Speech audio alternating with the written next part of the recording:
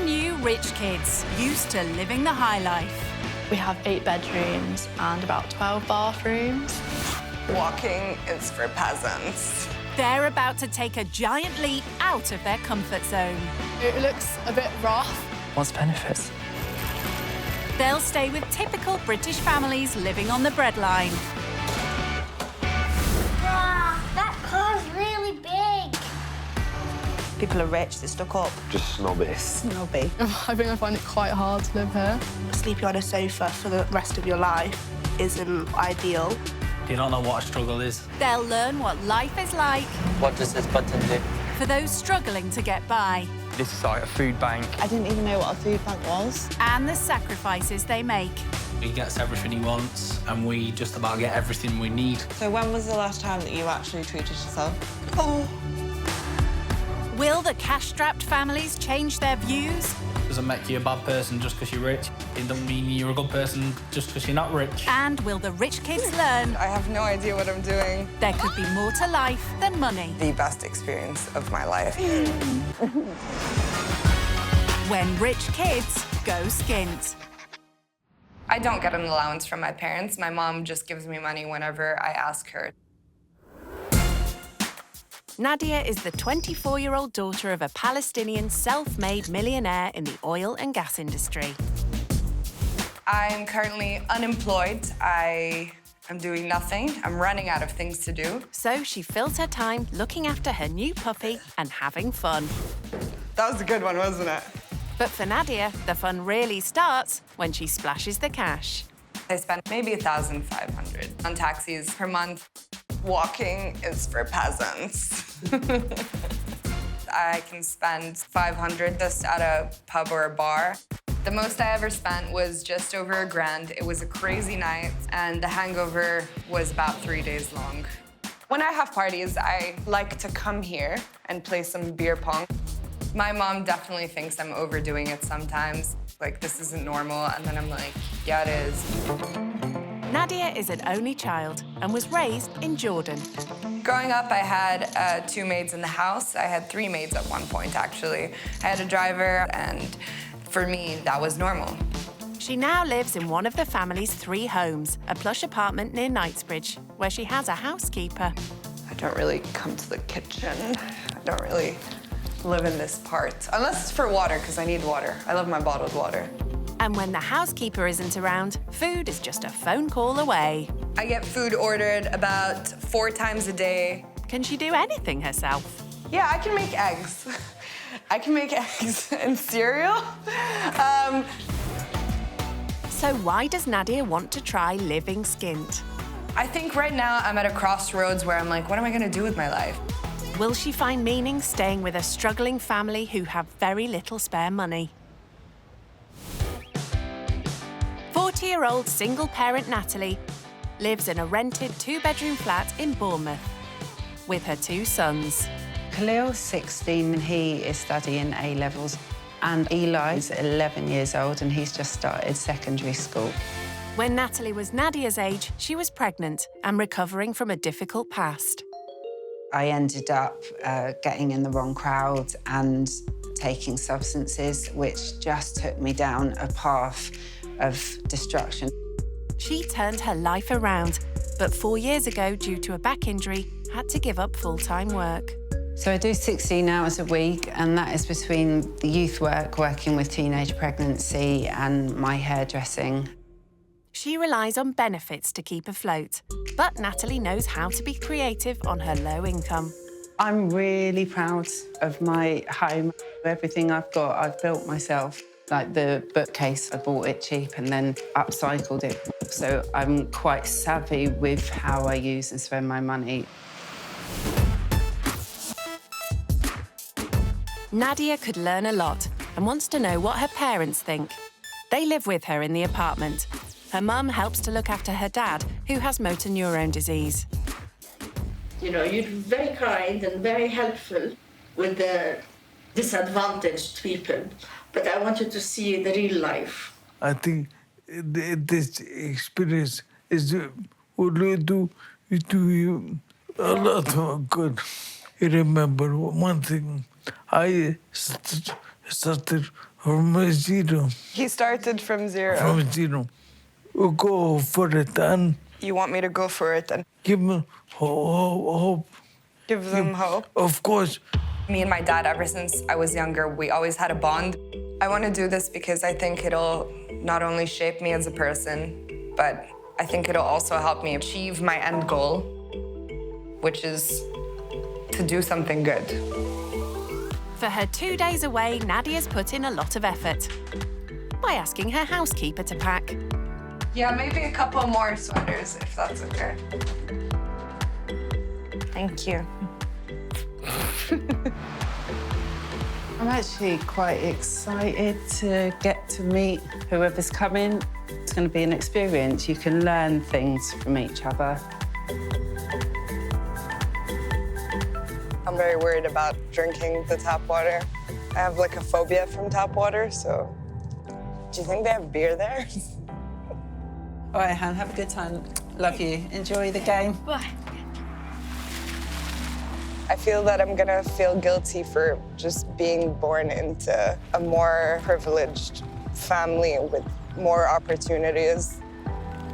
I hope we get along, you know? That's it.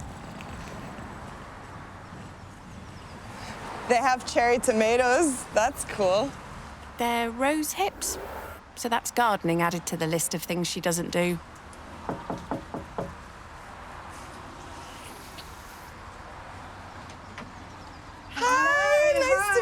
I'm Nadia. Hi, Nadia. It's nice to meet you. I'm Natalie. Thank you for having me. Thank you for coming. Thank you so much. That's all right. So, welcome to the Grand Tour. Don't get lost. Thank you. So this is my front room and my dining room, as you can see. It's really pretty. Oh, thank you. Did you like pick out the decor? Everything. Everything is done by me. Nice taste. So tell me about what your front room is like. Maybe this is the size of my TV room, I think. This is Natalie's biggest room. Come and look at the rest of the house. I'll show you. Thank you. So this is my room. It's a bit of a tight squeeze, so as much as it's small. I love it, like, especially the way that you decorated it. That's one of the ways I save money is I bought it really cheap and then sanded it down, painted it, and then decoupaged it Oh my myself. God, you're so handy. I wouldn't even know where to begin. I think being a single mum, I've had to learn to be. You're a single mom, I didn't know. I've got 2 boys. 2 boys. So this is my wardrobe space, and I'm a real bargain hunter, so half of that is from charity shops. My most expensive coat is £25. I don't really shop that much, maybe like shoes. What are the most expensive pair of shoes that you've ever bought? 450, 500 pounds maybe. Yeah, mine's about £15 tops. What about the jacket that you came in with? That was about 600 pounds. £600 to me, I think I'd feel sick. When you did buy it, does anything go through your mind about... It's not really my money, it's like my parents' money. You'll have to teach me then how to find a good bargain. This is my boys' room. Come in, and this is one of my boys. Nice to meet you. I'm Nadia, nice to meet you. Nice to meet you. Nadia. I was expecting a child. Yeah, my brother's smaller. I was surprised he got up. I was like, oh, he's taller than me. I know, right? Khalil is nearly 17. Okay, Yeah, my what do you brother's do now for fun? A lot of my week's like just filled up with work and stuff because I'm doing A-levels now. And then he does 2 jobs as well, so... That's amazing. I don't think that I gotten a job while I was doing my A-levels. Yeah, there's stuff that I wanted to get that I couldn't get without working. What kind of stuff did you want to get? Mainly clothes I can't afford. I've tried to teach him my way of doing things, which is bargain hunting. Oh, that's cute. Good, actually. I think it's the first time that I'm going to see, like, a single parent up close. My first impressions were completely blown out of the park. I thought, like, it was going to be, like, dirty. Maybe my expectations were too low. Nadia is being given a tour of Natalie's 2-bedroom flat in Bournemouth. This is my kitchen. It's nice. And this is my little salon space. So you do other people's hair? I do. Is that your job? That's one of my jobs. One of your jobs. How many jobs do you have? I have 2. So 2 more than Nadia. Do you cook for yourself? I only know how to, like, make scrambled eggs. Sometimes I wish, like, I learned these just basic things, but I guess, like, growing up in Jordan, it was kind of... a maid or...? There were 2 maids, actually. Everything was kind of done for us. Khalil I've taught him, he can cook a full-on meal, so he can do rice dumplings and chicken. Oh my God, like that's stewed amazing. Chicken. I've always said that I'm not raising boys, I'm raising men. And no job is beneath her when it comes to providing for them. Clean toilets. I've cleaned other That's people's amazing. toilets for, like, whatever it takes to get money. That I've always done that, especially since I've been a parent. I think that's amazing, and I feel like such a piece of shit. She does seem like a really good mom. She seems like she'll do anything to make sure that her children aren't missing anything. So come in, so this is going to be your bed for the night. Thank you. This is great. This is all right. great. I'll leave you to get settled in. So what do you make of her so far? I think she's funny. Do you hear how much her coat costs? £600. That's more than I earn in a month. Yeah, that's a lot of money. Isn't it? Natalie's youngest son, Eli, is back from football. Yes, is Eli. Hi, Eli, it's so nice Nadia. to meet you. She's a hugger like us. I saw your baby picture, actually, and I was like, oh my God, he's so cute. Don't worry, it's not embarrassing. Natalie's sons have been brought up to do their bit in the home that she never takes for granted. My house is my sanctuary, so keeping it clean is something that's so important. Knowing Nadia has everything done for her, house-proud Natalie sets her a challenge. I wondered whether you'd mind going to the shop for me to go and get some cleaning bits. If I give you a tenner, that's generally what I spend, maybe... For all the cleaning products? For all the cleaning products for the house. So, all right. yeah. I always look for the bargains and the cheapest bits, so that'll be part of your task. £10. To see, see how far it can go. Great. And I'm gonna leave. Thank you. See you later. Back home in London and back in Jordan, there were usually like housekeepers who would clean the house. I'm not really quite used to doing this. I have a list here. Mold mildew spray, furniture polish, bathroom cleaning, and toilet cleaning. Toilet cleaner. But there's all-purpose cleaner. Does this clean toilets and bathrooms as well? I don't know, I'm not gonna get that. I think I'm just gonna get the toilet cleaner. How do you use this? Like, do you put it in the toilet? Do I scrub it? Last time I cleaned a bathroom was when I was living in uni. I cleaned my toilet, but not that well. I think I hired someone to clean it after that. I mean, it says bathroom cleaner, so it must be it. And then I need a mold and mildew spray. Shopping for just a few cleaning products has this rich kid stumped. I've looked for a while and I can't find the mold and mildew spray. Does bleach kill mold? I'm gonna Google it. Oh, chlorine, bleach, and water. Okay. And all that's left is furniture polish. Take your time. When I think polish, I think like silverware. This is hard stuff. Okay, that's what I'm gonna do. Hi. So £8.46, please. All that for under £10. Thank you so much, sir. Thank you. She's delighted at coming in under budget and is excited to show Natalie. So these are the stuff that I bought for £10. Oh, amazing. I tried to cover everything on your list. There was no mold or mildew spray, so I got some bleach, and I heard that if I dilute it in some water, and I can scrub it away. Well, anyway, here is your change for the £10. Thank you. The shopping for the cleaning products took half an hour. It would literally take me about 3-4 minutes. So she wants to get things right, so I think she'll give it a really good go. Oh, yeah. Let's do this. Having had to clean toilets just to survive, Natalie wants Nadia to realise that when money's tight, I think I'm gonna start with the toilet first. you have to do some challenging jobs. The pube. Oh, God. She is so willing to throw herself into any task. Oh, I opened it. Success. And really get stuck in. I'm on the toilet. I'm cleaning the toilet. I almost feel a little bit guilty that I've thrown her in right at the deep end, like scrubbing toilets. I never really handle things with like this many warning signs. I mean, look, it has to go all the way around the bottle to tell you, like, don't eat it. Like, is this salad dressing? Like, like, honestly. Nadia spots some mould on the wall. I see what she means. Oh, okay. Oh, it is going.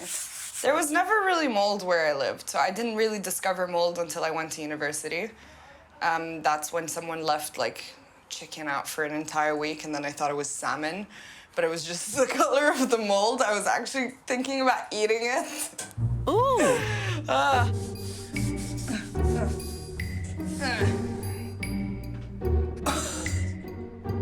I think I ruined her walls, maybe. Because look, it looks like marks, you see? Oh my God, I might have ruined her walls. What do I do? Obviously, the bleach doesn't go with the paint. Oh my God, no, I'm just making it worse. That's her paint. Her paint's coming off. Oops. Maybe one of those warning signs was not to use it on painted walls. Oh my God, what am I gonna do? Natalie? Okay. So I tried scrubbing it with bleach. Like, the dots are kind of gone, but then the paint is gone as well. I'm Well, so at least sorry. you've got rid of the mould. It's okay, honestly. And you've done an amazing job everywhere I'm else. so and sorry. I can't believe this happened. It's fine, come on. This is a disaster. I'm just gonna, It's I'm gonna okay. throw this away. Nadia's housekeepers do all her domestic chores, a luxury way out of Natalie's league. So, to help Nadia understand what life is like each month, Natalie goes through her budget. So this is kind of a breakdown of my incoming and outgoing each month. This is my income, 1,560, but actually only my income of work is £400 to £500. The rest, being a single parent, I receive universal credit. I don't know if you've heard anything Is about... it like another word for benefits? Yeah, basically it's the new benefit system. When I was changed over, I lost about £430 a month overnight. It's really tight now, as you can see. Some months I'm in a bit of deficit, and other months I may have about £80 extra. But with that, I've got all the boys' clothes, new shoes, new coat, new stuff for school. The way that she budgets things, I don't think that I would be able to handle all that kind of responsibility. I spend around £50 on food a week. How much would you say the food bill for your house is? God. My mom orders the food online twice a week, I think. And maybe each order would be £200. Wow. And we don't even eat all that food, honestly. Like, our freezer has so many things in it that we haven't touched for, like, months. One meal for my family can be her budget for the entire week. I feel a little bit guilty for the way that I spend money. In terms of your monthly, what you're free to spend, how much? So I don't really have like a monthly allowance. When I go out, I just ask money from my parents. It's like we go out for dinner and drinks, and like £100 is my initial ask. Right, wow. We probably go out to eat maybe once every 6 weeks. How often would you say you go out? Maybe like every other day. Every other day? Yeah. So you get £100 every other day? Yeah. On top of the £100 every other day, Nadia would usually order lunch in. But that's an expense Natalie could never afford. I normally have something like corn cakes with avocado on top. Do you know the best way to cut an avocado? Is it like you go like that? Well, yeah. Is that right? Yeah, absolutely. Oh my God, I thought I was gonna cut myself. Okay. Twist, well done. Look, you even got the twist going on. What's your favourite food? If I had to pick one, then maybe prawns or crab. Yeah, I like prawns. I've never tried crab in my life. Really? I think you'd like it. Over lunch, Nadia fills them in on her holidays this year. So in February, I went to Portugal. In March, I went to Valencia. In April and May, I went to Egypt. In June, I went to Lebanon and Jordan twice. And then in August, I went to Jordan again for my cousin's engagement. And then I went to Paris. I'm going to Nice as well. Wow. That's an awful lot of travelling. Are you sure you don't want a glass of water or anything? I kind of have a phobia. I can just feel like there's like chemicals in it and stuff. But I will drink your tap water, just to taste it. Yeah, it won't kill you. I would love a glass of tap water, please. I would love it so much. I'm so excited for this. Natalie's brought up her sons so they don't even need to be asked to attend to their guest. Here you go. Beautiful.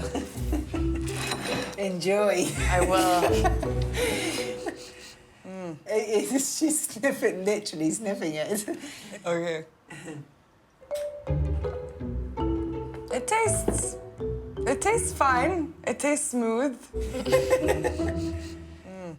How did you find the lunch? Oh, I love the lunch. Thank you so much. This is perfect. So that probably cost maybe 50p for your whole lunch. Oh my God, that's Really, amazing. you think it... I would love to do the washing up if that's okay for you. Oh, that's so thoughtful of you. Thank you. That'd normally be your job, wouldn't it? Thank you. Thank you. And in Nadia's house, it would be her housekeeper's job. I'm trying to wash the dishes here, but there's this little tub thing that I have no idea why it's in the sink, because usually I just wash each individual dish with the running water. That's probably because you're not the one paying the water bills. Do I pour this in there? Do I pour it? I don't know. I'm gonna pour it in there. Because obviously she's had maids and she's never really had to do chores around the house, and you have. Do you think it's a good thing that you have, or...? Yeah, because like it's life skills, isn't it? If you're living by yourself, you're gonna need to, how to hoover, clean, do chores. So now I'm thinking to myself, okay, this is to save water. And look at me saving water. It's late Saturday afternoon, and Natalie is spending a chunk of her monthly disposable income on something she treasures: time with her kids. Hiya, can I have 100 balls, please, and... £10, yeah. Natalie hopes Nadia will see how you can have fun without spending a fortune. Are you good at this? Yeah, it's really fun. Well, you have to teach me some pointers because I have no idea what I'm about to do. Good job Khalil does. But bend your knees, bend your knees. Oh, God, I have no idea what I'm doing. You can say that again. Guys, wait, I got this, okay? Go, you got it. We believe in you. Yay! Success! Now she's got the knack, she's keen to pass those skills along. Yeah, that's good. Knees, maybe a bit forward. You want to look at the ball. You want to keep the ball. You want to make the ball your ball. Nice! Oh! I think she's found her calling, don't you? Being a golfing teacher. Yeah, or something to do with working with kids as well, yeah. How much would, like, a night out cost you usually? £200. That's insane. That's, like, almost a month's wages for me. Really? Yeah, from, like, working. God. I didn't know that we could do something so great like this for only £10. That blows my mind.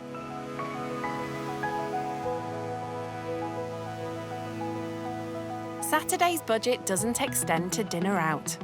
So Natalie asks Nadia to rustle up something from the freezer. I can do this. This is great. I'll let you figure out how to turn the cooker on. I will figure it out. 16-year-old Khalil is on hand to help. Okay, so if you want to like chop some of these up, then I'll like try cooking the prawns. Nadia immediately takes charge, even though Khalil's the one who knows how to cook. We should open a restaurant. We're pretty good at this. That's pretty perfect. Can you try one of the celery to see if it cooks? It's too hot. Is it hot? Is it cooked? Is it still crunchy? It's not cooked. It probably won't cook by the time we're done. Wait, was this your... This is my glass, yeah. Okay, should I refill? I'll refill it for dinner. Yeah, thank you so much. That's so nice. It's so sweet. Do you want anything else from the cupboard? Oh, no, it's okay, thank you. So polite, so lovely. Although Nadia's eaten lots of seafood, she's never prepared it before. I'm not entirely sure what I'm doing, but... We can see that. Also the brown stuff. She's scraping away the flesh. No one eats the brown stuff, right? Speak for yourself. When money's tight, you waste nothing. It's pretty good. It's not bad. Quite an achievement, considering Nadia has only made scrambled eggs and cereal before. Guys, if we poison you or you have diarrhea tomorrow... Jeez, there's a lot of food on the plate. Oh, my gosh. Wow. Gordon Ramsay. Thank you. Dig in, guys. Thank you. Actually, it's not that bad. I like it. Nice. Yeah, same. This is good. This is good. I think we did a good job. Knowing that you can cook that, you take it back home and cook it for your parents. I think I definitely will. I really enjoyed this, and I think I will. I think they'll enjoy me cooking for them. Well done.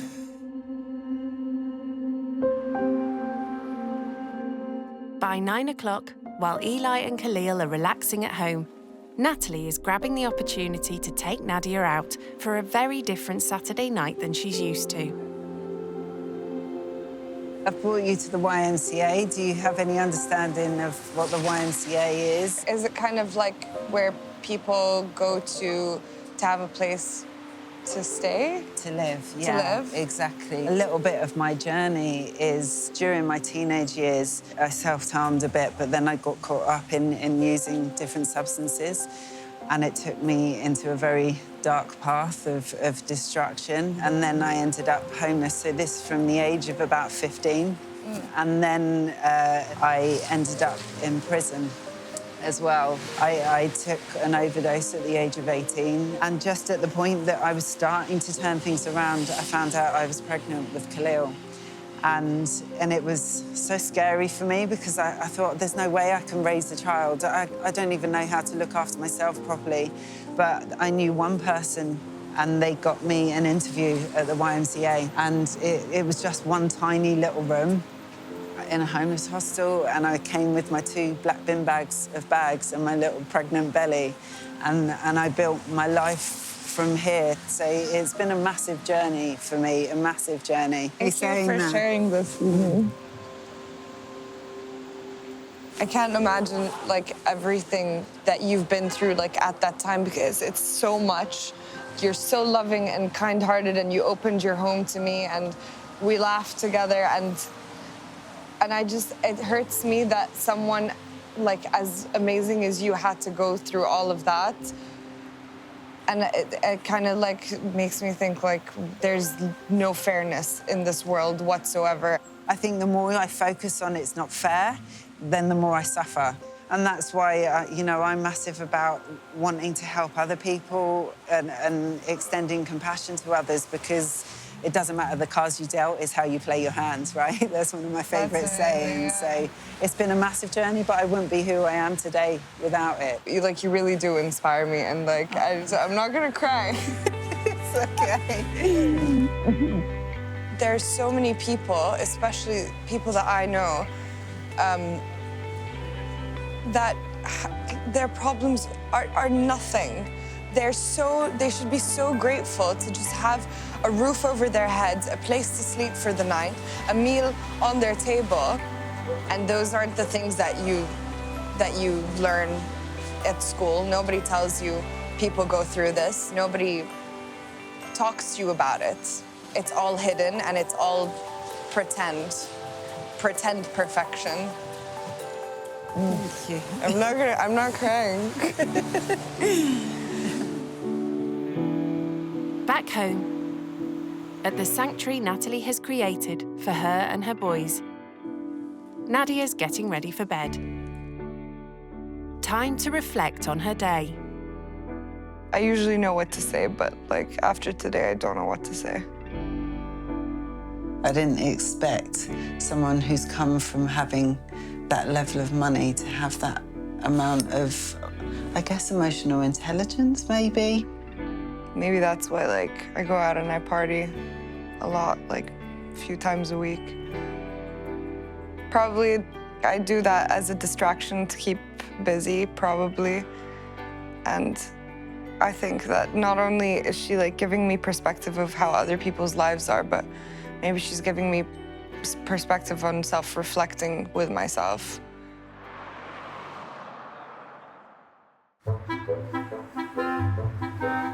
The family are up bright and early, but there's no sign of their guest. Do you reckon she's an early riser, or do you reckon, what time do you reckon I think she sleeps in. Probably not. Honestly, I slept better than I did in a hotel room. It's so comfy and cozy. I mean, look at me. I look comfortable and cozy, okay? She said, mentioned that she had a puppy. Oh, yeah. Yeah, so then she'd probably, I bet it's like having a new baby for her. She probably has to get up really early. I used to wake up in the afternoon between, like, after 2 p.m. And now that I have my puppy, I wake up at 7 a.m. Maybe that's given her a little bit of purpose, isn't it? Having something to care for. Who can fold a fitted bedsheet? That's a lie. It's impossible. Nadia is being served breakfast, but instead of by her maid... Oh, actual cereal? This time it's by 11-year-old Eli. Thank you so much. Yeah. After experiencing the real lows in life, Natalie has a ritual to make sure her boys appreciate what they have. Part of our morning breakfast routine, how we start our day, is that we do a gratitude list. So we say things that we're grateful for I love that. each morning. For me, it's been important. Maybe things have been tough. I've always wanted to teach them that we are so much more blessed than so many people. So we're going to do that this morning. So today I am grateful that we are in a nice, warm home. I am grateful that I have my mobility in my arms and my legs. I'm grateful for my eyesight that I can see and my ears that I can hear. I'm grateful for the house we live in. I'm grateful for the school I go to so I can learn. I'm grateful for the family that are there for me. I'm also grateful for my friends. I'm grateful for my family. I'm grateful for music, because I use it for, like, getting my emotions out and stuff. I'm grateful for the food that we have so we can, like, sit down together and eat, and then we're not starving. And I'm grateful for my job so I can earn my own money and get my own things. Your turn. For someone as lucky as Nadia, it's going to be a long list. First and foremost, I'm grateful that I've met you guys and for this experience. You've really taught me, like, more than you know. I'm very grateful that I have parents who love me in, like, the world that I live in. And I'm really extremely grateful for my puppy. Listing them, like, forcing yourself to think about it and, like, actually truly realize, like, everything is a blessing. Like, everything, like, every moment now that you're still, like, alive or breathing or eating or drinking or like, feeling happy or loved. Yeah. That itself is, like, a blessing.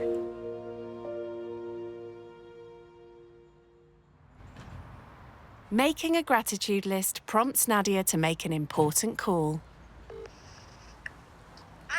Hi, Mom. How are you? I'm good. How are you? I hope you're having a wonderful time. Natalie is such an amazing, amazing woman. She's really, like, helped me open up, and she inspired me to, like, be more emotional. Like, yesterday I started crying a little bit. I'm so grateful to have come here, Mom. So I'm really glad that you supported me Thanks, Mom. I love you so much. We will always support you, darling. Thank you. And I'm glad you went through this experience and you learned something from it. I'm glad you met these nice people and for you to understand how life is, you know? Who's there? I'll show you. Hi, Dad. I miss you so much. How are you? Yeah, I'm having a really nice time. All right. Okay, love you. Bye. Nadia takes the opportunity to open up to Natalie about the one thing in her life that money can't fix.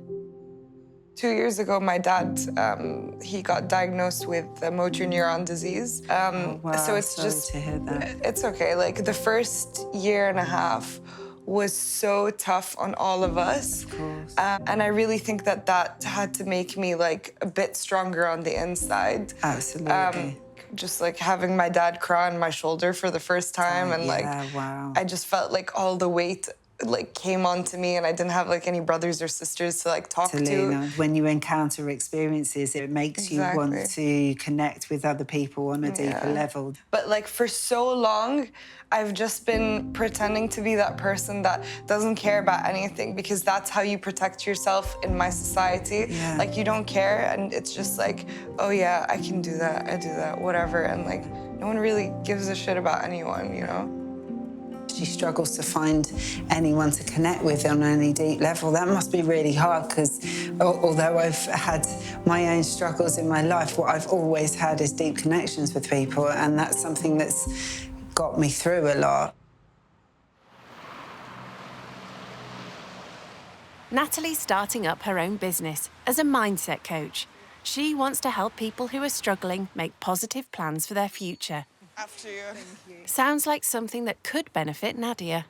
I'm hoping that it might inspire her to pursue something and find her passion, find out what excites her, and, yeah, give her a new lease of wanting to find some purpose and focus. Hi, how you doing? I'm good, you okay? Yeah. Natalie's meeting her friend Debbie, who's also her business partner. I hope you don't mind me saying, but Nadia's kind of okay, because I don't know much about it. Yeah. You can say whatever you want to say. Nadia's a bit lost with her life at the moment. So what are you doing? Nothing. Nothing at all? No, so okay. she's finished So what's like... She's done a master's, though. Amazing. What was your master's in? International management marketing. Okay, so you can help her? Perfect. There you go. There's your job. What more do you want? What do you want to do with your life? Help us. I felt more emotion the past couple of days than I have in a really long time. Really? Because, you know, like, in my world, you have to pretend like everything's perfect all the time, and you're laughing, and you go for drinks, and you're kind of living in this fake, perfect la-la land where no one talks about problems or emotional struggles, and the only thing they talk about is the economy, or, like, what's the latest trend, what kind of restaurant you want to go eat at next, like, what, like, all it's these... crazy, isn't it? I can't wait to see like the change that you're gonna do in the future, and I want to like be a part of it as well. If you'll have me, like, I would love to. Our PR manager, right there, very marketing. I'd be happy to help you guys with anything. That's very lovely. That's lovely of you.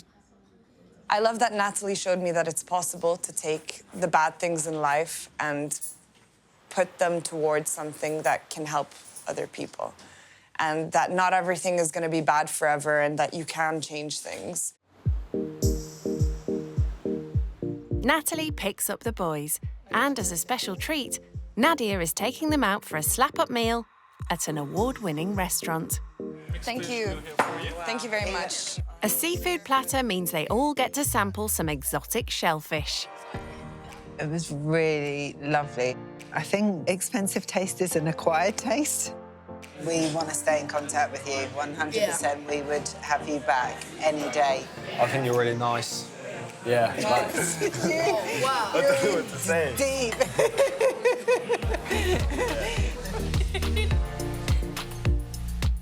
It's really strange that she's only been in my space for 2 days, but we've bonded so much. For Nadia, the feeling is mutual, as her 2 days have already come to an end. I'm kind of sad that I'm gonna leave. I mean, I didn't realize that I could get attached to people at so quickly in just such a short time. I haven't felt this happy in like a long time. Like it turned out to be probably the best experience of my life.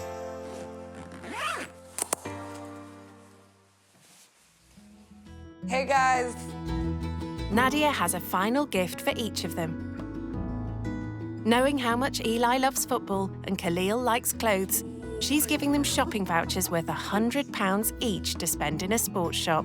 To Khalil and Eli, thank you for both opening your home up to me. Each of you are so special in your own way. You're both extremely well-mannered and kind with hearts of gold. Eli, I had so much fun golfing with you, and I hope we can do that again when I come back. You'll be a pro soon. I wish both of you a lifetime of success and happiness. Lots of love, Nadia. Thank you. Love you guys. And she's giving Natalie £100 in cash. Basically, this is for either your business or for your rainy day fund or whatever. It's too generous of you.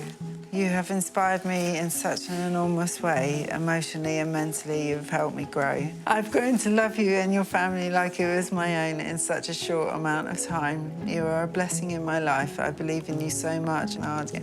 Oh my God, you are just the cutest. We all hope to stay in touch. Yeah, me too. The wealth gap hasn't affected this friendship. Take care. Bye. How generous is it? That's probably more than you've ever been able to spend in the shop in one go, right? 100%. It was like an outer body experience. It was surreal. She's just so easy and lovely to be around, isn't she? She's funny. Yeah, she's funny, she's warm-hearted, she's generous, she's... Yeah. I didn't think that I would get what I did out of it. I'm not going to look at life the same way I did before this.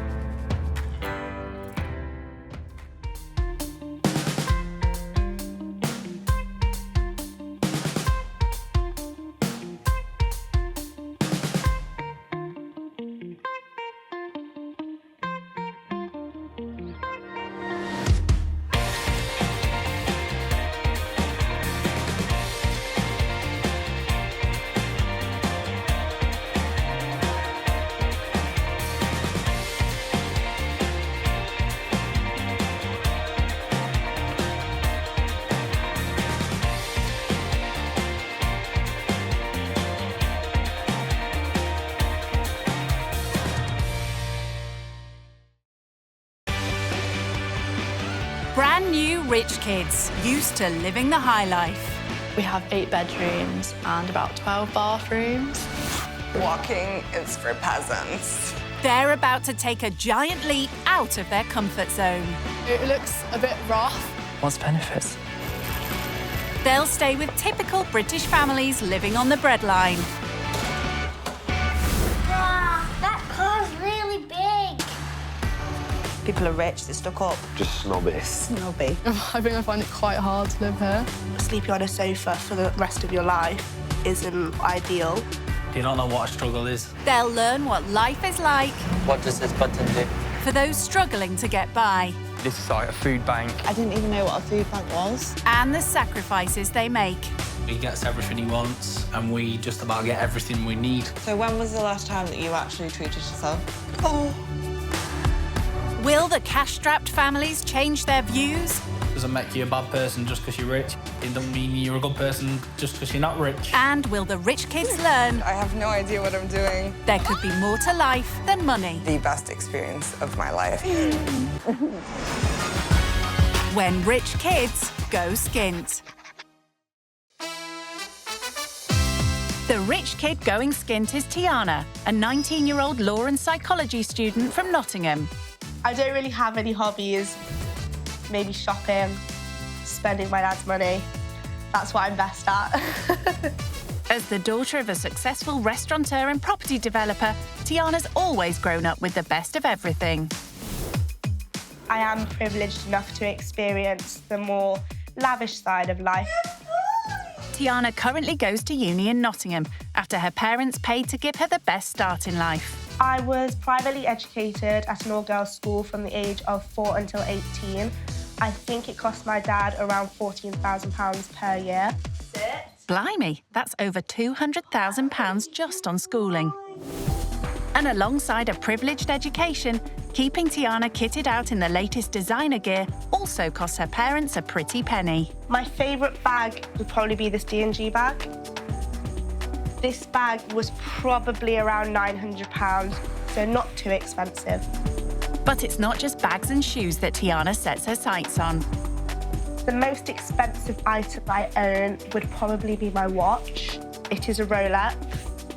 It would be probably between the £6,000 to £7,000 price range.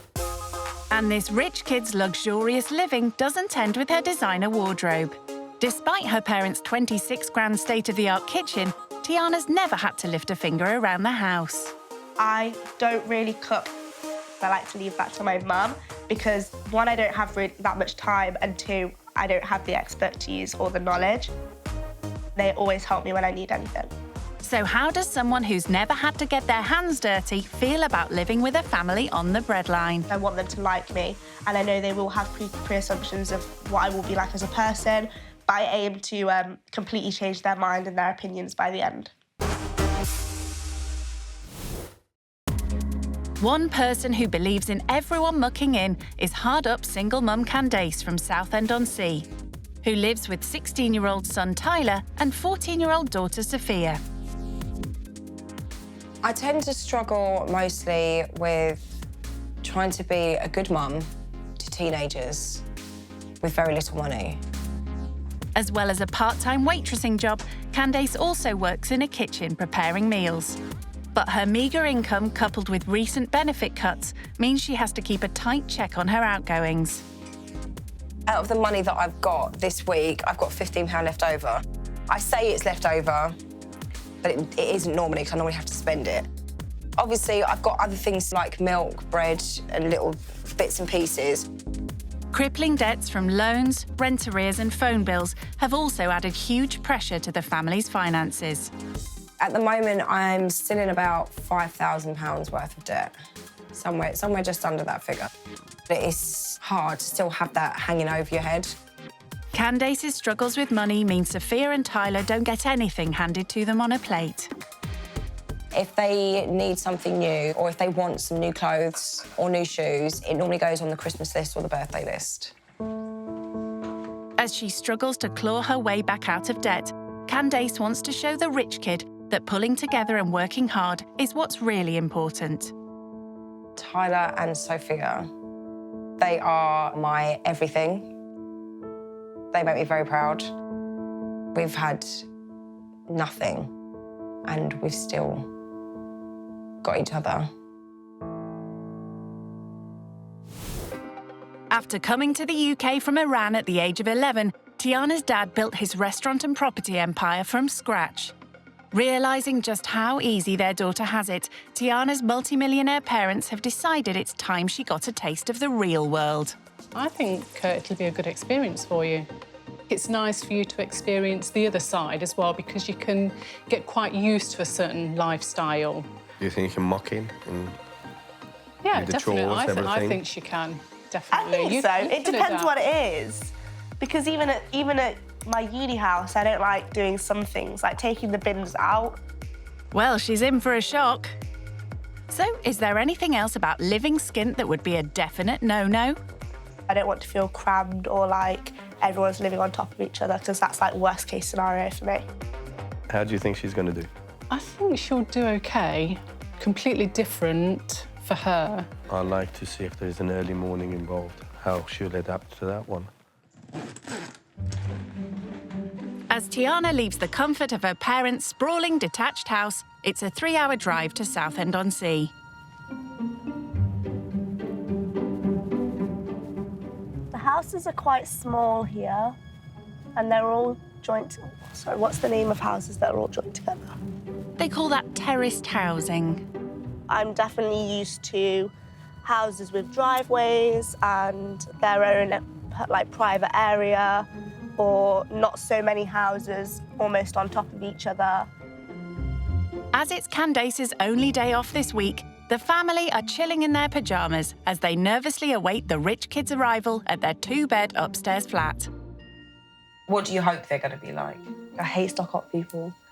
I would hope that they're not, because I wouldn't want to judge them just because they're rich, because then that's just the same as them judging us because we're poor.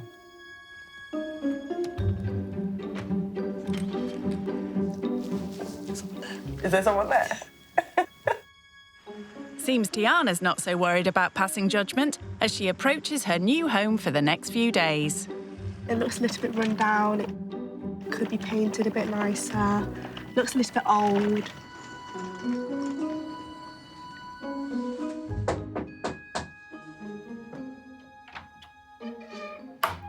Hello. Hi. I'm Tiana. Hello, Tiana. Nice to meet you. I'm Candace. Hello. Come on in. Thank you. Straight to the top of the stairs. Hi. Oh. Hello. I'm Tiana. I'm Tyler. Hi, I'm Tiana. Nice to meet you guys. Nice to meet you too. These are my children, believe it or not. As big as they are. Tiana's used to having the run of her parents' 7-bed mansion, so time to see how a tiny 2-bed flat compares. This is the bathroom. Is this your only bathroom? Only bathroom. See, we do have another ensuite and then a downstairs bathroom, so that's the difference. But size-wise, this is like the normal. Yeah, it's like a standard bathroom. Yeah. Yeah. But you have 3. Yeah. I'd love to have a bathroom for each person. That would be great. That would save a lot of time. There's not even a bedroom for each person in the family in this flat. This is Sophia's room. I love the massive window, loads of natural light. Yeah, it is nice to be able to look out. Yeah. I mean, we can see the garden, but we can't go in the garden. That's not our garden. Oh, OK. So do you have a garden? No. OK. This is Tyler's room. Lovely. This is where we have to keep all of our coats and jackets and stuff, because there's 3 of us and we've got quite a few. OK. With 3 people living in a 2-bed flat, Tiana's astonished to discover that one of the rooms has to double up. This is the living room. This is also my room. OK. And this is where I sleep. OK. Candace sleeps in the living room, which I find quite surprising. If they're all sat watching TV in the living room and Candace wants to go to sleep, she has to kick them out because that is her living room and her bedroom. That's actually really sad. With such cramped living quarters, Candace is going to bunk up with daughter Sophia tonight to make room for Tiana. This is where you'll be sleeping. OK. At least I'm not sleeping on the floor, but don't think I would want to get used to sleeping on the sofa. Candace's flat feels rather cramped compared to all the space she's used to back home. We're currently actually getting a 3rd floor. So wow. So it'll be really nice. Yeah, and it's something that my dad's wanted to do for like a few years. So he's finally doing his thing and he's happy now. Her modest kitchen is where Candace likes to do her thing.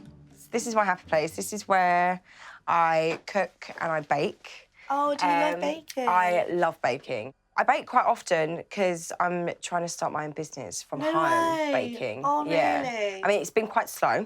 Yeah. I've had maybe 1 cake a month, but that's a start. Exactly, That's a start. It's still a and start. it's like word of mouth. Once people like enjoy your cake, and word to their friends. Exactly. Thank you so much. That's great. Despite her having a day off from her waitressing job, Candace has an order in for 24 cupcakes, which she needs to buy ingredients for. What we can do is we can go and get some stuff from the supply shop and then do some baking. OK, I'm going to be awful, I know already. I'll be awful at it, but I'll give it a shot. You'll smash it, you'll be fine. Are you guys good at it as well? No. I know, Thea's more the baker, I'm more the cooker. The baking supply shop is a few miles away.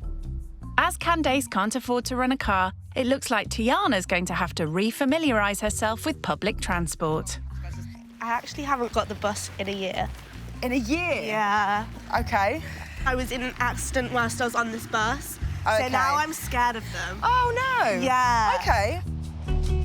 After the accident, I kind of milked it a bit and I asked my dad to just get me Ubers all the time. Tiana's dad bought her a car, even before she passed her driving test. I have a little Fiat 500. It's really cool. It's like a metallic electric blue. So I drive around everywhere. Whereas just affording a single bus fare can be a struggle for Candace. So how often do you get the bus? I get the bus to work twice a week. Okay. Although sometimes I'll walk. It's about maybe a 40-minute walk. Gosh, that's quite far. It's far, but it Yeah. saves me about £4. Really? Oh, there it is. With over £5,000 of debts to pay off, Candace is hoping that on top of her waitressing job, her fledgling cake business will one day help to turn the family's fortunes around. These cakes are amazing. Oh my God, they look incredible. But with little money, starting out from scratch is an uphill battle. Do you want to pick a flavour? Do you want to have a look and see what they've got? What flavours do they have? Well, it's for kids, so nothing alcoholic. I think we could go for chocolate. Go for chocolate? Chocolate's my favourite. OK. Buying cupcake ingredients is an opportunity to show Tiana how she quite literally has to keep an eye on every drop she spends. Let's say there's 200 drops in that bottle. That's going to cost me 2p per drop. So that's 8p per 12 cupcakes. Wow. But then also, I've got to think about my gas and my electric, the boxes that it comes in as well. So everything, it all adds up. Now these, it's £12. That's really expensive. I can use this over and over and over again, and That's it will so last me. I mean, I've got moulds in my drawer that have lasted me years. It's been a successful shopping trip for Candace. I can't wait. I'm hungry just thinking about them. Thank you very much. Thanks. Thank you. Bye-bye. And a bit of a wake-up call for spendaholic Tiana. Right, back to the bus stop. When she was saying, oh yeah, I can justify buying that because per use it's like 2p, that really hit me and I was like, wow. If I was to buy something like that, I maybe wouldn't think anything of it. She really thinks it through before she buys anything. Back home, it's 1 p.m, and Candace is keen to get her cupcakes on the go. In this house, everyone mucks in.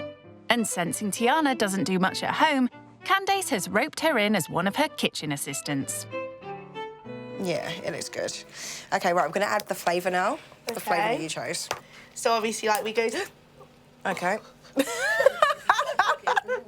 Looks like Candace could do with some serious investment if her business is to take off. Normally, I'd be using this, but it broke. Oh, my God. Yeah. But her tiny income means that for now, she just has to make do. I get paid for my time, and quite often the amount of hours that it takes me to make a cake, I'm earning less than minimum wage. So I'll be earning, well, maybe £5 an hour. And minimum wage for my age Gosh, when you is break it down like that. £8.30. Yeah. I'm going to set a timer so it will beep at us when it's done. With her mum's meagre earnings, designer gear is out of the question for fellow teenager Sophia, who's been eyeing up Tiana's flashy outfit. I'm kind of worried to ask this, but how much were your shoes? So I think these were a little over £500. But I've had them for like a year now, so, and they're obviously going to last me a lot longer. My coat was, I think my dad said around like 800, something like that. Oh, wow. Okay. But again, like, really, really long wear, fashionable. Not to mention the £500 Chanel belt that just finishes that outfit off. Perhaps Candace should put that in perspective for Tiana. So that's like pretty much a month's rent, like, in your coat. Like, hearing that, I'm like... Yeah. How often would you go out? We do eat out quite often. Like, Yeah. I probably eat out with my friends maybe twice a week, 3 times a week. I'd say, like, on average, my lunches with my friends are probably, like, £25 to £30 each. That's, like, if we have a cocktail each or a few drinks or, like... Each? Wow. Can I ask a frank question? Yeah. Does everything you do cost money?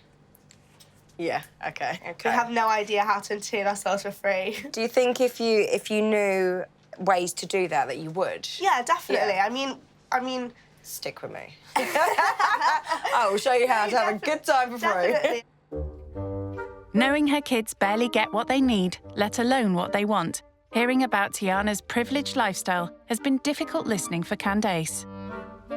She's able to go to university and not have to worry about where she's living because her dad's paying for it. Not have to worry about transport because her dad's paying for it. What about those people that haven't got that to fall back on? I know that I wouldn't be able to give Tyler the same opportunity. She's been given a lot. While Tiana may think nothing of enjoying expensive days out, Candace has always taught Tyler and Sophia to be mindful of every penny and to do things on the cheap. You guys off? Got your pennies?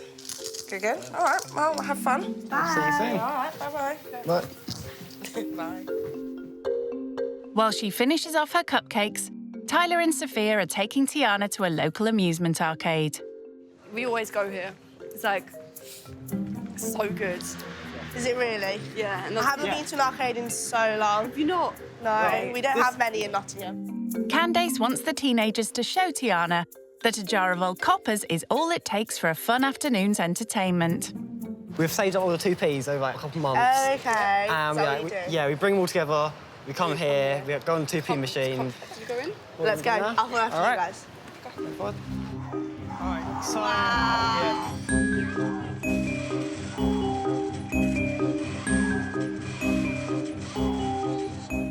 Oh my god! That is amazing. That is mad. Oh my god! Yes! Just for a change, Tiana's actually winning money rather than spending it. I'm a bit jealous that they've got so more 2p compared to me. Nice one! Oh my god! You're so good at this. I can't do this. You can stand next to it. Yeah, I don't care if your nails though. Yeah. That's like. I went like that! I went like that! It hurts, you know, it hurts. That hurt my knuckles. That was so fun. That was so much fun. I've almost made a profit as well. I've got more in my pocket actually. It's rare Candace ever has any spare money in her pocket. A few years ago, her debts left the family homeless after they were evicted from the council flat they'd been living in for 10 years. I could see it in my kids' faces that they were upset and that they were angry with me. I did apologise to my kids several times because it was my responsibility. I'm their mum. I shouldn't have let that happen. Knowing that I disappointed my kids, yeah, that really got to me. A lot. Yeah.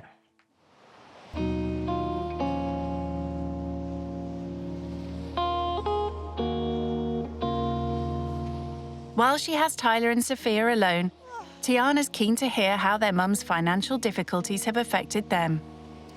So obviously your mum's spoken about how she does struggle a bit more with money, but do you find it difficult seeing her in that position or seeing her struggle like that? Kinda, yeah. Like seeing her, so it's as if she's scared to let us down. We all struggle, but like she pushes herself that extra mile, so we kind of want to help her out. I feel like if we got a job, it'll be like we could help her out a bit more. Yeah. And if we're like we'll struggle for money, we can always like use some money that we've got, like chip in and like help out. Family. Do either of you have any savings or anything where you've done little jobs before and you've got things saved up? I did have a couple of jobs before, and like I had the money, and like I would save up a bit, and then I would just chip into it if we needed something or if we were a bit short. She's like, I will pay you back, I promise. Yeah, it's like she's like, no, like, it's fine. So it has got to the point where she has had to borrow money. Yeah, she had to from borrow you sometimes, but it's like she hates doing it as well. I think for a mum that would be the worst thing. I think She hates, she's like, I hate doing this, but can I like borrow like £5 from you? I was like, yeah, it's fine. She's like, I'll pay you back soon. I But was you like, know what? She's so lucky to have you guys that are like able to help her and so understanding. Because I know so many other children wouldn't be as understanding or would be like so demanding for more, and you're just happy with what you have because you've got a really good family and you're all happy and you love each other, and that's the most important thing. This wealth gap between me and Candace and her family makes me feel quite sad. Hearing that was quite shocking, and it made me realise just how lucky and fortunate I am, and just how less fortunate others are, and how different it can be.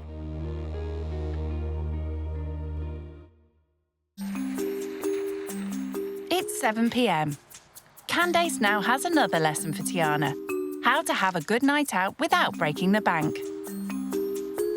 They've come to watch the South End firework display, an annual treat that cost the family next to nothing. So that barge there with the lights, that is where they release the fireworks from. So we've literally got the best view. That's amazing. Yeah. We're literally front row. Yeah. The fireworks aren't the only thing the family have been looking forward to. Oh, ho, ho, ho, look at these bad boys. Wow. Yes.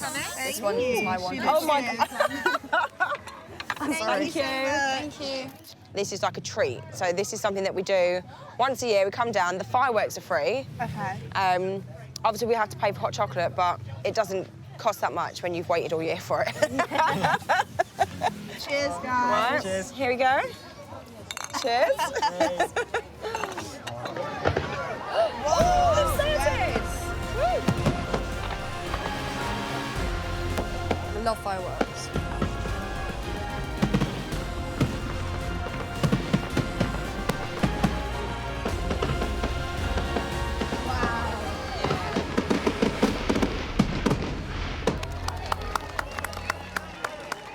So, what did you think? That was amazing. Yeah? It's so beautiful. You're so lucky to have this, and it's right on your doorstep, and it's free. And it's free. I've had a really good time. Good, I'm glad. Thank you so much I'm glad for you've had a bringing good me. time. Yeah.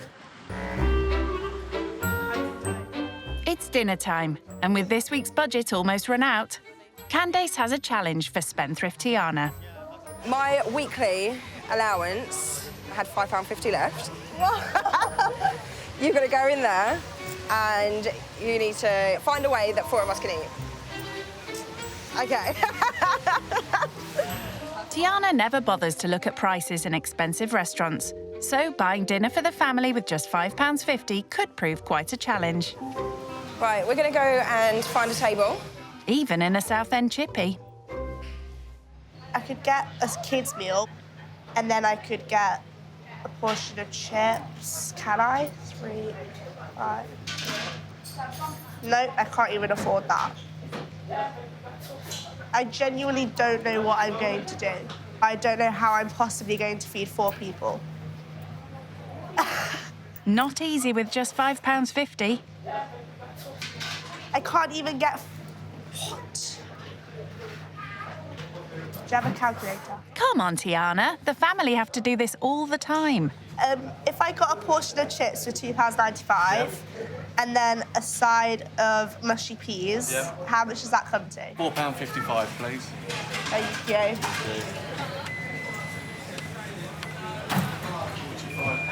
Thank you so much. It was really embarrassing because I was literally counting the pounds in my hand.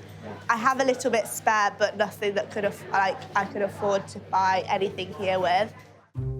Time to see what the family think.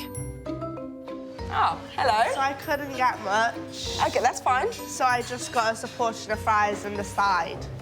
Cool. Yeah. I think that's okay. That's perfect. That should change. It's not enough to afford anything else on the menu. That's not even a roll with butter. More used to spending £25 to £30 on a single lunch out, Tiana's budget dinner selection has impressed the queen of economising. You literally did exactly what I would have done. Okay. Yeah. I feel That's better definitely now. a high five moment. Thank you. High five. Yeah. Thank you very much. For you? No, that's all right. no, Thank you. Thank you. Nice. Dig in, guys. Salt and vinegar? Yes, please. Oh, chunky chips as well. Are we dipping? Yeah. Oh, yeah. Of course we're dipping. 100%. Oh, it's so good. It's nice and thick. Have gravy some as here again, guys.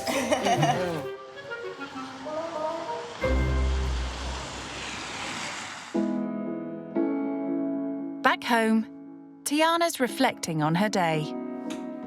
It is possible to enjoy things and go out with a limited budget. So I could save a few pounds by thinking wisely before buying just anything that I want. Maybe I don't have to go without, I can just be sensible with my money. After a long day learning how to budget, Tiana's ready for bed. Well, the sofa, that is. Right, I want to go to bed. Wonderful. Right, I'll see you in the morning. Thank you so much for today. That's all right. Thank you as well. I've had a good day. See you in the morning. Given all their financial difficulties, it's been hard to hear how easily Tiana comes by everything. As the family head to bed, Sophia's still stewing over the cost of those designer shoes. £100. I know, for a pair of shoes. I know. Why? I mean, because she can. That's why. Hope she sleeps all right. I think she'll be okay. She seemed quite comfortable.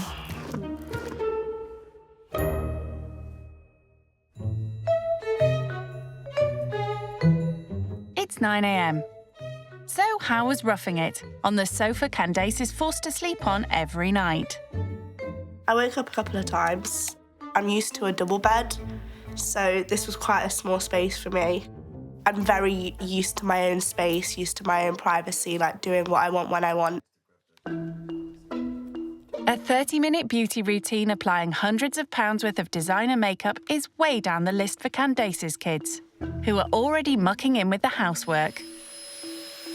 It's important to do chores because it kind of adds that humility. People need to know, like, in life, you're not always going to have other people do it for you.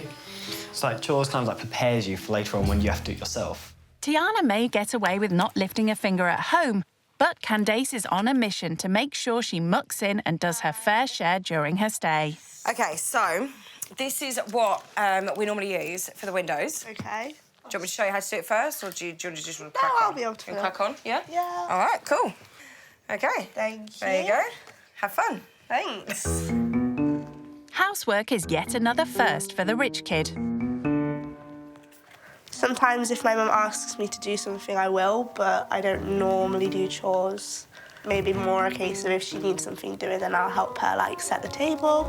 It's soon obvious Tiana is a complete novice at cleaning. I don't know if I'm doing the right thing, but I think I'm doing OK. That looks good, I think. Ah, squeaky clean. I think I'm done. Or not. I can't reach up there, though. Tyler? Time for an expert to show her the proper way to clean windows. This is how I used to do it. You go right from the top, carry the water right to the bottom to make sure there's no marks. I started from the bottom and then went to the middle and then went as high as I could and left the top for Tyler. So now he's done twice the work because he's had to clean the whole window, even though I did half the job for him. Returning to the comfort of the sofa, Tiana's back on social media whilst Tyler finishes off her chore. Out of 10, what do you rate my cleaning job? Can I go minus points? I really can't.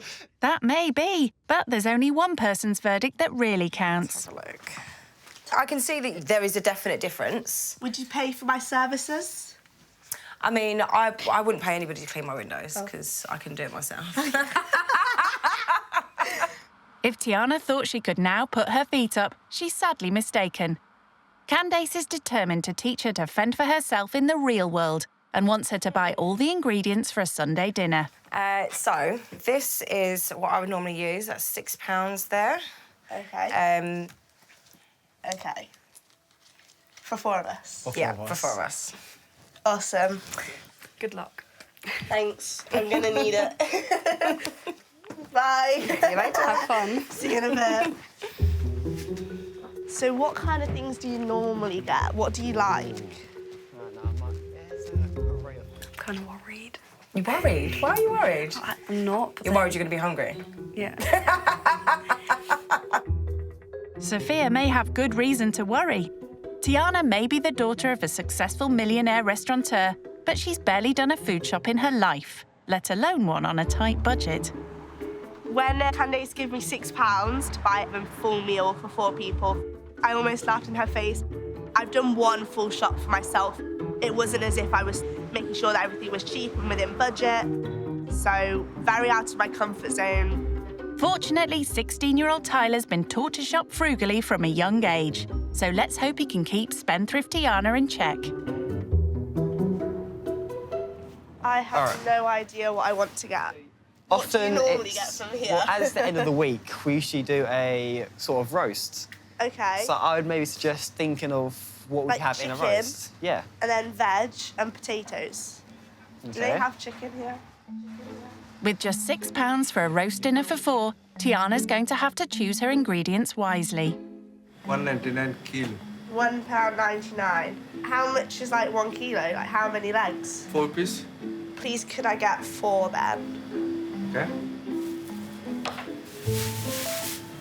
Thank you. Thank you very much. She's off to a good start with the main ingredient, and she still has £4 to spend. Good thing Tyler's on hand to help. Car is 99 per kilo. I don't know these measurements. How? So it's like 99p for a kilogram. Yeah, so... but how many carrots is going to make up a kilogram? Where are potatoes? There. There you go. We don't need a whole potato each, do we? You could get 3. 3? Just be like a bit extra.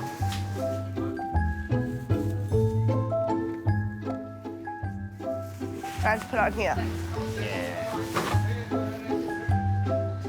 £5 for 3 potatoes. Let's hope that's the weight, not the cost. Is that right? 49p. 49p. 49p, wow. So we'll get those, thank you. This is so easy, I love this. Who knew food was this cheap? What else do you think we should get then? What do you normally like with your roast? You could do some rice, or you could look around the shop and find anything. I don't want rice with that. You don't have rice with... You don't have rice Do with you have rice with your roast? Well, some people do. I don't like that. Really? Well, if you want rice, we can get rice. I just won't eat the rice. Well, yes, OK, well... Excuse me, where is rice? 150. 150 rice. Wonderful. Thank you so much. Do you want to get that as well, then? Afford that. Yeah? Yeah. So add this to the rest, and I think we are under £6. Oh, look at that. 5.37. Thank you so much. Thank you. Thank you. See you soon. Thank you, Bye-bye. I'm feeling very proud of myself. I did not think I would be able to buy anything like worthy of a full meal for 4 people for £6. I've never had to do something like that before. I think it will be a really good meal. And I think maybe I could give Candace a run for her money with these like low-budget meals. It's 1 p.m. by the time they get home to break the good news to Candace. We have food. Okay, cool. Oh, and before I forget, here is your chain. If I hadn't done good enough already. Tiana, you can put that in the penny jar. Yep. Oh, we can save that up. Cool, all right, brilliant. Yeah. Apart from that. Yeah, you did well. If you were to obviously go out and buy this, how much would it usually be? Yeah. I've never gone out and bought ingredients for a roast before. Have you so not? I would not know. Oh, wow. That's even better, the fact that you've never done that before. I've never made a roast.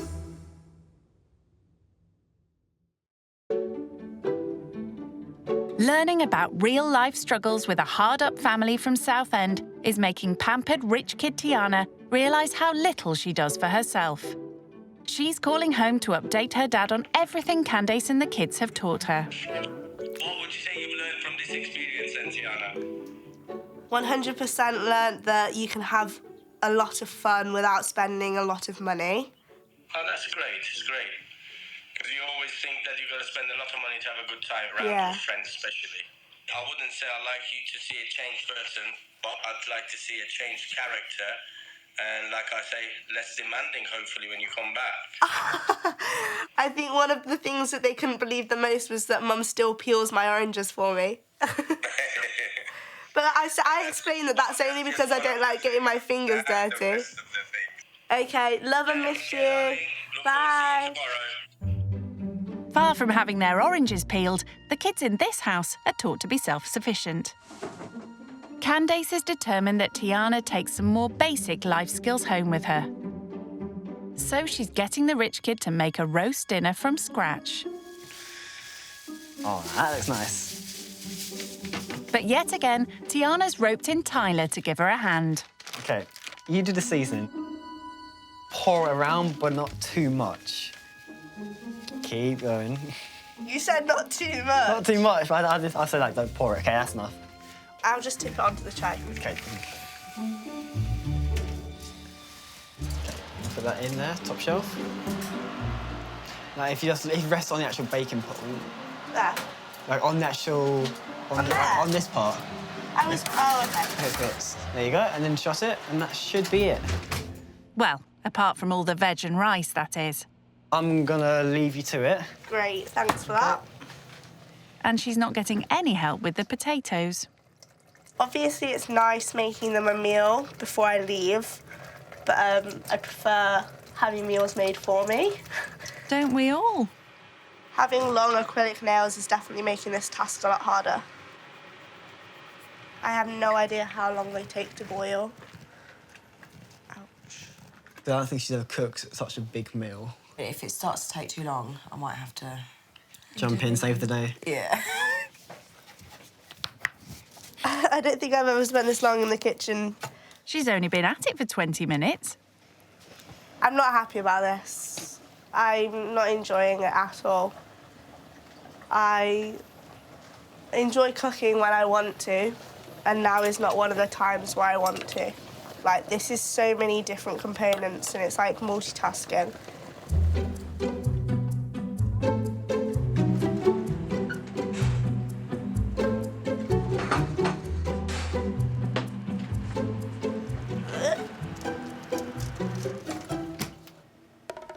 I don't think I'm strong enough to do this.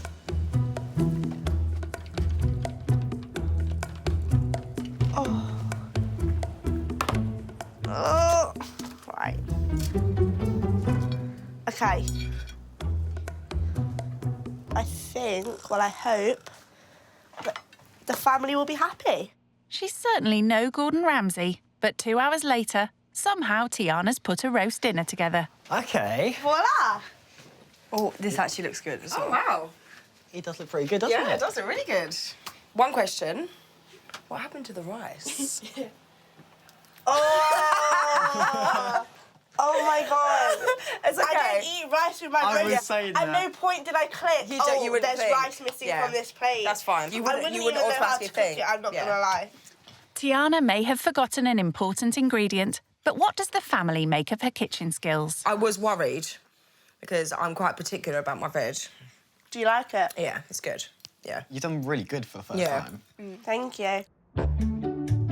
Tiana's stay with the family is almost over. Having seen the struggles Candace is facing to set up her new cake baking business, Tiana wants to make sure she has all the utensils she needs to succeed. Good.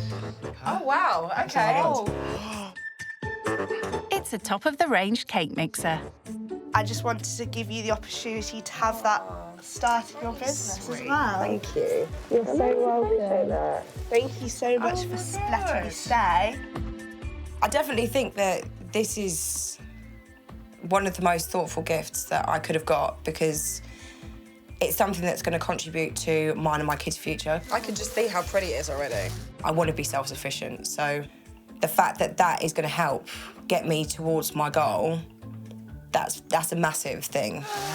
Look at it. Look at that. Now it's time for Tiana to pack her designer luggage and say her goodbyes. I am definitely sad to be leaving Candace and her family. From the very beginning, they made me feel welcome, and I really felt like I fit into their family. I'm sad to see her go because, like, how we got that bond. And honestly, she's like a friend to me now. It was just really fun. I'm gonna miss her.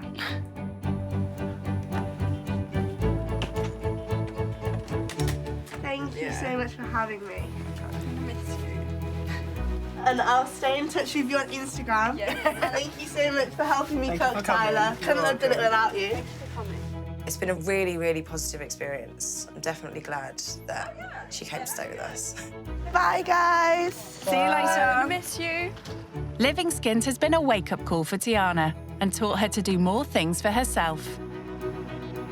From this experience, I will most importantly take away how to make a roast. And that's not all. Her time with the family has also made her rethink her extravagant spending habits. I can go out with my friends and have a lot of fun for a fraction of the price that I have been doing. I definitely know now that you can budget and still have a really good time.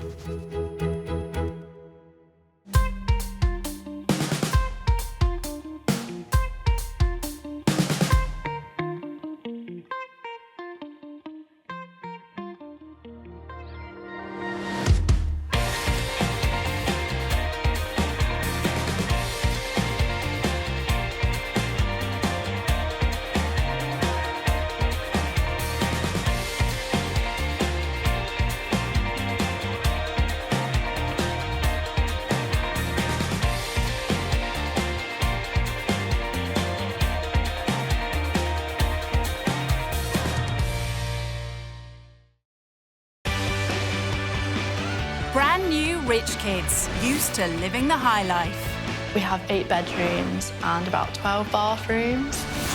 Walking is for peasants. They're about to take a giant leap out of their comfort zone. It looks a bit rough. What's the benefits? They'll stay with typical British families living on the breadline. Wow, that car's really big. People are rich, they're stuck up. Just snobby. Snobby. I think I find it quite hard to live here. Sleeping on a sofa for the rest of your life isn't ideal. You don't know what a struggle is. They'll learn what life is like What does this button do? for those struggling to get by This is like a food bank. I didn't even know what a food bank was. and the sacrifices they make. He gets everything he wants, and we just about get everything we need. So when was the last time that you actually treated yourself? Oh. Will the cash-strapped families change their views? Doesn't make you a bad person just because you're rich. It doesn't mean you're a good person just because you're not rich. And will the rich kids learn I have no idea what I'm doing. there could be more to life than money? The best experience of my life. When rich kids go skint. I wouldn't say I was ever spoilt. I would more say I never had to go without. 24-year-old Sophie from Cheshire is studying to be a dentist, but doesn't have the usual student worries. I don't pay rent. Obviously, my mum bought my apartment in Liverpool. On top of living rent-free, Sophie also gets an allowance of £750 a month. £750 can be spent pretty quickly. I get 2 coffees a day. That's like £400 a month. I spend a lot of time just being vain and doing my hair and getting my hair done and wearing nice clothes. My pride and joy. £1,600, but it's definitely worth it because it just makes me look 10 times better. I love going out. I'm always up for going out to eat, going out to drink. I'm not really even bothered if the food's shit, as long as it's got nice interior and I can get a good Instagram pic. And looking this good doesn't come cheap. I get lip injections, Botox, and I've had my breast augmentation. The boobs set me back about £8,000. £200 for my lips, £150 for my Botox. Get that done every 3 months. It's actually quite a cost to keep up. Living skint with a struggling family is going to be far removed from Sophie's life of inherited wealth. Her mum is keen for her to do it. I think you'll find it difficult, to be honest. What do you mean? I think you take for granted what you've got. Like what? My morning coffee? Well, not just your morning coffee, but all your designer goods and going to the gym. Well, it might do you good. Make you appreciate things. I do appreciate things. Well, it's easy to say that, but sometimes I don't think you do. Yes, Mama. Right, I'm gonna go and grab my stuff anyway. Okay, then. Okay. Right, see you later. Enjoy your cake baking. Yes. I really hope that it does us some good. The type of family that I would least like to be paired up with is a big family with lots of little screaming children. Yeah, don't deal well with screaming children. Not a fan of children? How will she cope when she goes to stay with the Blores, a family of 7? We have 5 children in this house. Pete and Mandy from Loughborough have been together for 4 years and have a 2-year-old daughter. The other 4 children are Mandy's from previous relationships, but Pete is dad to them all. We have Mia Rose, who's 2, Jackson, who's 4, Gracie May, who's 5, Jaden, who's 8, and Archie, who's 10. Pete also has 2 grown-up children who visit. It's very crazy. It's crazy, yeah. Being a mum to 5 kids is very overwhelming. Mandy's a busy stay-at-home mum.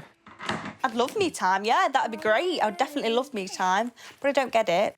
Pete recently gave up working in childcare to join a franchise running football training sessions.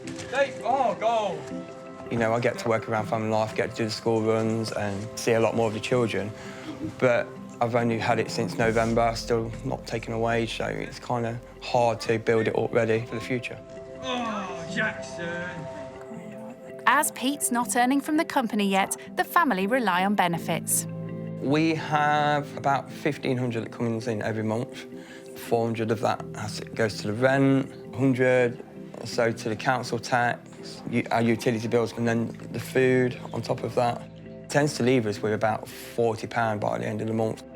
The family have had to endure real hardship. We've been to food banks 2 or 3 times. When you've got children and you just have to do whatever's best for them. We've gone times where, you know, we've skipped a meal, so they're not hungry. So what kind of rich kid are they hoping for?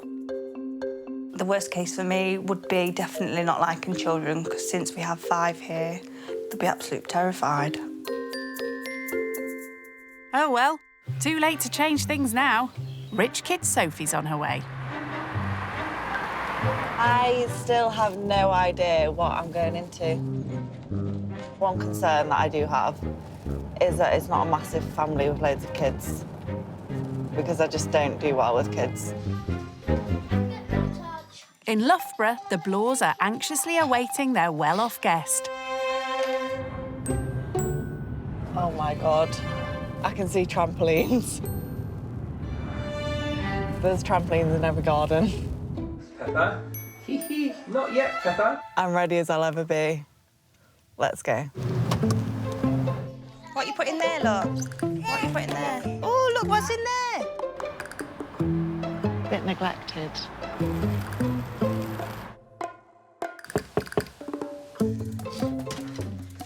Hello. Hey. Come in. Would you like to come in? Hey, I'm Sophie. This is Mandy. Oh, hello. Say hi. That's Jackson. Hi, Jackson. Hello. Say hello. Say hello. Oh, lots of children. That's Mia. We'll go from the youngest first. She's 2. Okay. That's Jackson. He's 3.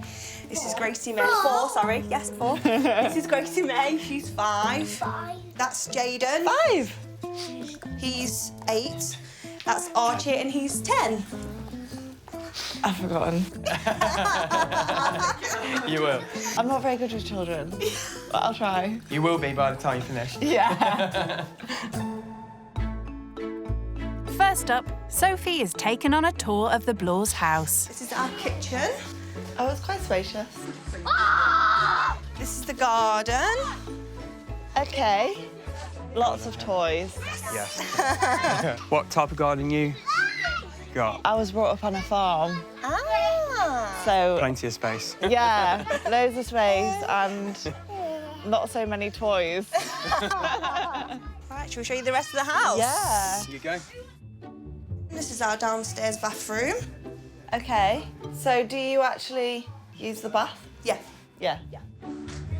Upstairs in the Blores Council House are 4 bedrooms. This is Mia's bedroom, which we're in the process of decorating. So Mia's the youngest and she's got her own room. Yeah. What kind of size bedrooms and houses? Bigger than this. This is our room. Okay. So we tend to have most of the children's clothes, not loads of room for wardrobes. Yeah, we yeah, tend yeah. to have a lot of Oh their my God, stuff. I could not imagine my mum having my clothes in her room. This is Jaden and Archie, so the 2 old ones sleep in here. This is Gracie and Jackson's bedroom. Oh, it's very...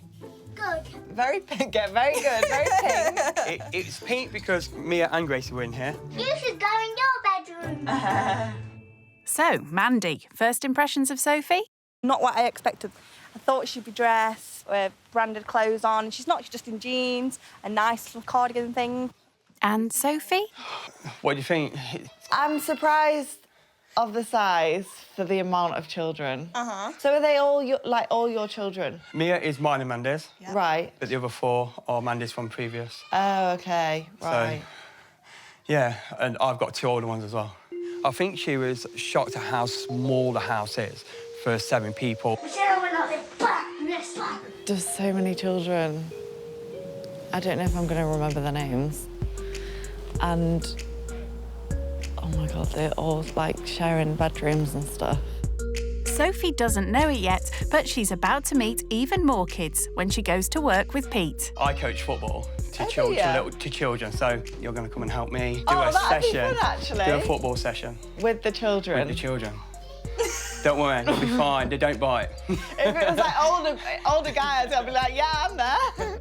So, be interesting. I'll either learn to love children or just hate them more than what I already do. Can you fit all of you in this? Yeah, there's 2 seats in the boot. Oh, is there?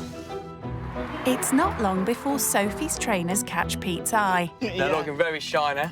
Are they, like, new ones, or do you have, like, a wardrobe for? I've had these for quite a while. I don't really wear them that often. How much are the ones you got on now, then? I think they're about 360, 400 pounds. Oh, my God. That's my monthly rent. For the house? For the house, yeah. What's your most expensive trainers? I just bought a pair of trainers and I think they were £7.90. What's the most expensive thing that you've ever bought yourself? My most expensive thing that I own is my car. And that was £450 for this car. Just a bit more than Sophie's trainers. But Mandy's mum and dad helped us pay for it as well, and we paid for it as well. To try and get them out of their financial trap, Pete's taken a step into the business world. I got offered this opportunity to coach for so I got franchised in November. And so all the money I earn from sessions, obviously pay coaches, pay the hire for the halls. Yeah. And I don't actually take a wage at the minute because there's not enough money for me to pay myself. Has it grown in the past year? Personally, I had 12 sessions, and now I have 28. Oh, OK. How much do you charge per session? We charge £3.50. 3 to 6 and our 7 to 10-year-old sessions, they pay £20 for weekly. We need to set the goal up first. Where am I setting it up? It will go down there. I need a new goal, because this one's just like, as you can see... Falling apart. Falling apart. Things like Is that. there no funding that you can get? I've got a bad credit history. Oh, right. From my previous relationship. So, you know, I can't get, like, business loans or anything like that. 1, 2, 3, 4, 5, 6, 7, 8. This is the most we've ever had here. Shall we go slow or shall we go fast? Fast! Fast? Are you ready? Heads, knees, toes, knees. Score goal.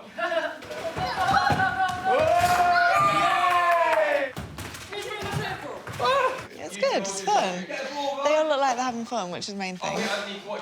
In terms of a business, not sure, but it's a good thing for the kids. Whoa! 2 minutes! Cute. 2 minutes! Pete pays a trainee coach as he's trying to expand his sessions, but that eats into any profit. So what we're going to do, OK, is you're going to run from that wall to where the goal is, kicking the football, no hands. But the cones must be on your head. There you go. That's it, Paul, be on your head. Can't hold them. There you go. Oh. See, it's not that easy. Are we scoring a goal? So you got to dribble your ball to the orange line. So make sure they don't fall off. Hold on. Oh. So there's 8 kids, and what did you say they pay? £5. Yeah, so 40 quid. He's paid a coach, but he's here. Yeah. It's not. I don't think it's a money maker. So how do you think it went? Did you? Yeah, it was good. Do you see this as like a business? I run it like a business. So do you ever think, oh my God, like, how am I going to pay for this? Because I've noticed, so the first session was 8 kids. Yeah. And then you obviously pay £15 for this. Yeah. So that £25 profit. And then you've got to pay... Amy, yeah. So it doesn't work in a minute. I'm positive, always yeah, positive. I know there's the negatives, but no, we'll get there.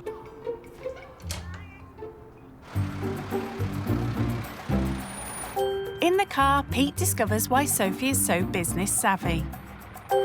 Are you fit and healthy? Do you do any kind of fitness or...? Yeah, so I actually have my own business in online coaching. Right. I basically write people's training plans and diet plans.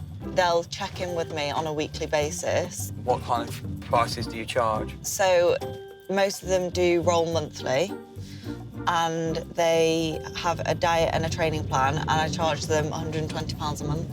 Right. So it's a big difference compared to like what you charge for your... Yeah. On like a normal month, what kind of wage could you possibly take from?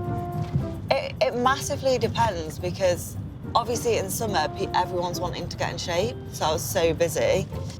In the past 8 months, I've earned about 60,000. Wow.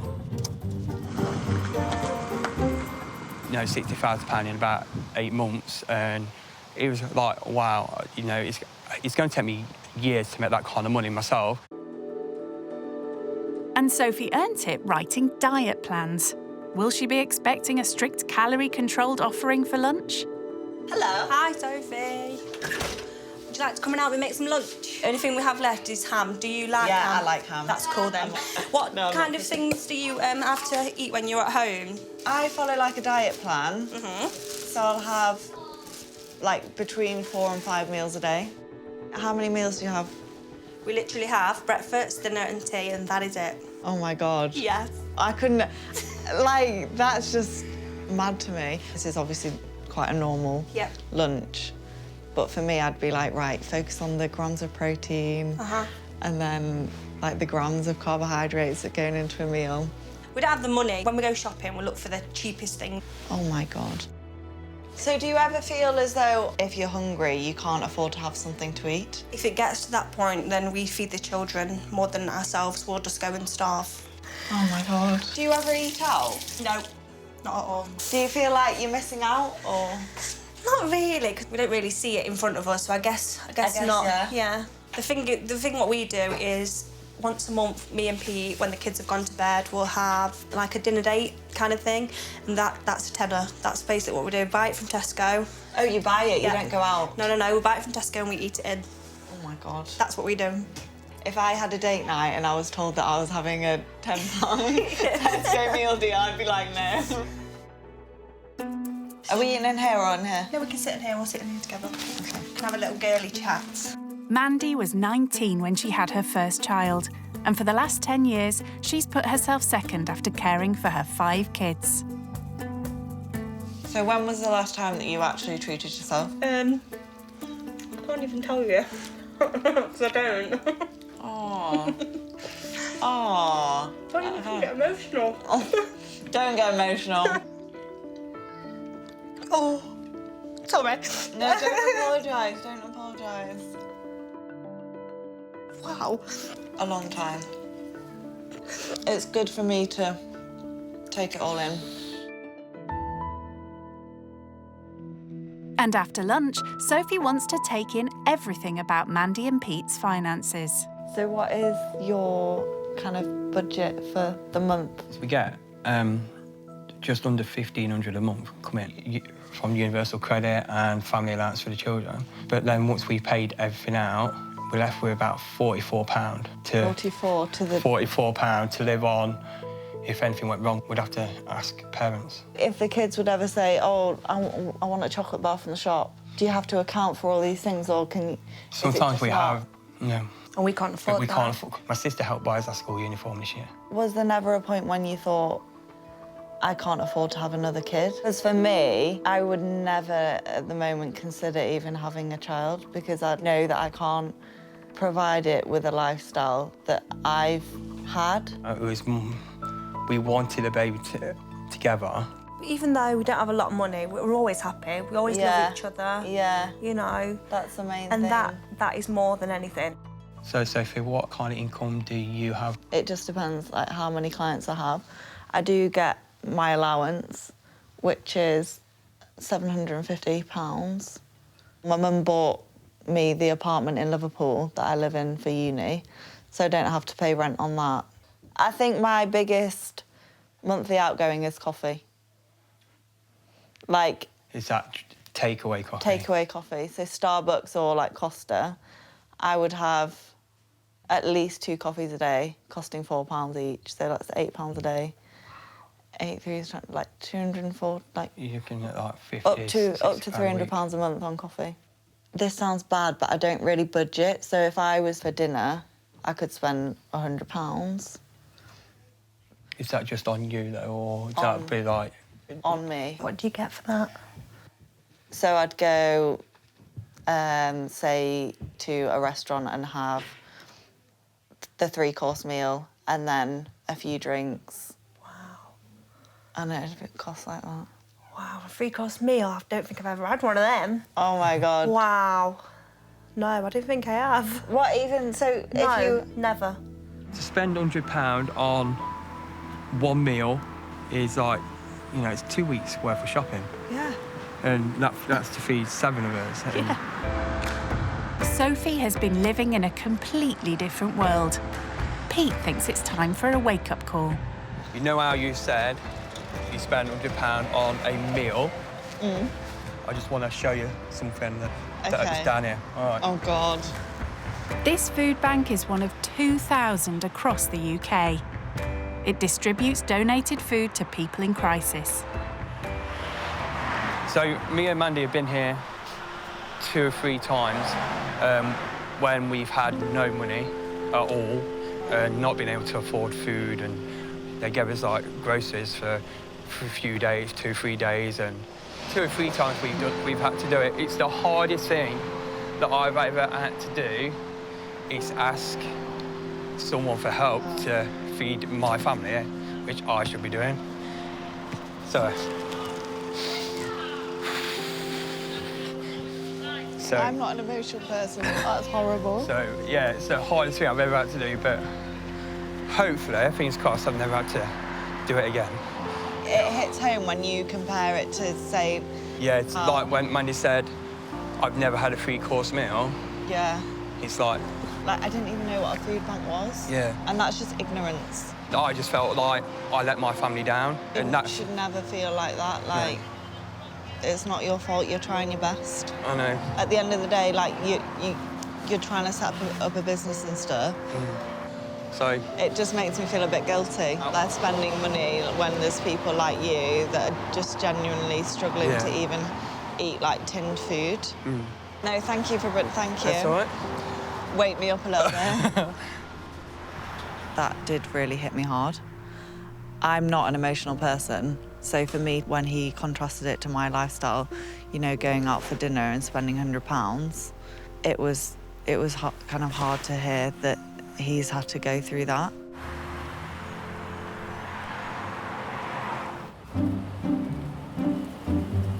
Sophie is getting a taste of what Mandy's life is like. That's a big smile.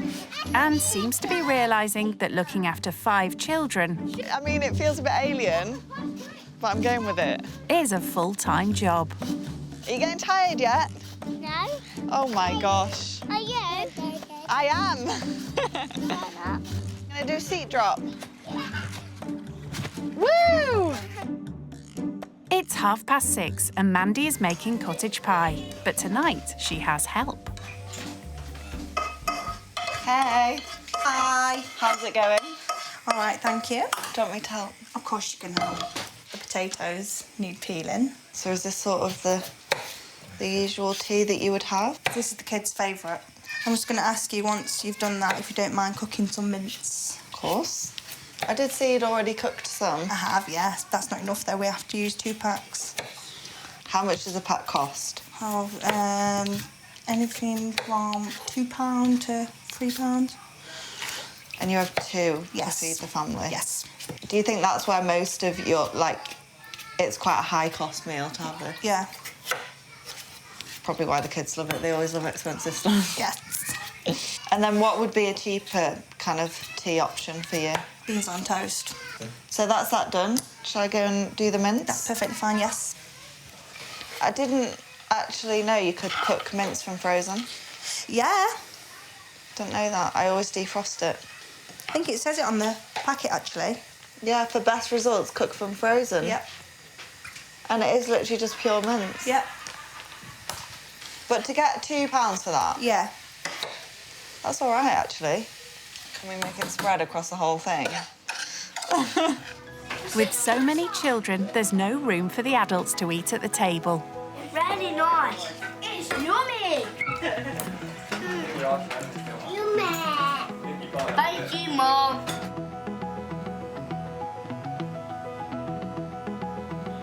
This looks good. It does, doesn't it?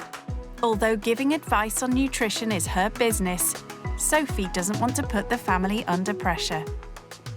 So how much do you think this dinner would cost you per person? Yeah, about £1.50 at the most. Right. Do you ever do desserts? Sometimes we'll have ice cream and 65p or something, isn't it? Yeah. No such luxury tonight, though. Today has been amazing. You know, I was so happy that we met her. She's really lovely. It's been so nice. Had a fantastic day, but I am very tired. Time for Sophie to find out where she's sleeping tonight.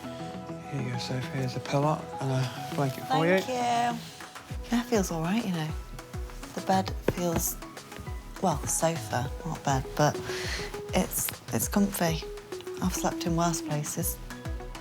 See you in the morning. Yes, see you in the morning. Enjoy your sleep. Hope it's comfy for you. You too. It's been a long day for everyone. Night. Do I get a hug? Scary so. I don't want to, but I'm gonna. Night, night. Night. See you tomorrow. Let's go then, guys. But yeah, I hope they like me. They seem to like me. They've invited me back for another cottage pie. Well, she has a fan in Mandy. I get on with her fantastically. It's just like she's lived with me all my life. She's like my sister, my friends, my family.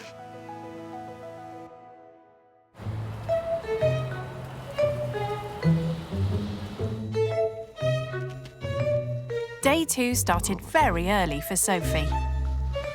So I heard the kids in the morning at, like, I don't even know what time. 5:30, maybe. That is why I don't like kids.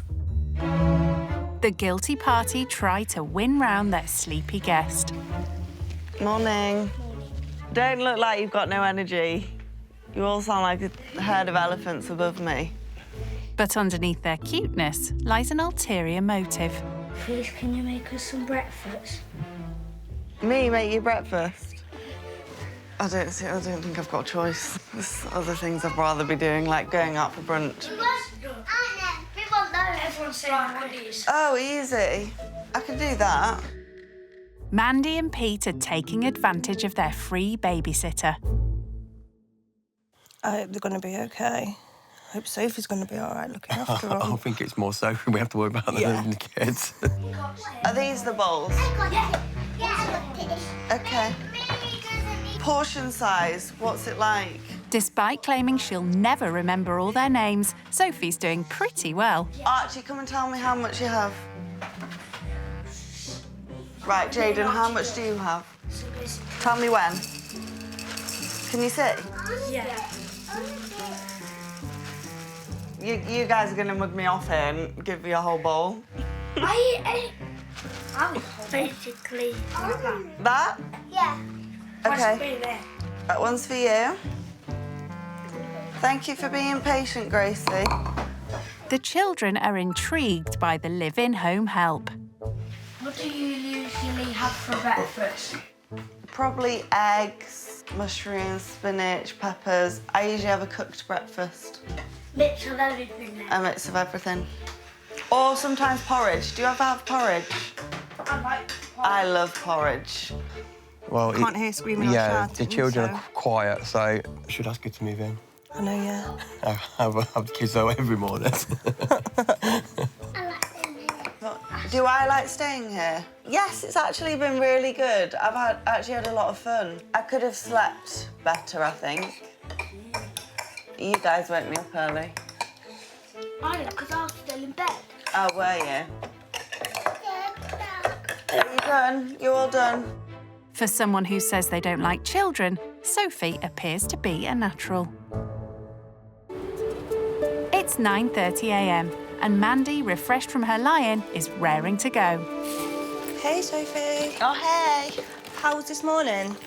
Yeah, good, actually. So today, me and you are going to do some cleaning. We're going to spend the day being me, so I'm going to show you what I do in this household and also look after 5 children and the kids being here as well. OK. Let's go. Come on. Okay. Mandy and Pete have a long list of chores they'd like to get done today. I'll see, I always use the tablets. Ah. That's filthy. I'll get them off. Thank you, baby. This one, that drawer. Flash £1 shop. Sophie doesn't complain as she gets stuck into washing pots and pans, cleaning the cooker, vacuuming, and she helps paint Mia's bedroom too. Yeah, that's it. A bit, yeah. What do you think? That's all right. Bye. See you later. To see how the Blores live on a tight budget, Sophie goes food shopping with Mandy. We'll get this one because it's the cheapest and it's got the most yoghurts in it. Value for money. I normally get a couple of loaves of these. How much is that? 59p. 10 packs for a pound, that's 10p. Amazing, innit? Look at these, 50p. Yeah, but look, these are 28p. We'll try them. I'm just showing you. I'm gonna try I can them. shop for a bargain. I'm gonna try them. Mandy thinks Sophie is ready to hunt down a deal. She challenges her to get dinner and breakfast for 7 people. I'm ready to go. See you later. Oh my God, Cocoa Pops. Yeah, let's treat them to Cocoa Pops. Oh, they're gonna love me. Ice cream. That is so cheap. I think I am gonna get them some veg because Mandy likes to get them peas and sweet corn, but actually they're not that healthy. They are actually full of sugar. I'm gonna get them some like frozen broccoli and things. And I don't think they'll like it because they never do. Sophie's bought some things for the kids, but she still hasn't figured out a meal for tonight. So for dinner, I am thinking chicken and rice, because that's what I eat. You get a flavoured rice, it can taste quite nice. But 2 for £3, so for a serving, it's half a bag. Sophie's trying to stick to the cost of last night's dinner, which was £1 per person.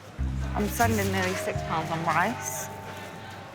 Usually for me, my dinner would cost me about £7 or £8. So to feed a family of 7 for £7, I'm actually getting really stressed.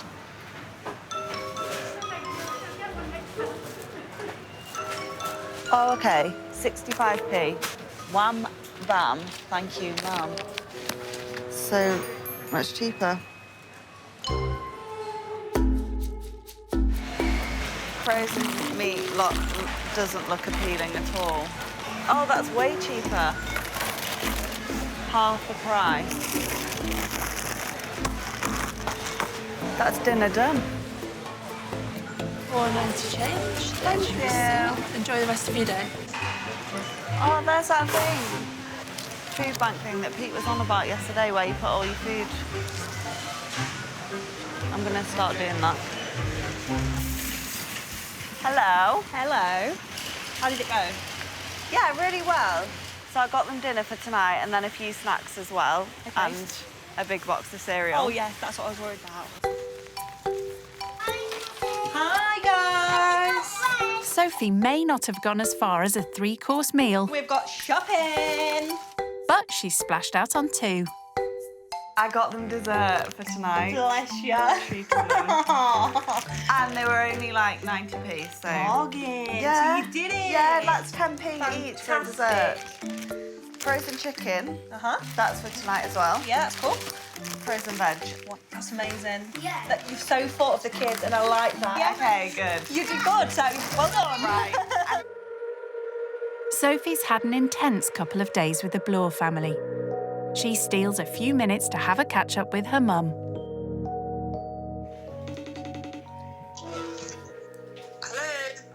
Hi, Mum. Are you glad to see me? Of course I am. So what have you actually been doing? Yesterday, I made cottage pie. It was like frozen mince from Iceland. I didn't even know you could get frozen mince.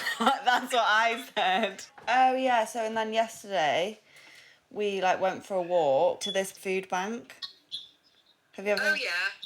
I've never heard. I didn't know it was really a thing. Yeah, I've given her quite a lot of stuff to the food bank. Ah, I see. I didn't know about it. It really hit his pride that he had to go there, and Sure. he felt like he'd failed his children, and he was actually crying. Oh. Yeah. Well, he hasn't failed them, has he? The fact he goes there is a big thing. Exactly, and he's like he's like got his own business that he's trying to set off, but it doesn't pay him a wage because it doesn't make anything. Yeah. So you're proud of me? I've got through the weekend. Yeah, I'm very proud of you. Yeah. Very proud of you. I'm proud of myself. Yeah. All right then. Yeah, well, I love you. I love you too. Yeah. Bye. It's not often that my mum would say she's proud of me, so that does mean a lot. With her mum's praise ringing in her ears, Sophie begins her final chore, but realises she's made a big mistake. Oh, defrost. Defrost thoroughly for a minimum of 12 hours in the fridge. Can't be giving them food poisoning. What do you think Sophie's gonna cook today, Archie? Rice, chicken, and veg. And veg. Good. That is a pretty good guess, I think. Or maybe I could just chop some sausages in there. Yes. Not quite the healthy meal she had in mind. These take 15 minutes. Throw the rice in the microwave to start it off. And then I'll put it all in here, chop the sausages up, add the raisins. Voila. This is just gonna look like a mangled mess. First time cooking for kids, any kids. It's got peas in, it's got broccoli in, it's got cauliflower in. How scary for children.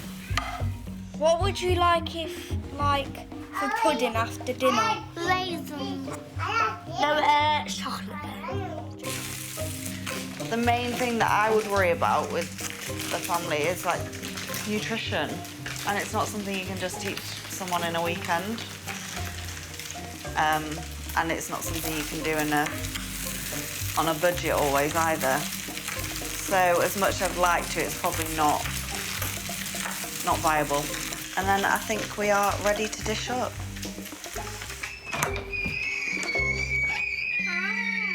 Are you all ready for dinner? Yeah. It's on the table. Yeah. I'll bring yours in. I'll bring the adults in. The 5 children tuck into the healthy Sophie special. These black things are raisins. Yeah, they are, aren't they? Let's try it. Yeah. That's definitely a raisin. Let me know what you think. It's 20. That's nice. Is it nice? Thank you, Sophie. Thank you, Sophie. Thank you, Sophie. Will it go down just as well with Pete and Mandy? It's so good, you know, with the raisins, because they're warm, I think they taste really nice, and it blends really, really well with it. You wouldn't think to put raisins in, would we? No. But Pete can't quite finish his. I'm full. Yeah, but I am eating it. I will eat it. He doesn't like it. I do like it. I would tell you if it was rubbish. Well, I'm glad you feel comfortable that you can say to me that you don't like my food. I never said that. You said that. Don't put words into my mouth, Sophia. I never said it.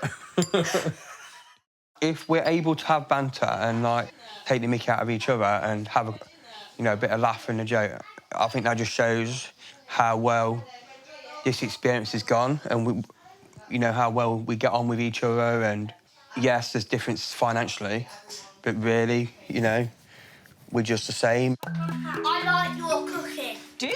Yeah. Thank you, Archie. Are we going to go and see Daddy? It's close to the end of Sophie's stay with the Blores. She takes Mia to see her newly painted bedroom. Daddy in your bed. Look at that wall. Do you like it? That smile says it's That's good. You good? She's nodding. It's good. High five. Good work. So as a thank you to you, and obviously you took me to football yesterday and it was really nice and everything, I wanted to give you this gift. It's a £50 voucher for a sporting company. If you wanted to, like, branch out and get other things for your coaching thing, the amount of effort you put into this business. Thank you. It's very much appreciated. Aww. Thank you. You're welcome. Sophie also has a surprise for Mandy. Hey. Hi. You all right? You chilling? Yeah. Having some you time? Yeah. So we're going to have girly time. Oh, okay. So which one do you fancy? Blue's my favourite colour, so I'm going to Do you want to go blue then, and I'll do grey? She wants to show Mandy how a little pampering makes all the difference. Having 5 kids is going to age you, so you need to do everything you can to prevent that. Let me see yours. I think we should take a selfie. Let's do it.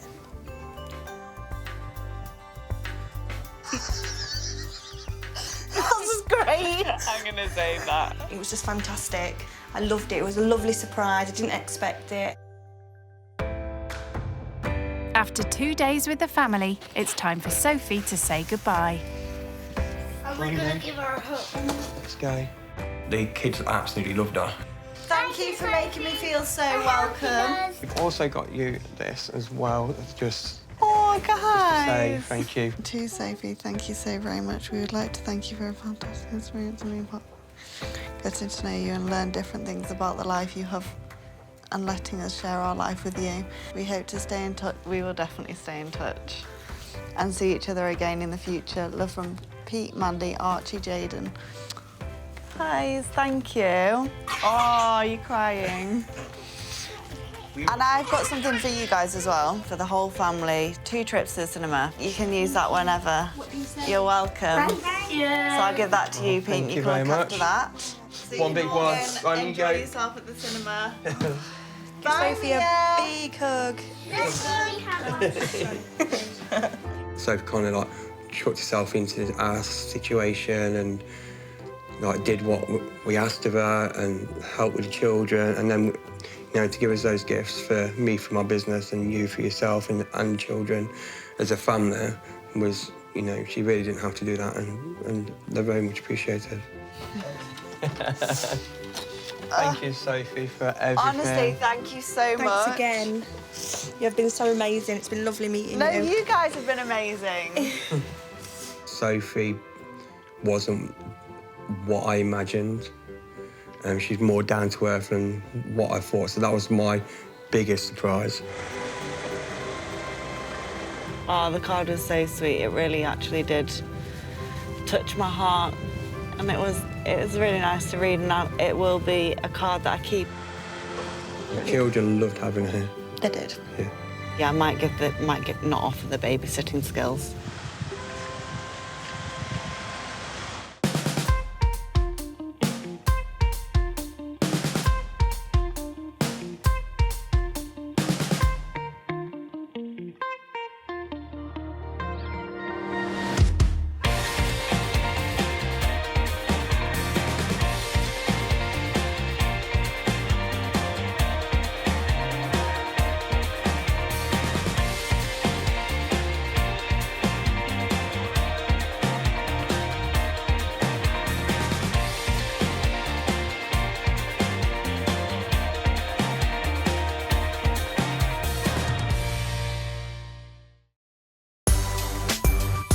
Rich kids are used to living the high life.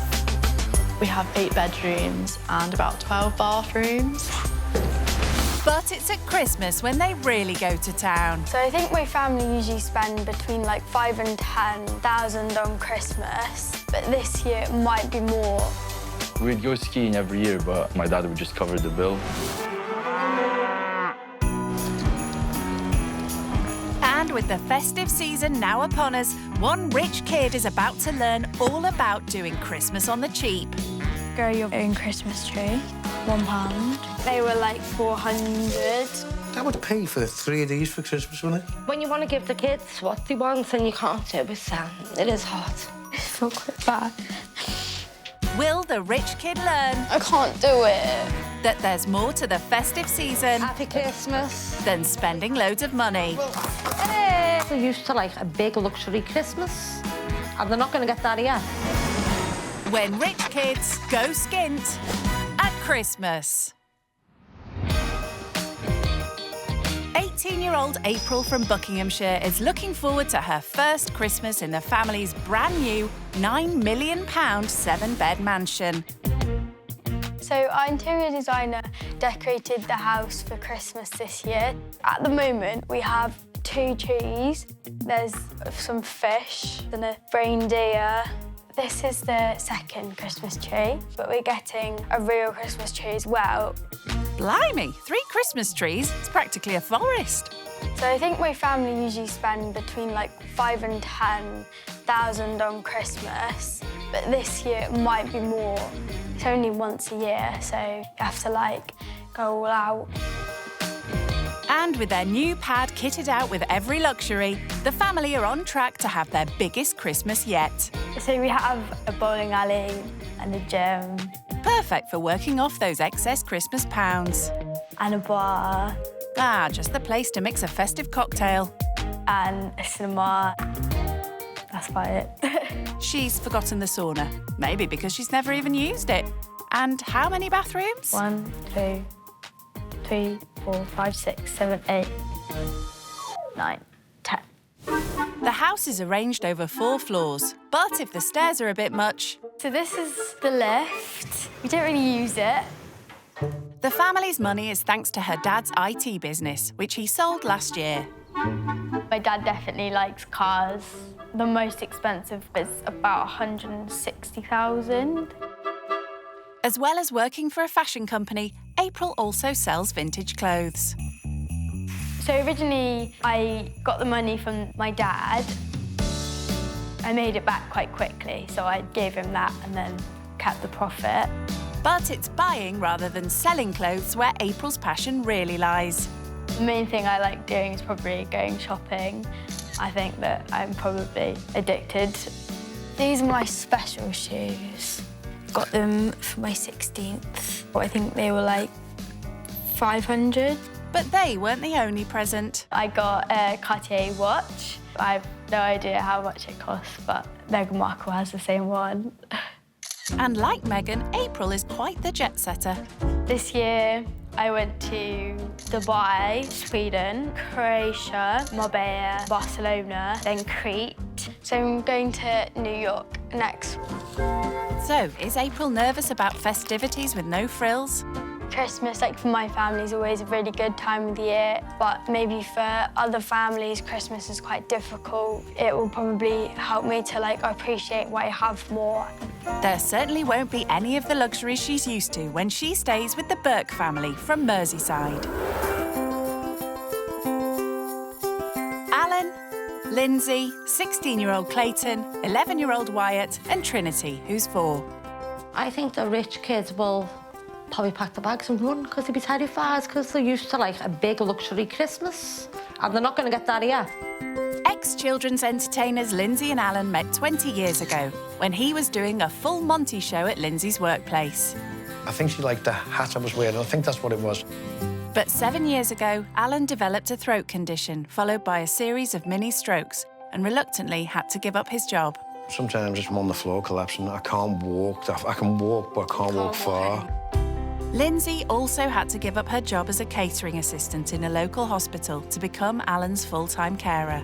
I used to love the job, didn't want to give it up, loved it. The family now gets their rent paid and has to survive on benefits. We have about £160 coming in a week, and then by the time we get off shopping and stuff like that, lucky if we've got £10 left. Before I got ill, it was OK because I was on quite a decent income, £700–800 a week. I went from that to basically £160. It's a bit difficult, you know. You've got a budget on that, you know. With the household finances having taken a huge hit, The only way the couple can afford Christmas is through a loan, which they pay back with their child benefit. I get about £800, and that's got to do the whole Christmas, children, presents, everything. Lindsay, this is getting worse, you know. Lindsay's now become the queen of economising. I love doing bargains, especially on the internet. I do like looking for them. And the family make do and mend as much as they can. I've had this for about 5, 6 years, and it's quite good, actually. It's full of bits. It'd be great if you could wave a magic wand and we could have money and just do what we want. You know, when you want to give the kids what they want and you can't do it, it is hard. So, what are they hoping the rich kid will get out of staying with them? We're going to show the rich kids exactly what it's like for us at Christmas. I like to teach them that you can actually budget rather than spend.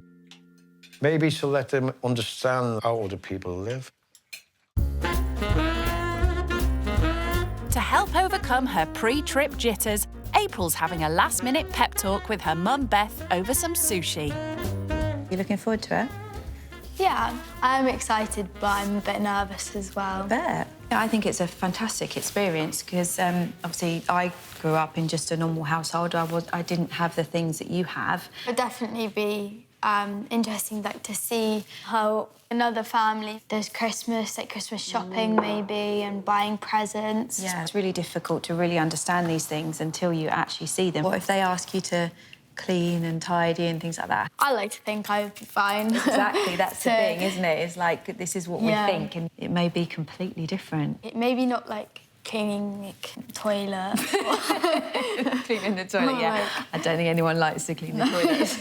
Hopefully, you know, it will lead you on to being aware of other people. Yeah. With the big day here, the rich kid's up before dawn as the issue of just what to pack weighs heavy. Stress. Oh my God, this is hard. Mum! I always feel like I have nothing to wear, but that's probably not true. Probably not with 5 wardrobes full of designer gear. This is Louis Vuitton. This is Ralph Lauren. I might wear boots and bring these.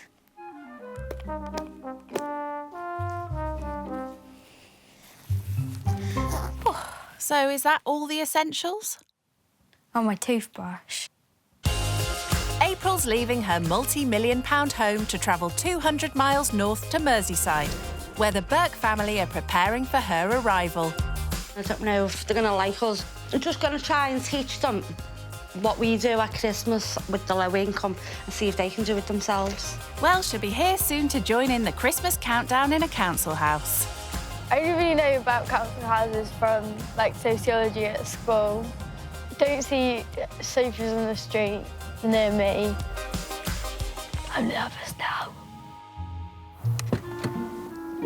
The family were hoping to turn on the Christmas lights to welcome their rich kid, but they're running out of credit on the electric smart key.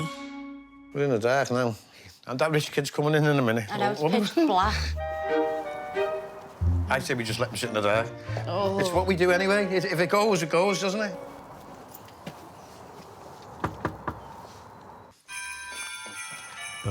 Hiya. Hi. Hi. Nice to meet you, love. Hi, I'm Alan. Hi. Nice to meet you. This is Trinity. Hi, Trinity. This is Wyatt. Hi. And this is Clayton. Hi. Just got to go and get some electric because the electric's gone as you turned up. Okay. Should we go and get electric? So see you in a minute. See you in a minute. Bye. See you in a minute. Then. See you in a minute. Pay-as-you-go electric smart cards can work out more expensive, but it's a way for the family to control their spending and not spiral into debt. We'll just have to wait till we get the electric, so we'll just have to sit in the dark for a bit longer. Can't do nothing, can't make a cup of tea or nothing. We got the electric. April, sorry to leave you in the dark. It's okay. Yeah, the light's on. We have light. Not only is this April's first visit to Merseyside, it's also the first time the rich kids ever stepped inside a council house. So, time to see how it compares to the huge mansion she's used to. This is the kitchen. It's nice. It's okay for what it is. At home, my kitchen is, like, open plan a bit because it, like, flows through to, like, the dining room. Do you do the cooking at home? Not really. Have you cooked? Yeah, I know how to cook. If my parents aren't home, I can cook. What's you done to all them lights, kid? Yeah, well, this is the bathroom here. Have you got one of these in your house? I have about 8, 9 or 10. 10 baths? No, not baths, bathrooms. Bathroom, only, like, 10 bathrooms? Only, like, 2 baths. Yeah, but you only use one. This is Clayton's room, OK. What type of bedroom have you got? Is it bigger than this one? It is a bit bigger. Have you got an ensuite or anything like that in your bedroom? Yeah, I have an Don't say that. ensuite. You know, Yeah. when we've got to queue up to use the toilet and you've got an ensuite, it's great to get out of bed, and you can go to your ensuite. Yeah.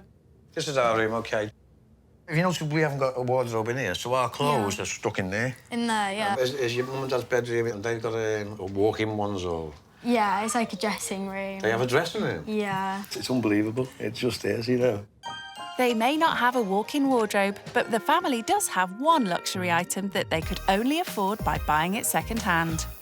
Oh, wow, a hot tub. Have you got one of them? No. You... No. We've got something you haven't got? Yeah, exactly. Oh, yeah. It needs cleaning. I think you'll have to help me clean that as well. Yeah. Watch your feet where you're walking. And watch you not stand in any dog muck. Yeah. It wasn't just the hot tub they got for a bargain. Alan and Lindsay also found a cheap second-hand swimming pool online. The reason we have this is because we don't go on holiday. Yeah. What we do is the children have got something to do. So you haven't got a pool, so what have you got? We have a sauna and a steam room as well. How often do you go in them? I haven't been in it yet. I can't believe you got them and you don't use them. Yeah. I mean, we'd be made up with them. Yeah. We could make one into a toilet. Yeah. Because we've only got one. That's true. But you haven't got a pool? No. You haven't got a hot tub? No. We're doing well. Yeah, exactly. We're doing well. There is, however, one thing the family definitely don't have. A spare room for April to sleep in. See that pillow there? Yeah. Well, guess where you're sleeping? On here. Oh. Yeah, no, it looks really comfortable. It might look comfy, but if the rich kid thought Christmas was all about sitting around scoffing mince pies, she's sadly mistaken. Catch this. Here's another one. Sorry, didn't mean to do that, love. Here's another one, here you go. The family wants to show April how decorating for Christmas can be done on the cheap and have roped her in to lend a hand. Should we just put them here somewhere? Lindsay's decking the halls with recycled Christmas decorations she's saved and collected over the years, a far cry from April's festive extravagances. What were the decorations like? Are they the fancy ones? This year, because we moved into a new house, our interior designer comes and, like, decorate it. That's fancy. Yeah. So what's your Christmas tree like? So we get one real one, and then we have, like, 2 fake ones as well, like, in different parts. So there's one, like, in the living room and one, like, on the landing. So you've got 3 trees? Yeah. So how much are the Christmas trees? I think they're about 500. For a Christmas tree? Yeah, I think so. We've been saving up for years. Yeah. To buy a Christmas tree. Yeah. What's your budget for your Christmas day? So my family don't really have a budget. We do kind of go, like, all out. So you've got no budget at all? No. So you just go mad? Yeah, basically. They certainly do, spending up to £10,000 on Christmas. But for Alan and Lindsay, simply affording presents for their kids is a struggle. They're forced to take out a loan which is paid back throughout the year using their child benefit payments. I can't touch my child benefit all year. Right, because yeah. it gets paid in there, so... So it goes into, like, a Christmas, like, saving yeah, kind something of like thing? that, yeah. You get a loan, yeah. It's worth it for, like, having it for Christmas. I'd love a lot more, like, but... Yeah. Hearing how easy April's family have it at Christmas has been difficult listening for Lindsay. You just go and buy what they want. Get all your Christmas presents in, do what you want. You wouldn't have to stress at Christmas, would you, really? It'd be nice just to enjoy it like that.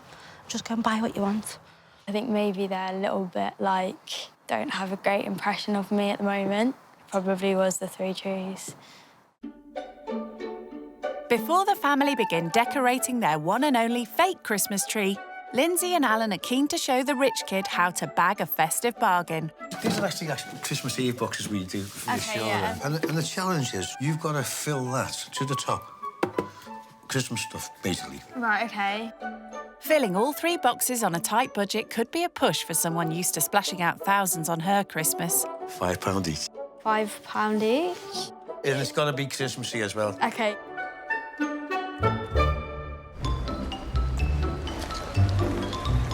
Alan's brought April to their local high street to hunt for cheap Christmas knickknacks. There's actually a charity shop down here, which Lindsay would never dream of going in. When you don't mind having a little look, do you? No, that's you fine. might find something nice. Yeah, thank you. She said she's up for the challenge, so let's just see how she gets on, you know. April has bought from charity shops in the past, although not for quite the same reasons most people would use them. You can get some quite good, like, vintage stuff to, like, resell for quite a good price. Ah, vintage stuff. So that's what the rich kids call second-hand items. And trying to find vintage stuff for 3 kids with just £15 seems to have April stumped. What is it? Just thinking whether one of the boys would like them. I don't know. This is really difficult. I don't know how to do this. Grow your very own Christmas tree. How much is that? £1. This is going to be hard for the older two. I've no idea. You better get your Christmas thinking cap on. Alan's getting impatient. Oh my God, she's been in there a while. It's getting dark. It's hard. I feel like when you get older, you really value presents like gloves and socks. But when you're younger, that's like the worst present you can ever get. Finally, April manages to sniff out a few bargains she thinks the kids might like. A hand warmer. I quite like these. Half price. Yeah, 47p. Time to find out if she's kept within Alan and Lindsay's all-important £15 budget. That'll be $14.96, please. Blimey, by the skin of her teeth. OK, thank you. I'm actually really happy about that. Been in a while, you know. It's going dark. Yeah, I know. How'd you get on? You never got change? I do have change. How much? 4p. I didn't think you'd get change and fill them. Yeah, yeah. But the real test will be whether the kids like them. It's 6 p.m. as they arrive home, where Lindsay wants April to give her a hand putting up the Christmas tree they spent months saving up for. Thank you. At just £80, their tree's a fifth of the price of April's family's main one. There we go. Oops. Imagine she got 3 trees and Mum must be up the wall trying to put them all together. It's bad enough just doing one. The family are hoping to show April that with a bit of imagination, a budget fake tree can look just as good as the £500 real one her family's put up this year. She'll look at her own Christmas tree and go, the money we paid for that. Straighten all these branches out. Yeah. So it looks like a real Christmas tree all puffed out. Is she going to learn that when she goes home and got a £500 tree's real one that you got to throw away? You can't use it next year. That's all just a waste. There we go. That it? Yay. Oh, nice. And a lot cheaper than yours. Now for the finishing touches. Wherever you fancy.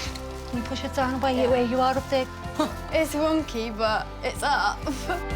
It's nice when you've got like a full Christmas tree and you've been saving for like each little bit over the years. This is really cool. Think you've done it better than me? No. Oh, you did? Next year, can you come down and do it again for me? I think that you can definitely decorate a tree, make it look nice without paying loads for new decorations. The tree looks really nice. Thank you so much. Thank you so much. The girls have worked up an appetite. Good thing Alan's busy in the kitchen getting dinner on the go. I'm doing pork steaks, chips and salad. I don't know what the rich kid will think about it, like. It's what we have, so I think it's just got to have it. It's not quite the cordon bleu cooking from the private chef April's family hire in for Christmas, but Alan's beloved fat fryer is a lot quicker and cheaper than using the oven. For this meal, it doesn't cost much, you know what I mean? Chips, not the expensive, are they? We'll find out if she likes it, you know. She must like chips. Everyone likes chips. Still, Alan does want to make an effort for the rich kid. I'll give her a nice wine glass. Ooh, very fancy. Looks like it could do with a clean, though. Trying to impress the girl, you know what I mean? Show her that we can do just as fancy as she can on our low budget, you know what I mean? We can. It might be pushy. Come on, Trinity. Wyatt. Clayton. Come on, hurry up. I don't know if she likes peppers. I hope she's not allergic to peppers. She shouldn't be. Alan's dinner has come in at just over £6 for the entire family. Time to see what the rich kid makes of a low-cost meal. Thank you. Thanks. Oh, is this mine? Yeah, that's yours, Sam. Oh, Sorry, thank you. that's yours. I hope you enjoy your meal. Thank you. Thank you so much for making it.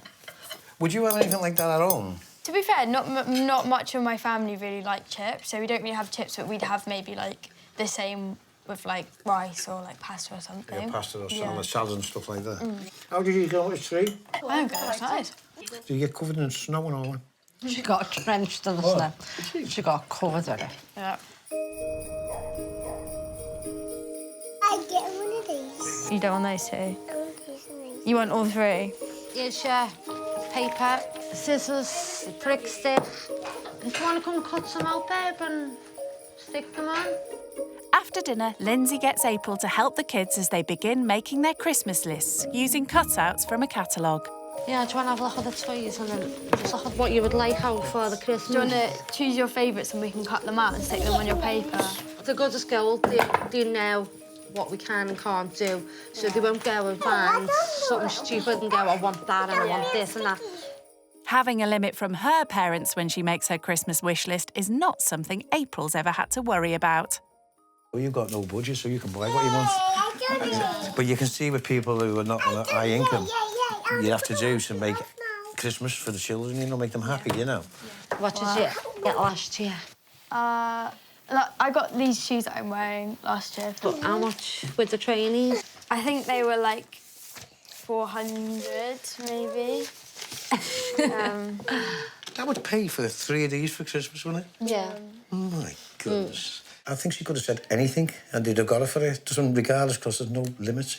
So she could just have asked for... She could ask for a new gym. She's got a gym anyway, and she's got one of them, hasn't she? When they said, like, oh, your trainers, you could, like, pay for, like, all 3 of their Christmases. I feel quite bad. Earlier, April was tasked with buying a few cheap gifts to fill boxes that Alan and Lindsay traditionally give their kids Clayton, Wyatt and Trinity on Christmas Eve. Are you ready to see what I got for the Christmas stockings? Go on. The rich kid stuck within the tight £15 budget. But what do the couple make of what she's bought from the charity shop? The first thing I got is this. Trinity will love that unicorn. I got these for Trinity. They were cute. Some Christmas socks. I thought they were nice. So I got them each grow your own Christmas tree. Have 3 Christmas trees like you. And then I got this for Clayton. What's that? Reusable mini hottie hand warmer. Yeah. I got these gloves for Wyatt. Oh, I spent £14.96. She actually had... Oh, she got change as well, I got 4p. change. Oh, we got change. And I maximised the money. I was surprised I managed to get so much for £15. And pretty much all the stuff I got was brand new and it was so cheap. So, I mean, I definitely, if I was on a budget for Christmas presents, why wouldn't you? I think we should get these wrapped up for the kids, you reckon? Oh, come on then, let's get it done. Are you good at wrapping? Nope. You are. Are you good at wrapping, April? Yeah, sometimes. I'm absolutely Depends on the shape. While they pack the Christmas boxes, Lindsay and Alan are keen to hear how April's family made their money. My dad started his own company, like maybe a couple of years before I was born. The company got more and more successful and he built it up and then he sold it last year. So you went from basically having not so much money to getting more money. Yeah. And we went the other way. We went from having money to losing money. Yeah. So we went the other way for us, you know. Health problems meant Alan had to give up work as a kids entertainer a few years ago. Been having strokes. Oh, yeah. I've had about 11. Lindsay also had to leave her job as a catering assistant to look after Alan, and both now survive on benefits. Like, I have good days and bad days, but sometimes I can't walk. And it's difficult. I had a decent job, actually. It was great. And you guys were stable and had... Yeah, well, we were stable because we could go on holidays and things like that, which we did do. What was Christmas like then when you were working? Christmas was a bit different then. It was because you could get what you want, basically, for the children, you know. Yeah. Do you think that there would ever be, a point where maybe, you get better and you can work. Alan would never ever get better. It's gonna go worse. Your shoulders worse? It's gonna go worse, not any better.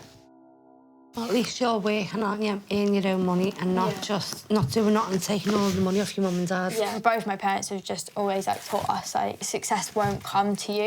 You always have to work for it.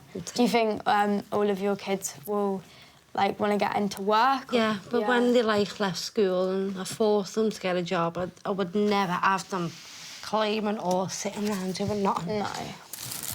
April can do the honours. Put them under the tree. Yep.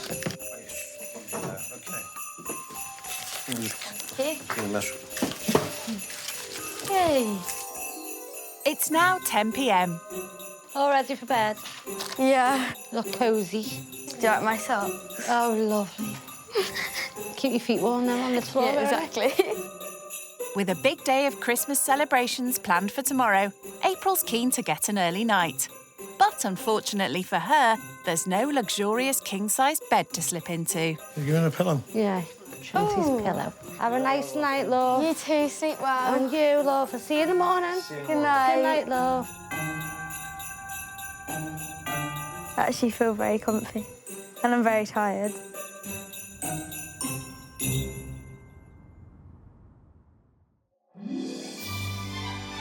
It's 10 a.m. and the start of a full day of festive Christmas fun for April and the family. Yeah, I slept well, actually. Ooh. But with the family already up and showered, the rich kid's still busy adjusting to a shared bathroom rather than her own ensuite. The floor's a bit wet. I do miss my bathroom, but this is fine. There's no time to have a long, relaxing soak in the bath. Seeing as April's never had to budget, Lindsay set her the ultimate challenge, shopping for the family's festive dinner. Our budget will only be about £15. For how many people?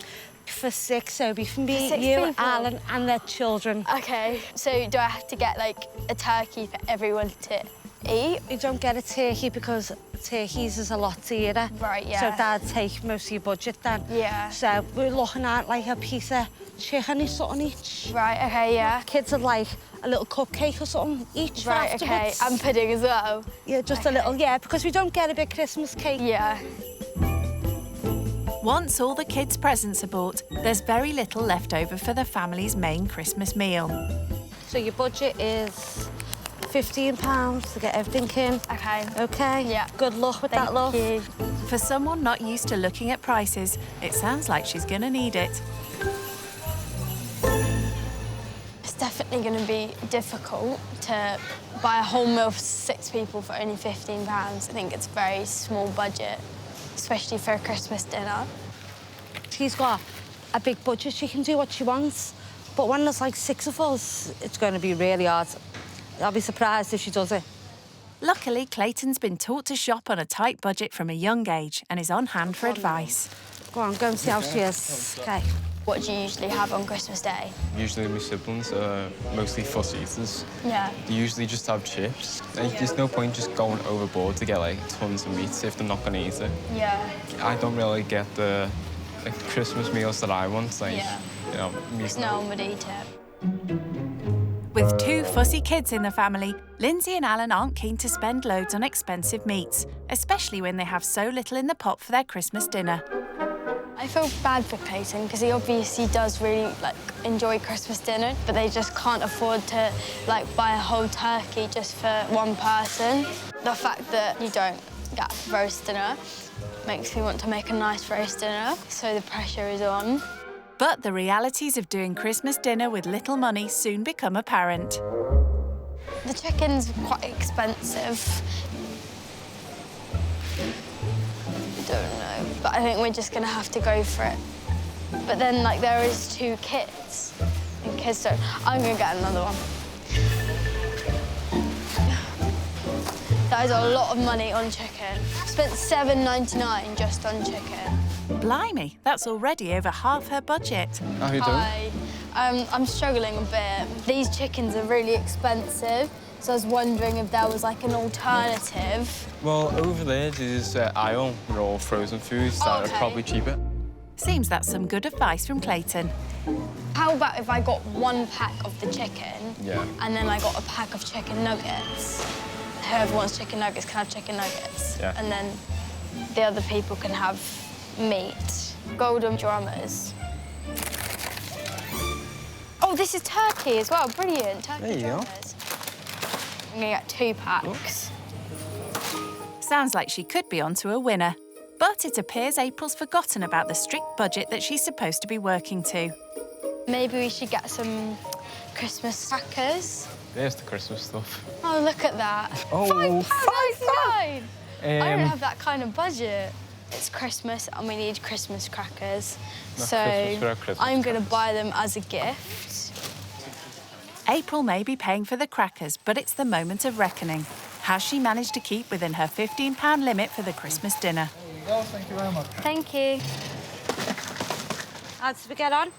Yeah, good. Should we stay in budget or go over? Yeah, we've got 49p change. Well done, love. You're getting good at this, aren't you?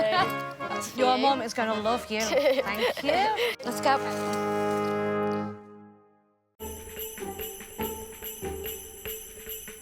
Time to see if she's bought enough to feed the whole family.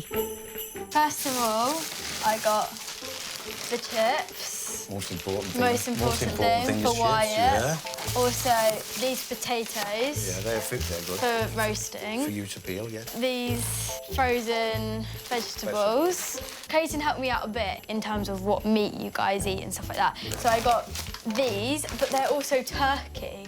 So it's technically a Christmas dinner, but they're nuggets. And then I got, for like all of us, some chicken breast. Finally, we got these Christmas crackers as a gift. Crackers as well? Yeah. Isn't that lovely? You got everything? Yeah. You did think of everything, didn't you? I think so.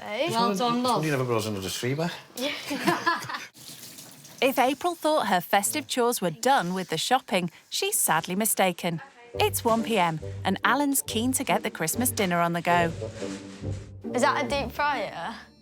Yeah. Yeah. They say you're doing roast potatoes and stuff like that. If you put them in the oven, Yeah. they take quite A a long lot time, to do. yeah. And electricity costs a fortune to do, you know. Yeah. Did you eat any fried food at home? We sometimes like fry stuff in the frying pan. You want to invest in a fryer? Yeah. quick, Yeah, I know. It's quick, isn't it? Easy. We've never had like a fried Christmas dinner before. I don't think actually there's anything in our Christmas dinner that is fried. Doesn't look like she's ever had to peel a potato either. Put the blade onto the potato. Watch your thumb. Yeah. And just pull it backwards. Not easy with those nails. That's it. So you got to just drop it in and just keep going. Just keep going. Okay. Got some dumb sleep. Oh. She hasn't got a clue. I can usually peel a bag of potatoes in about a minute, full bag. I'll do that one now.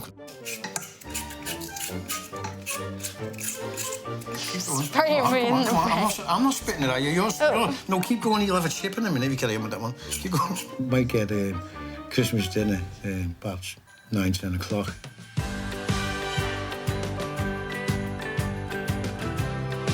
Guys, I got some boxes for you. While the dinner's cooking, it's time for Clayton, Wyatt and Trinity to see what April chose for them when she went Christmas shopping yesterday. Here you go. What did you say to April? Thanks. Thank you. It's okay. Is that beautiful? Well, at least she likes the unicorn. What is? Pair of big socks to go with your legs. Thank you. That's okay.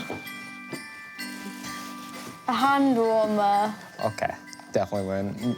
I draw all the time, so I need something to warm up my hands. Well, there you go. So I need, thanks. I think Clayton liked his box, which was good, and Trinity liked her unicorn, so I think that went well. Presents are well thought out, and it was like gifts that we actually use and we actually like. She doesn't know our children like we do, so I've made up for her. She worked well. Made up for her. She really worked well because she got everything with the ages as well. She did, didn't she? Yeah. You gonna play with these? Yeah.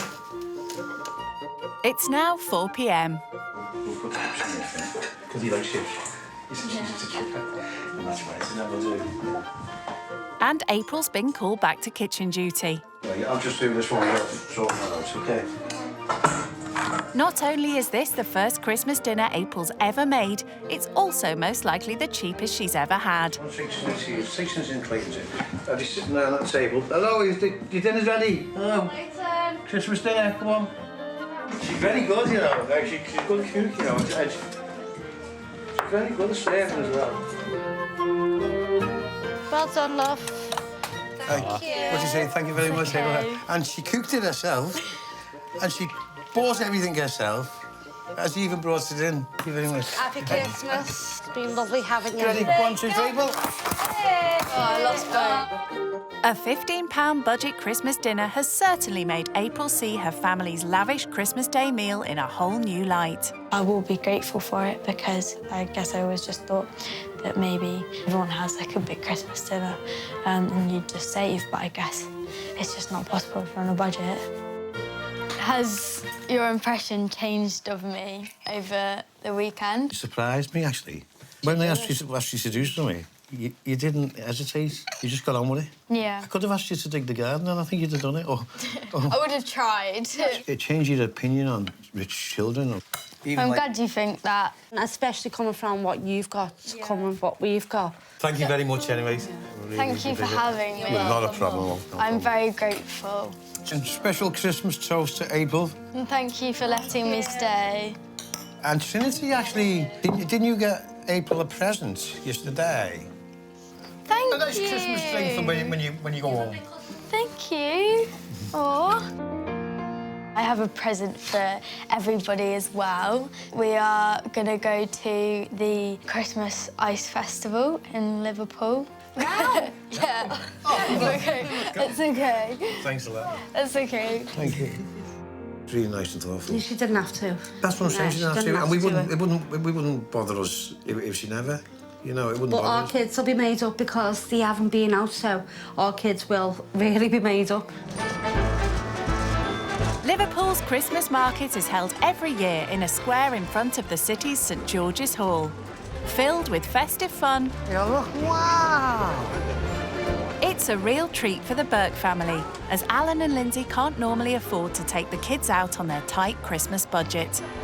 What's she got to do to win a husky? Have a go each. Well done. Oh! There we go. Thank you. And now it's time to get their skates on, as April has another little Christmas treat lined up at the market. It's hard work to walk in these things. And when I step on there, I want to fall over, so you better save me. The last time I went on there was about 1970, and I fell over. It seems the kids may need a little convincing to take to the ice. Where's Clayton? Has he fell over? I can't move. While skating may not be for all the family, it seems Trinity's taken to it like a duck to water. Or a penguin, that is. Look at Trinity. Trinity, this way, babe, down there. Watch her, Lynn. Stay with her. She loves it. Hi, beautiful. I am very glad that I did this. I haven't really had Christmas at someone else's family before, so it was nice of them to let me join in and help make it. I did it! I've had a really lovely time. She actually brought us out somewhere with the children, you know. And even though it's cold, I mean, she still had she was so nice enough to even bring us out and come out with us. I mean, she could have just went home and she never, you know. Stand by, April. 1, 2, 3, cheers. Back home, it's time for April to pack up as her first skink Christmas has come to an end. I can't believe it's over. Missed home. My gift from Trinity. I'll have that when I get home. It's been a far cry from the extravagant Christmas festivities April's used to. OK, bye. Okay, bye. Can I have a hug? Thank you for having me. But as she says her goodbyes, she's leaving with a much better understanding of the struggles many families face during the festive season. I'll see you soon. Bye. Have a safe journey home. Thank you. Oh, miss her. It's interesting to see in a family like on benefits, like firsthand. You can learn stuff in like lessons and in at school, but it's not the same as actually living it and seeing how they live. I'm definitely going to be more appreciative like on Christmas, like for my family and for like everything we have, because it can be very different for a lot of people. I was expecting for to be that snobby, but she went. It was really fun and the best thing, and an experience for us and her, you know. So. But you can come back next year. Yeah. Definitely. There is, however, one thing April won't be taking home from the experience. I don't think I'll be putting a deep fryer on my Christmas list. I mean, the chips were nice, but I'm not a fan of, like, really fried food.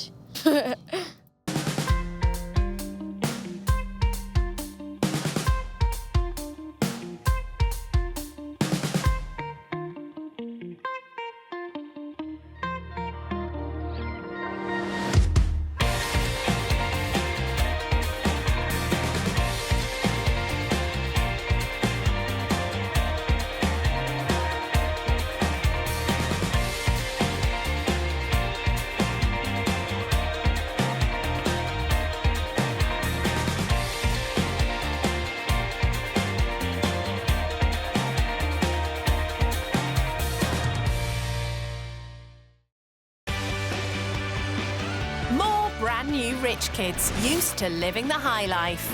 It was about £85,000 on my education. On a month on clothing, I've probably spent about £5,000. That sounds really bad, doesn't it? They're about to take a giant leap out of their comfort zone. These are flats. I've never been in one of those. I've never really stayed anywhere by myself. They'll stay with typical British families living on the breadline. Obviously, she looks rich. He never had anybody say no to him. Oh. This is worth about 8,000. Terrible, aren't I? They'll learn what life is like. I don't know how they do it. I'm just surviving. For those struggling to get by. I just cried and cried. And the sacrifices they make. She's doing all she can. It's heartbreaking. If you have something that you want to do, you have to work hard for it. I told you I ain't got no muscles. Will the cash-strapped families change their views? I thought he was going to be stuck up, but I was wrong. Rendell is a big surprise. Oh, it's a big one. And will the rich kids learn? I was blown away by what they do and how they live. There could be more to life. Thank you, Jesus. Than money. That's the least I could do. This is so great. When rich kids go skint. 20-year-old Rennie is the eldest son of self-made millionaires based in Dubai. My circle has always been people from more or less same family, so we'd always go out and spend big money. Rennie's Russian mum and Syrian dad run successful businesses in Dubai. He went to private international school there, but was sent to a boarding school in Scotland to do his A-levels. Made me more independent and it prepared me for uni a lot. He's studying for his degree in London and rents a flat near Mayfair. So as an international student, my fees are £12,500. And then for the flat, it's £2,500 a month. And it's all paid for by the Bank of Dad. For the last 3-4 years, basically, he's spent £85,000 on my education alone. Rennie doesn't have an allowance. He just has free rein on his dad's credit card. My dad, he fully funds my lifestyle. So starting from my uni fees to my housing fees to my nights out as well. He doesn't really tell me there's a limit, but obviously there's a certain extent I can like push it to. And as he rarely cooks, he eats out nearly every night of the week. So a main course starts from about £50, which is a steak, and it can take you up to £120 for a larger steak. And going to such exclusive places means wearing expensive designer gear. If it's just like a casual night out in Mayfair, I'll probably wear my hoodie. I got it in Dubai and it was about £250. This is more formal. I'll wear this to meetings or If it's a big occasion, it's my Versace coat. Yeah, it was about £450 and I got this in Milan. And if you think that's expensive... I have a Bottega Veneta jacket that I got for my 16th birthday, and that was £10,000. Instead of buying clothes, Rennie recently had a go at selling them. So last year I worked in retail for a couple of months, and I did that job more for experience rather than for the money. So being on a minimal wage didn't bother him. So looking back at it, £7 wouldn't even cover the cost of the shoe polish I use. But it did teach him one important lesson. Retail is not for me. I think, personally, I would work best in an environment where I'm in control. So why is Rennie putting himself into a position where he'll have little of it? If I'm going there for an experience, I should get the full experience of how it is to live on the breadline. Well, he'll be getting that full-on experience when he swaps Mayfair for South London to stay with the Ukpebo family. Magnus, Lisa, and their 5 children. Jesse is 10, David is 8, Excel is 7, Michelle 5, and Treasure here is 1 year and 8 months. Magnus and Lisa grew up in Nigeria, but met after they'd both moved to the UK for a better life. To me, I imagine life in UK would be like heaven. I imagine that it would be a place that is filled with milk and honey, a place of opportunities. Coming from a world of real poverty, the benefits of around £1,000 a month, plus Magnus's earnings as a care assistant of between £400 and £500, is a luxury for them. What I do for a job at the moment is just part-time because I went back to college. Magnus is studying railway track maintenance. The dream job is to get qualification to be able to work on the railway industry. Even though they're on a low income, Magnus and Lisa make sure they pay the £77 a month for an online tuition service, which provides educational laptops for their children. Select from the choices shown. I think that education is the best legacy anyone can give to anybody. What we spend our spare money on, £200 for JC's football activities, roughly 180 on David as well. Magnus and Lisa skip breakfast every day so they can afford the hobbies their children love. But there's one activity the whole family get involved in that costs nothing. Religion plays a very huge role in my family because life is not always dependent on money. So what are they hoping the rich kid will learn from living with them? I would like to teach the rich to be grateful to God because they are rich. The purpose of their riches is as a result of the people that God has placed around them.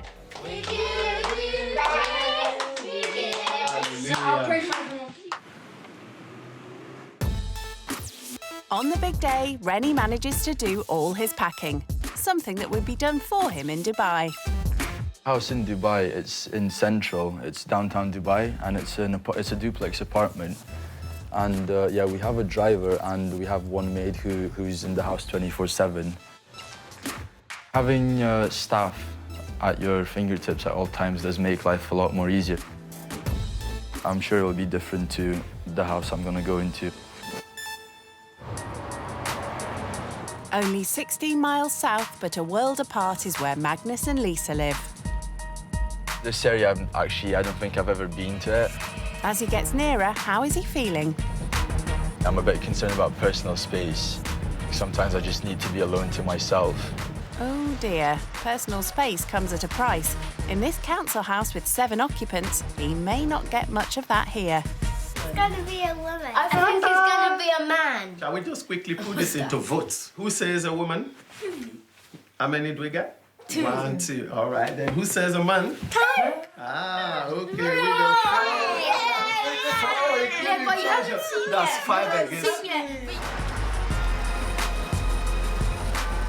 Now that I see the house, it looks fairly small, but it does look quite nice as well. So I'm just excited to see what's waiting for me on the inside.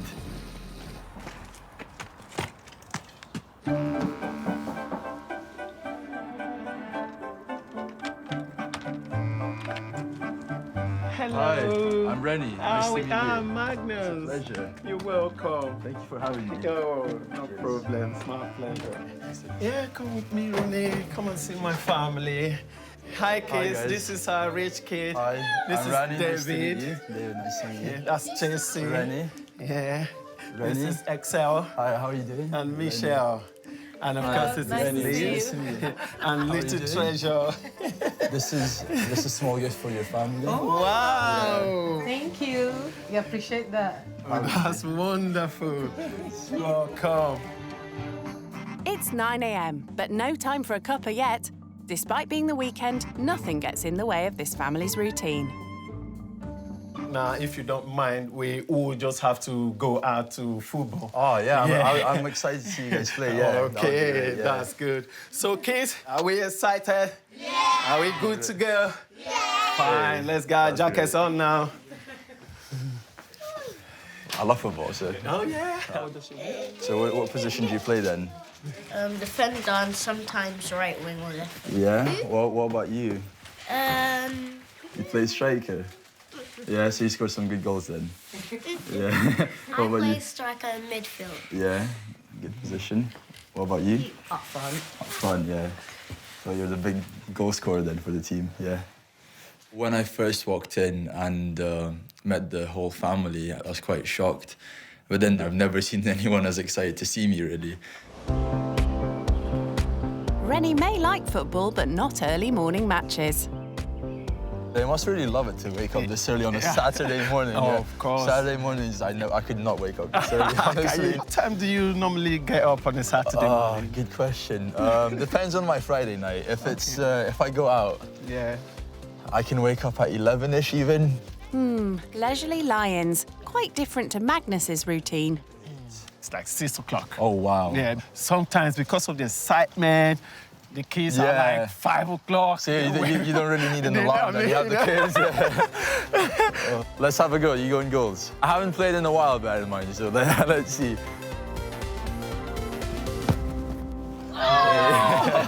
If you like over sport, you just like connect with people better. So yeah, with the kids, like I connected with them instantly. Like we had a topic to talk about, and just like they told me about how much they liked football. They asked me what sports I did. Magnus and Lisa make sacrifices to be able to afford football for their kids. But it's a drop in the ocean compared to the cost of Rennie's exclusive hobbies. I was growing up in Dubai. Okay. So I used to play a lot of football then as well. I played at the Arsenal football school, just under £1,000. So that was for one term. Then also I used to do ballroom dancing, which is cool. Yeah, no one knows it, but yeah, that's one of my hidden talents. Okay. That was £100. Wow. Yeah, per lesson, yeah. So it was quite pricey, which I didn't realise at the time, but now yeah, I'm really grateful. Pricey, but his dad probably didn't skip breakfast to afford it. The total for my boys is roughly about 380. Is that for one term for the children? Yeah, yeah. Wow. I think Rooney, he's quite lucky, He never had anybody say no to him. I mean, that's amazing. Just the fact that he's able to, and he's willing to spend that much money on his kids just to play football. It's very eye-opening for me. I'm just very fortunate to be in the situation where I can do multiple sports, multiple times a week as well, yeah.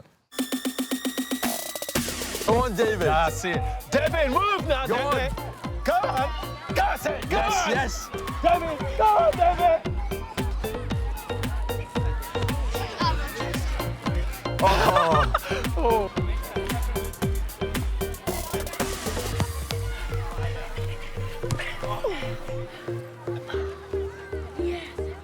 Excellent. Nice stuff. Yeah. Oh, David, Well you proud did of you, very man. well today. That was a good stuff. game. The morning's outdoor exercise means the kids are now ready for their lunch. But they're also exhausted, even Rennie, who struggles to keep up with Magnus's energy. Lovely day today. No time to rest, Magnus wants to show their guest around the house. So how many people share this bathroom? Is it just for you and your wife, or is it this for the kids? We share this bathroom between the 7 of us. We are a so family all of of 7. you. All right, okay. And this is the only bathroom that we've got in this house. Okay. Yeah. How many bathrooms do you have in your house? And how many of you shares your bathroom? So we have 4 bathrooms in the house. 4 bathrooms? Yeah, so we have a guest room, one in my room, my parents' room, and then actually we have 5 bathrooms. Yeah. Another one in the common area, and then we have one more in the maid's room, which is just for the maid. That makes 6 then. Wow. So there's basically always a free bathroom, yeah. Wow, that's a lot of bathroom. Yeah. Wow. This is a nice cozy room. This is Lisa's room. Okay. She and Treasure, you know, and Michelle. They oh, wow, the 3 of them. All right, okay. Yeah. They sleep in this room. This is my boys' room. Okay. JC and David. Yeah. And Esther as well.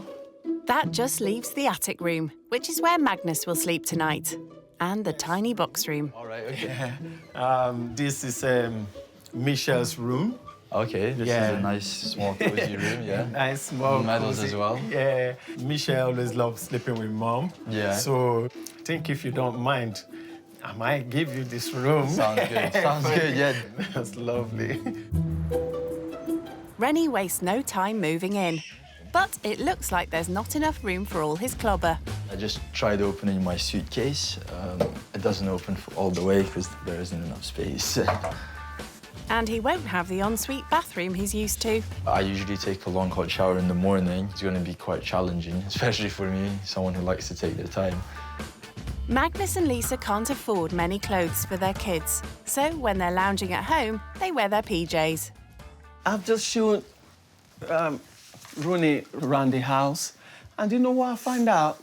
What's that? I found out that, you know, he even have a maid. Wow. Do you know?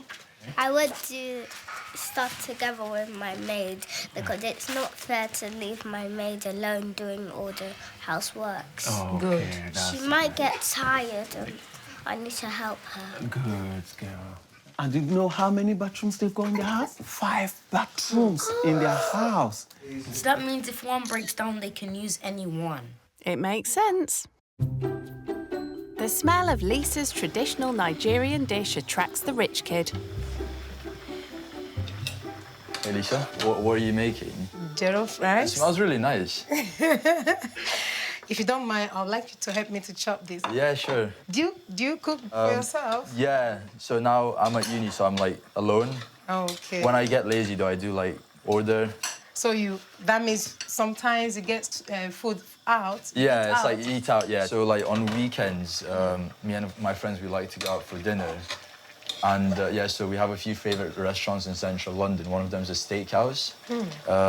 Starting price there would be, like, for a steak, like, around £50. And it can, wow! Yeah, just for a steak. Do you know, the money you call for us, like, a week, is just for that steak? That's a week's worth of food for your whole family. For the whole family. Oh, wow. Ronnie, do you know what? I don't spend more than £7 for a meal for me and my family. For the whole family? For the whole, yeah. Wow, so that's £1 per person. Yeah. Then we eat the meal like twice a day. Wow, okay. Yeah. Yeah. Can't believe that. And then what will you usually do for breakfast then? I and my husband. Yeah. We take tea in the morning. Oh, so you don't eat, but you wake up so early every day though. Yeah. And so the whole morning you just go about food. Yeah. The reason I and Magnus don't have breakfast is to save money. Oh, wow. Yeah.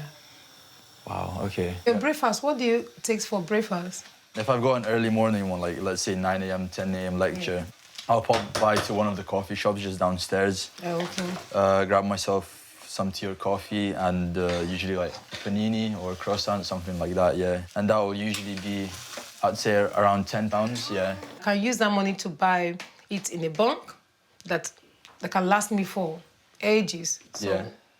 Why? Yeah, because as you were saying before, it's £7 to like feed your whole family. Yeah. So that's, yeah, I completely understand that and where you're coming from. A 4 out of 10. I mean, a 2. I'll rate 2. No. Lisa mentioned that her and Magnus have to skip breakfast. And Lisa just said it so casually as well, as if it's not a big deal. But if I were in their boots, I just wouldn't be able to hack it.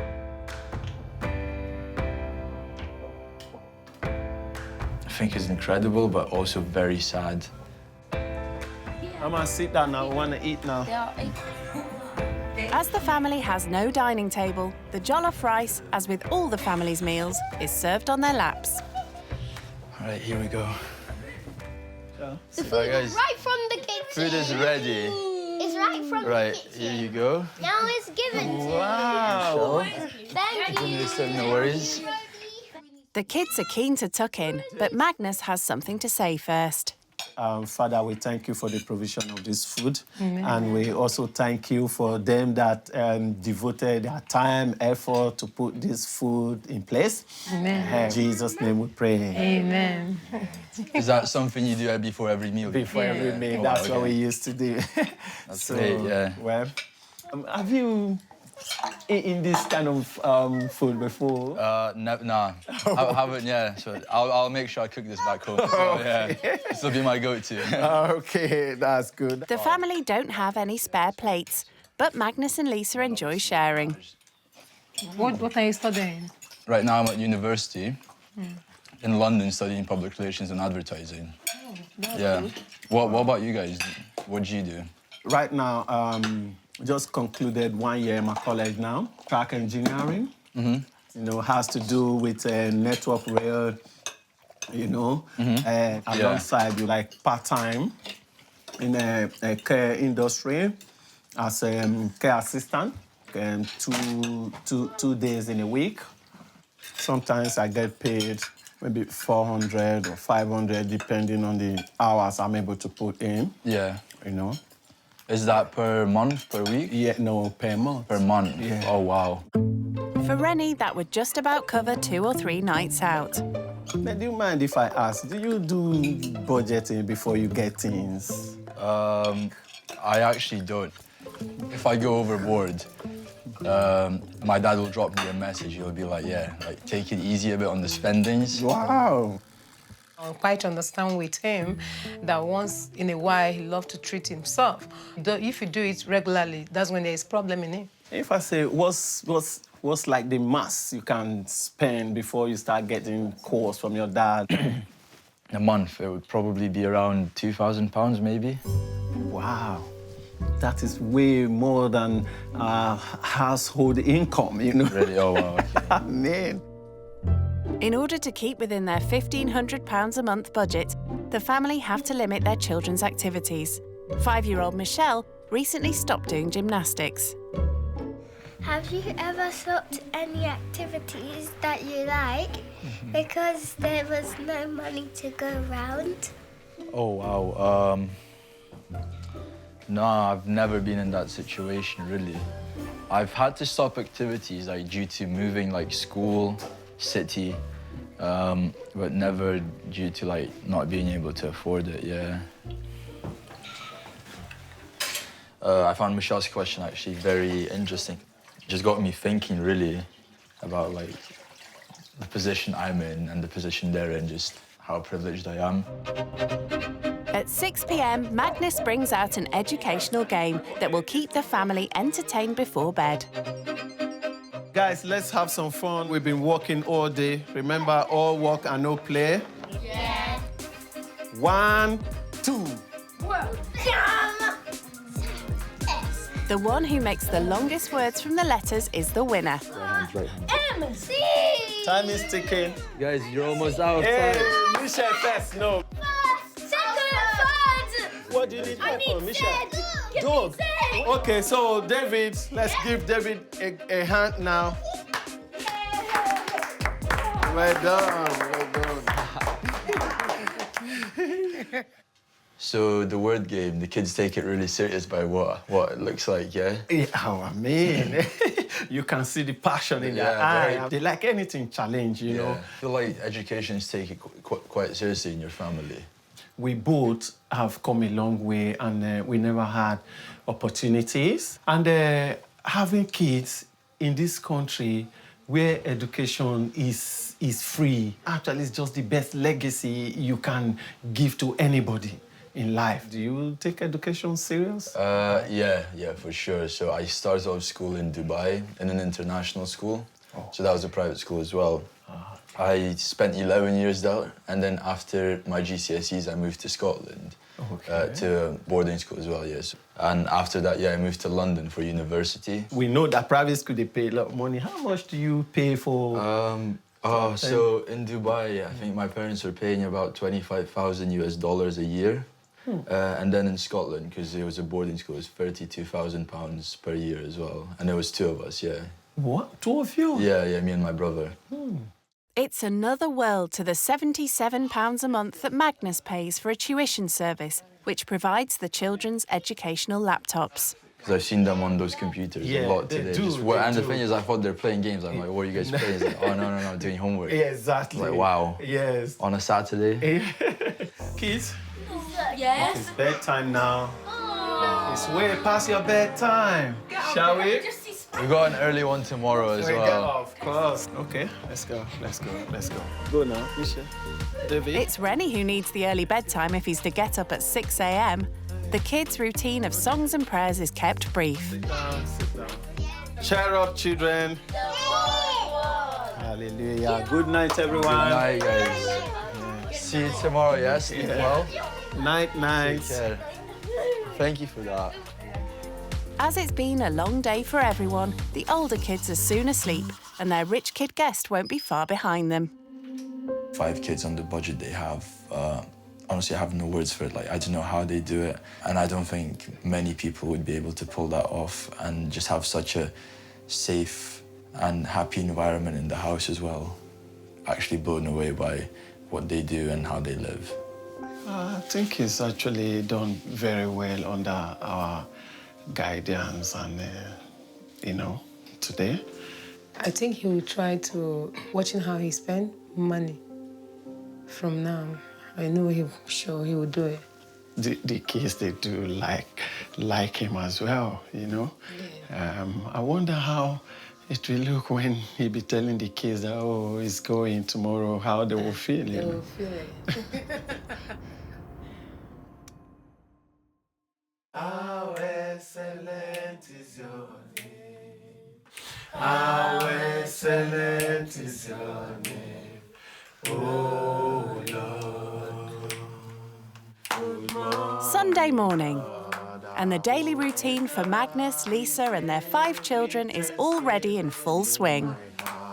Who enter his court with praise.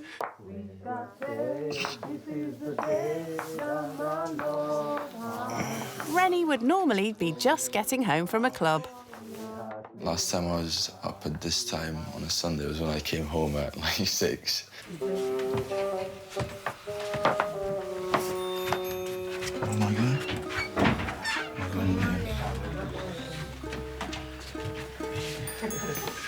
Morning, Roddy. How are you? Yeah, I'm good. You good? Yeah. Did you sleep well? Yeah, much better. Okay. This is what we do every morning. We wake up for morning devotion. Yeah. Good morning, Jesus. Good morning, Lord. Usually on a Sunday, I wouldn't be up till like 10, 11, sometimes even 12. Hallelujah. Amen. With 5 kids to get ready for church, there's no chance Rennie's getting back to bed. Yeah, please, I would like you to help me to iron the children's clothes. All right, yeah. Clothes they used to go to church this morning. Let's do that. Growing up with a maid and chauffeur, Rennie is used to having things done for him. But Lisa's throwing him in at the deep end. I don't think I'd be able to do this like 6 in the morning for 5 children. It's quite a lot. It's been a bit more challenging than I thought it would be. Do you iron your clothes by yourself or you take it to the dry cleaner? I'll probably take it to the dry cleaner, but eventually I'll probably get an iron as well. How much is it cost? For a shirt, I think it's £3. Wow. Pretty sure per item, yeah. So if I take all these to dry cleaner, how much will it cost? So 11 items, let's say, so £33. £33? Yeah. Wow. Yeah. It's a waste of money. He's going to learn. He's going to do it on his own after he left my house. Am I doing a good job ironing? Yeah. Yeah, okay. That's good. Thank you. Well done. When Lisa and the girls finish bathing, then it's your turn to go and wash. Cool, okay. Then. Yeah, magic. Then you get dressed, then we start going. Yeah. All right, thank you. Yeah. Wait, let me bring towel. All right. Having to key to the bathroom isn't something I'd usually do. But obviously it's a really big family and they share one bathroom amongst 7 people, so I did expect it when I found out.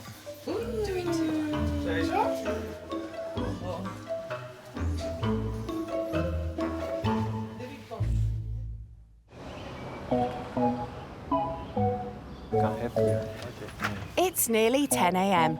The family are heading to church with Rennie, and like Magnus and Lisa, he's skipped breakfast to save the family's budget.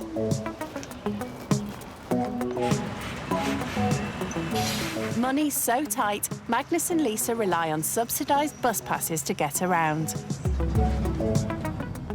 So do you usually take the bus then? Is this how you travel?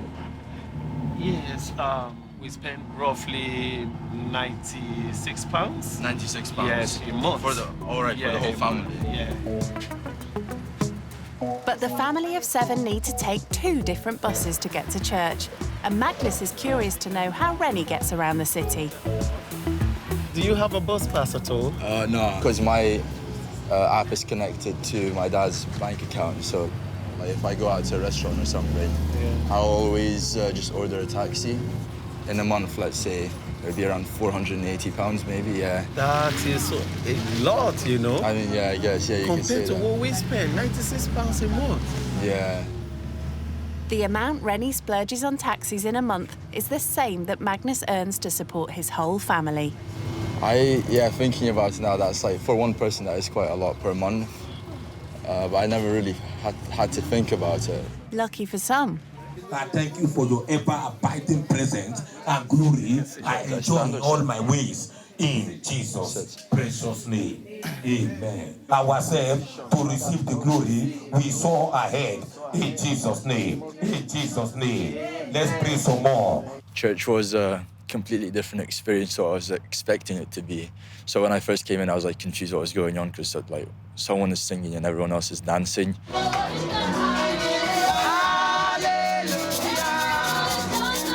But the atmosphere is really nice in there. Everyone's clearly like friendly to each other. Everyone knows each other, and yeah, it was a nice experience in general. This is like offering, you know, when you dance to thank God, appreciation.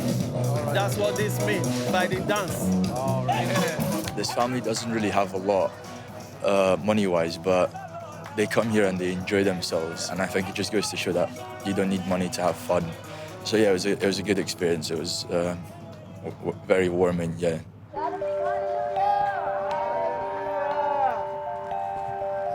Rennie's not had any breakfast, but before he gets to eat, Magnus wants him to learn a valuable lesson.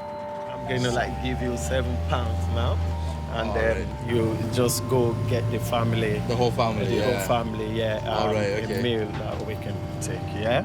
It could be a struggle for spendthrift Rennie, who thinks nothing of shelling out £200 for a restaurant meal. This is £2. That's Thank £7, yeah? Cheers, yeah, thank you. Okay. Never done a challenge similar to this, so I'm slightly nervous. I hope I've managed to like sort it out, but yeah, I'm quite excited as well. Excel. Yeah, let's go. For the first time ever, rich kid Rennie will need to think before he buys. He's only got £7 to feed 8 people, but he's got big ambitions. So I'm thinking of making a 2-course meal. Have some salad on the side, and then for the main, maybe some rice or pasta with some chicken, probably. So over here, most of the vegetables are priced at around £1, so that'll leave me with £6 if I take any vegetables. So I'm gonna take this salad. Yeah, that looks about right, so I'm left with £6 now. Down here we have the chicken. One chicken wouldn't feed the whole family, so I feel like I'm gonna have to say no to the whole chicken, so we might have to find something else, an alternative to that. His big idea for dinner is fading fast. So over here we have some pasta. It's priced at £1. So maybe we could make some pasta. That leaves me with £5, and then that leaves me with £4. So I took 2 packets. I feel like that would be enough. I was gonna make pasta with pesto, but the pesto is £2, so if I was here with my own money, I wouldn't really give a second thought. If I wanted or liked something, I'd just grab it. Rennie looks for other options to go with the pasta. So I've now realized that there's nothing else from that section I need, so I think I could invest £2 into the pesto. He picks up some onions and has just over £1 left. It's a bit harder than I expected it to be. It's put things into perspective for me because Lisa and Magnus, they have to do this every day. I'm trying to think.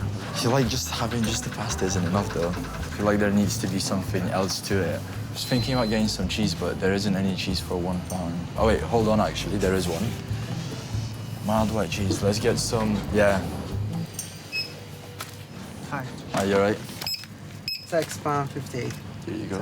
He's pulled it off with 42p change. Lisa, I don't know how she does it, but she manages to get chicken, some nice rice, not everything, but yeah, in that sense I failed, but I still managed to get some food. The kids have been cooped up all day. Time for some fresh air, doing what they love. And before he starts prepping lunch, Rennie joins them. Rennie, can I ask you a question? Yeah, of course. When you were younger, Yeah. did you go for learning activities? Yeah. And then I did a lot of physics classes as well, outside of school. Okay, Yeah. Oh! Nice, David. Oh, what a save. 3-0, come on. I enjoy cooking for myself, but it doesn't happen too often, unfortunately, because sometimes I either don't have time or I just too lazy, really. You can't get much quicker or easier than pasta with pesto and cheese. I'd rather have Parmesan than, I think this is mozzarella cheese. Mozzarella? He's obviously no cheese connoisseur. It's a bit tasteless, to be fair. It's very chewy as well, so I'd probably compare it to plastic, maybe. Well, it was only £1, but it's got Rennie thinking if he could cope long-term with so little cash to buy food. So if I was on this budget, I feel like I wouldn't be able to stay healthy because I would be eating stuff like this every day. Okay, let's put some pasta in. What do you think Ronnie is preparing for us? I think he's going to get McDonald's. I've never cooked for a family this big. Okay, so for this, I'm gonna need a knife. Yeah, I wouldn't be impressed if someone made this for me, so hopefully they don't get too upset with me. What do you two think that Rennie is preparing? It might be macaroni. Macaroni cheese. Oh, I hate that. I love that. I hate that. The pressure's on. I'm slightly nervous about what they're gonna think about it, but hopefully they do enjoy it. Okay, guys, so here's your food. I've made some pasta with cheese and pesto and just a little bit of salad on the side. No worries. Ronnie, how much did you spend for the meal? I managed to spend just under. I've actually got the change. £6.60, I think. Yeah. Wow. Change. I just managed to. Yeah. That's good. Yeah. For you to go out and you make a meal within that budget and you still have change back, you actually to know the value of money. I thank you very much. So Lisa, you make most of the food in the household usually. Is there anything you'd change maybe, or add something, or maybe take away? No, it's perfect. The taste is delicious. Oh, you like it? I'm glad to hear. Rennie's pulled it off, and Magnus is impressed with his efforts. I think I've learned a lot from Ronnie, which I wouldn't have thought that the rich people could have done. I think he is that type of rich that also cares for people around him. Living skint is coming to an end for rich kid Rennie, but thanks to Magnus, Lisa and their kids, he's returning to his life with a new approach to his studies. I'm back at uni tomorrow, and yeah, just a lot of work to catch up on, really. Yeah, guys, I just wanted to say thank you. It's a once-in-a-lifetime opportunity, and I'm really happy I took it. You've been amazing hosts. Yeah, and I've just got a little gift for you as well. I think it's chocolate again.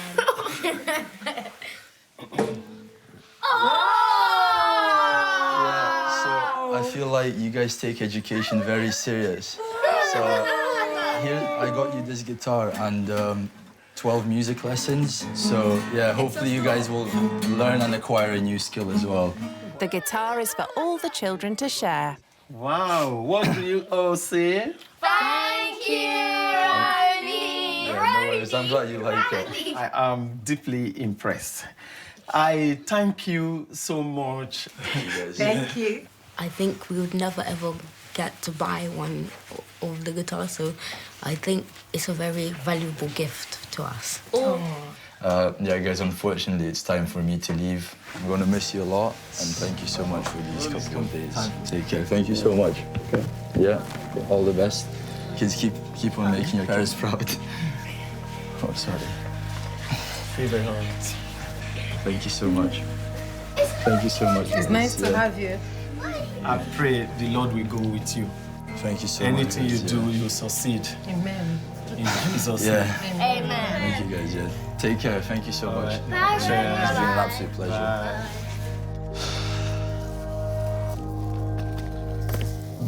I feel really sad now that I've left. It was a great experience, even though it was only for a couple of days. I feel like we just bonded so well. The kids are feeling the same. I feel sad that Ronnie's gone. Jesse, you're gonna make your mommy cry now. Ronnie is not gone forever. We can still get in touch. Take this, clean your eye, Jesse. It's okay. That's okay. I'm fully certain now that money doesn't necessarily buy happiness. They have each other, they go to church, and they support each other, and that's what makes them happy and just connected.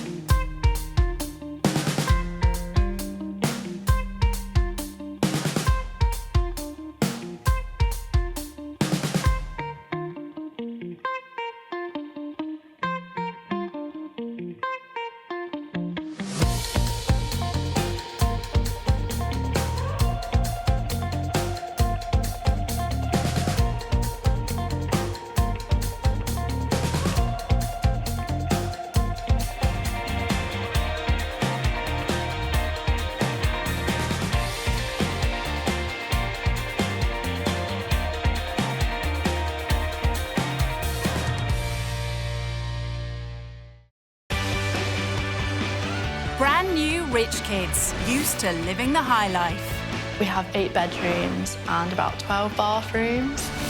Walking is for peasants. They're about to take a giant leap out of their comfort zone. It looks a bit rough. What's the benefits? They'll stay with typical British families living on the breadline.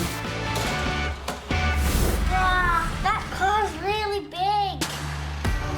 People are rich, they're stuck up. Just snobby. Snobby. I think I find it quite hard to live here. Sleeping on a sofa for the rest of your life isn't ideal. You don't know what a struggle is. They'll learn what life is like What does this button do? for those struggling to get by This is like a food bank. I didn't even know what a food bank was. and the sacrifices they make. He gets everything he wants, and we just about get everything we need. So when was the last time that you actually treated yourself? Oh. Will the cash-strapped families change their views? Doesn't make you a bad person just because you're rich. It doesn't mean you're a good person just because you're not rich. And will the rich kids learn I have no idea what I'm doing. there could be more to life than money? The best experience of my life. When rich kids go skint. I do admit I do spend a lot and I should stop, but it's not happening. Sorry. This rich kid going skint is the son of a self-made multi-millionaire. My name is Adil. I live in Cheshire. Adil couldn't wait to leave school and join his dad's property empire, where he was instantly made a director. I don't think algebra is going to buy me a property or a Rolls Royce, let's be honest. Adil and his family have a fleet of executive cars, mostly Rolls Royces and Bentleys. This was my car for my 16th birthday party. Never driven it, not interested. I don't know why I even got it now. Because he's so rich, Adil has a security guard called Samir, who also doubles as a chauffeur. I will never travel alone. He's always with me. I feel safe with him.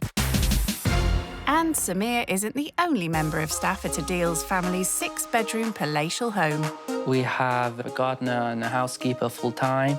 So anything I need doing, my bed doing, I need a coffee or whatever, it's done. So this is my dining room. We have these very special pictures covered in Swarovski stones. It says Allah. And it's not just crystals on the walls. The main lounge is decked out with customised designer furnishings. Everything's Versace, all the sofas, the chairs, the tables. It's always been Mum and Dad's favourite brand, so we go, why not we do the first house Versace? So we went to Harrods and we came up with this good combination. The show house look is important to Adil. He has very exacting standards. I'm a very clean person. The room has to be clean, a cup has to be laid out in a certain way. I feel everything has to be just perfect. That's one of my biggest problems. One of his other problems is shopping. Bags are a particular weakness. This is the Louis Vuitton Prisian bag, and it's only plastic. And at £2,500, that's one very expensive plastic bag. So one of the best gifts I've ever been given by my parents was just this watch, the Audemars Piguet, because it's a special limited piece. So why does a rich kid like Adil want to sample life with a family on benefits? Oh, I don't know anything about benefits. What's benefits? Generally, only being able to afford what you need, not what you want. I'll definitely say I will struggle, I'm not gonna lie. I feel I would struggle not having the highest standards of facilities what I have, like a housekeeper 24 hours. But I just want to learn it and see what it's all like in the real world.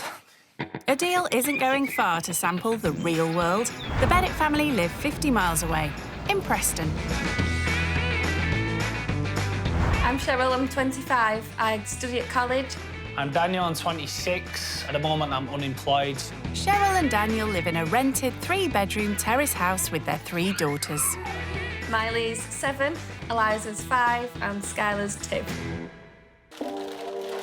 11 months ago, the family suffered a financial and emotional blow. Unfortunately, I lost my job and a bit of a breakdown, didn't I? You're not earning money. You kind of feel like you've failed your family a little bit. It kind of flips your world upside down. And it's meant they've had to make sacrifices. When did we last go out for something to eat? Probably about 6 months. Yeah, and even that was 11 quid, or you can eat Indian buffet. Yeah.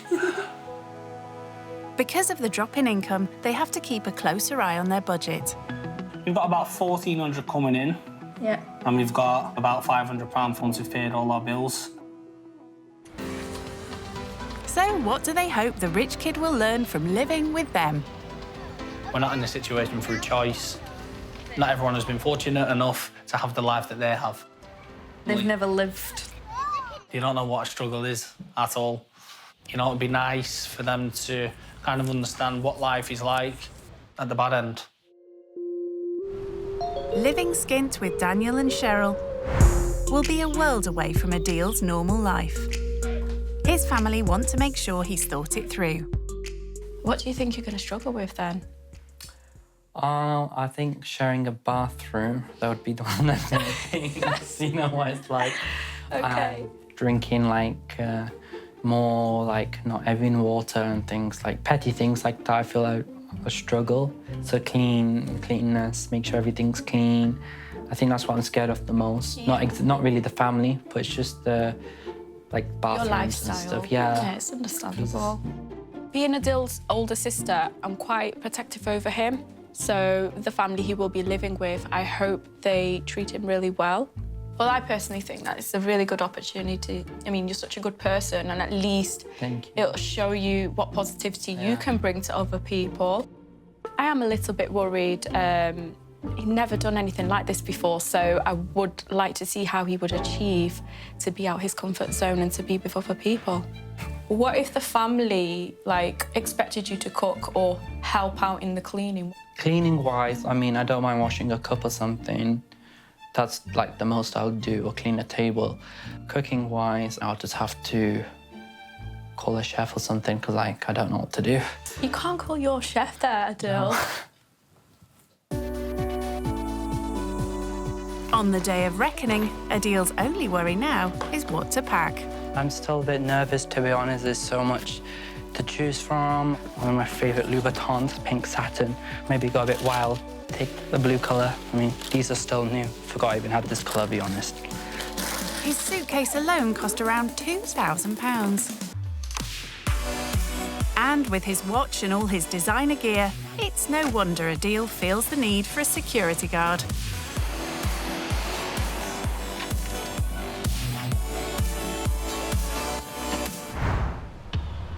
An hour away from affluent Cheshire, in Preston, the Bennetts are anxiously awaiting the arrival of their guest.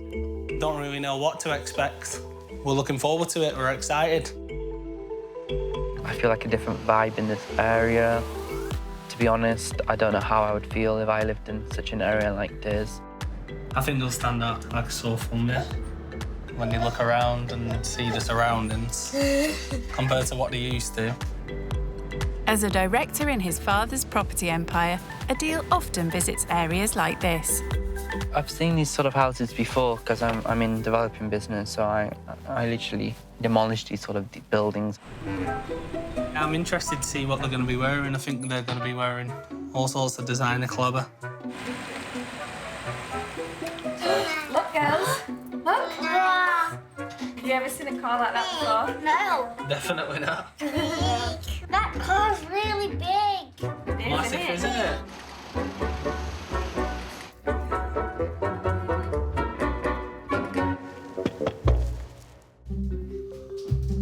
Adil arrives mid-morning. Hello. Hi. You all right? Good, thank you. Nice to meet you. Nice to meet you. What's your name? Adil. Adil, nice to meet you. I'm Daniel. Hi. Hi. I'm Cheryl. Adil, Nice to meet how you. are you? I'm okay, you? Good, thank you. I bought you guys some chocolate. Oh, wow. Hope you like them. What do you say? Look at them. It's okay, no worries. Thank you I'll very put it over there much. for you. The chocolates are set aside for later. My name is Miley. Hi, nice to meet you, Miley. My name is Eliza. Hi, Eliza, nice to meet you. And this is Skylar. Hi. I'm saying hello. Hello. Little weird. Yeah. Come on, I'll give you a tour of the house. So this is like the playroom stroke dining room. Yeah, I've got nieces and nephews. Right, okay. So we've made one room into like a play area All for right, the toys. Is it this size? It's slightly bigger, but What about your dining room? we can serve up to 12 people at a time. 12? Yeah. Wow. And you cook these nice dinners? No. My mum usually does, or we just have a chef that will help us cook. Right. So it's a lot more easier for us. Yeah. So, yeah. So Adil probably doesn't spend much time in his kitchen. Time to see the Bennetts. As you can see, it's not all that big, but it gets the job done. How much bigger is your kitchen compared to this? Maybe 4 or 5 times bigger. 4 or 5 times bigger, right. Adil's in for another shock when he sees the size of their garden. Yeah, so this is our garden stroke yard. Wow. This area is pretty much used for drying clothes. Very small, so the kids can't really play. I'd say this is like the size where we put all our like tractors and like all garden materials and stuff. Okay. Adil's been given a tour of the downstairs. Now he's heading to the room he's most concerned about. In here is our bathroom. Okay. Very small. And is this the only bathroom you have in the home? Yeah. Okay. How do you feel sharing a bathroom there? It's all I've ever known, so. Yeah. I've got my own ensuite bathroom, so. Right. With a jacuzzi, a shower, and then jacuzzi, so it's a bit different. How many bathrooms have you got in the house? I think we've got 5 upstairs. Right. And 2 downstairs, as well as the one downstairs, yeah. And the garden one, so. Garden one? Yeah. Right. For this outdoor area. Right. So that's a total of 7 more bathrooms than the Bennetts have. I wasn't the happiest when I mentioned we're sharing the bathroom. But, I mean, I understand the facilities that they can only offer, so I'm not going to complain. I'm just going to go with the flow and be chilled. So here is mine and Cheryl's bedroom. Okay. What's your bedroom like? Just my bed, a seating area, right. And then it's just all my walk-in wardrobe, so for all my clothes and shoes. How big is your walk-in wardrobe? Bigger than this? I'd say slightly bigger than this room. Slightly bigger than this, your wardrobe? So, yeah. Right. Well, he has to have somewhere to put all his clothes, shoes and bags. So in here you've got Miley and Eliza's bedroom. Hey. These two. Hey again. I've never shared a bedroom with anyone before. None of my siblings. You never slept in a bunk bed then? No, never. No. We might get you on top bunk. Oh, okay. And this bedroom, this is Skylar's bedroom, the youngest. No. I've never seen a room this small before, so it's interesting to see. Yeah. Right, so this here, this is where you're going to be sleeping. Wow. On the settee. I've done it once. We're just watching a movie. Right. So that car you've come in, what car is that? That's a Rolls-Royce Cullinan. Right. Yeah. I've never seen a car as big or as flashy before. No. Oh, wow. Only on TV. Okay. How much did that set you back? I'd say a good few $100,000, that's all. Right, a good few $100,000, right. In the current market, that amount could buy 3 houses in Daniel and Cheryl's street. This is like really cozy and like it is, yeah. You can have like a picnic table out, watch a bit of TV if you want to. So and you can like control it, and if you're thirsty, you can have some champagne in the fridge from over there. So it's just like really nice for a long journey. And if you like your privacy, then you can just close all the curtains. Oh, perfect. So yeah. I could live in here. Yeah. And then the car's so extra, so you don't even need to ever close the door. It's like a button inside that closes the door for you. Right. Or you just click it here, and it just closes for you. Right. So you don't need to lift it because it's really heavy, the door. Right. So, yeah. It seems nice in the car, and you can tell with what he's wearing, you know, it would have cost a lot of money. Yeah, it's a million miles apart from what we're used to. You need to crack the ice more because I feel they're very shy, I'm shy, so it's going to be a bit tricky for me, but let's see anyway, so. To help their guest feel at home, the Bennetts have stocked up on bottled water, as it's the only water he drinks, and just in time for lunch. So what do you put in your sandwiches? We usually have ham and cheese. Okay. Is that okay? Oh, I don't eat meat, so Okay. maybe just cheese. Just cheese, is that okay? How come you're a vegetarian? I'm not fully vegetarian. It's just I can't eat no pork or anything. I'm allowed chicken, halal chicken. Oh, that's from your religion, isn't yeah, it? from my religion.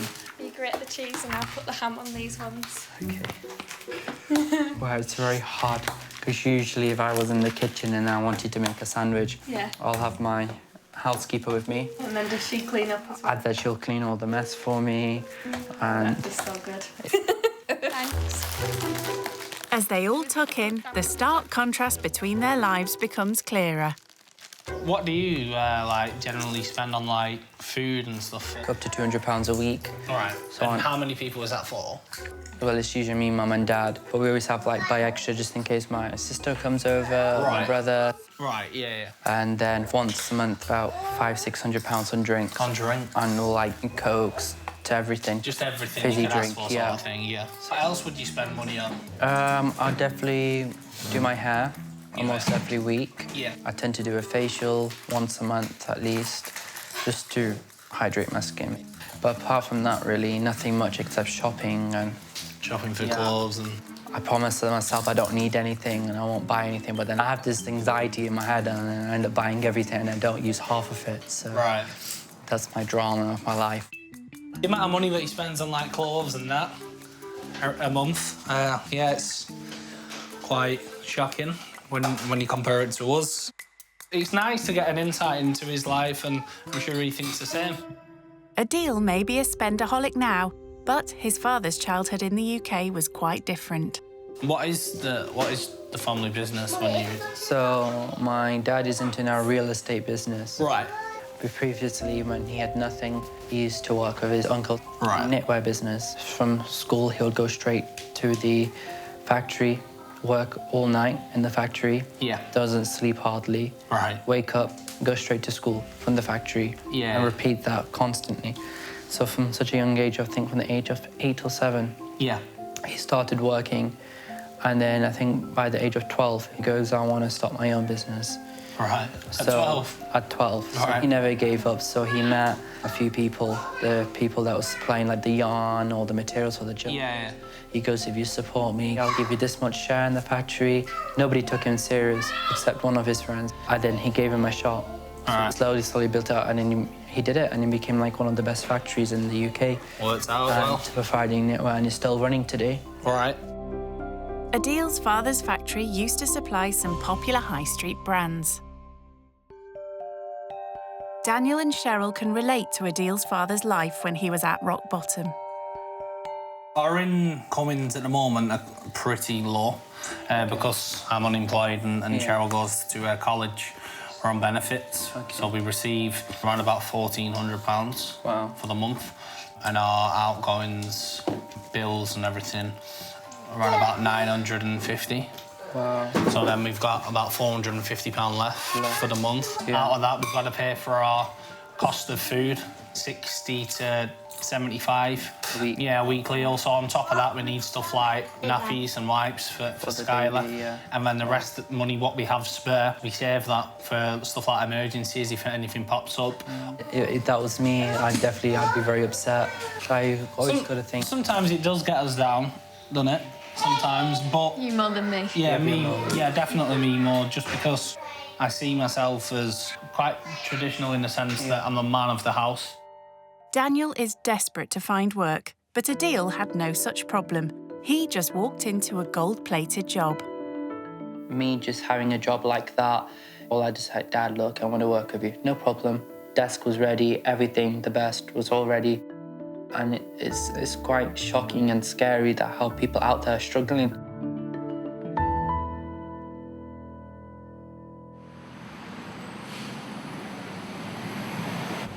In order for Adil to fully grasp just how difficult life on the breadline is, the Bennetts ask him to try and feed them all for a tenner. Oh, God. And with that, we would like you to get enough food for us to make a meal for us 6 for tonight. Yeah, so there's the £10. Thank you. So do your best. Good luck. Thank you. Very stressed because I don't mind going to the supermarket, but actually picking the ingredients and everything, and you're responsible for everything, I've never done before. And he's also going to be responsible for cooking the meal. Adil asked 7-year-old Miley for her thoughts. Have you ever tried Indian food? No. Never. Would you want to try Indian food? Yeah. Sorted. So I'll get some of these. It's called a paratha. So it's like an Indian bread type thing. Blimey, there's 15 in each pack. Adil would normally leave everything to his personal chef and decides to call his next best thing. Can I just call my mum for a minute? Hi, Mum. They've asked me to cook dinner for tonight. Can you send me the recipe for dal? You need a small packet of dal, then Billy. Okay. Onions, tomato. Okay. Yeah, do you know how to do that? Yeah. Sure. Yeah. Okay. Bye. Okay. So here's lentil. I think we should cook a small packet. 2 onions, 1 garlic and tomatoes. One of these. Oh, God. I'll get one if you get one. Thank you. So I see garlic's some there. garlic here. Okay. Red chili powder. They all look red. So we need...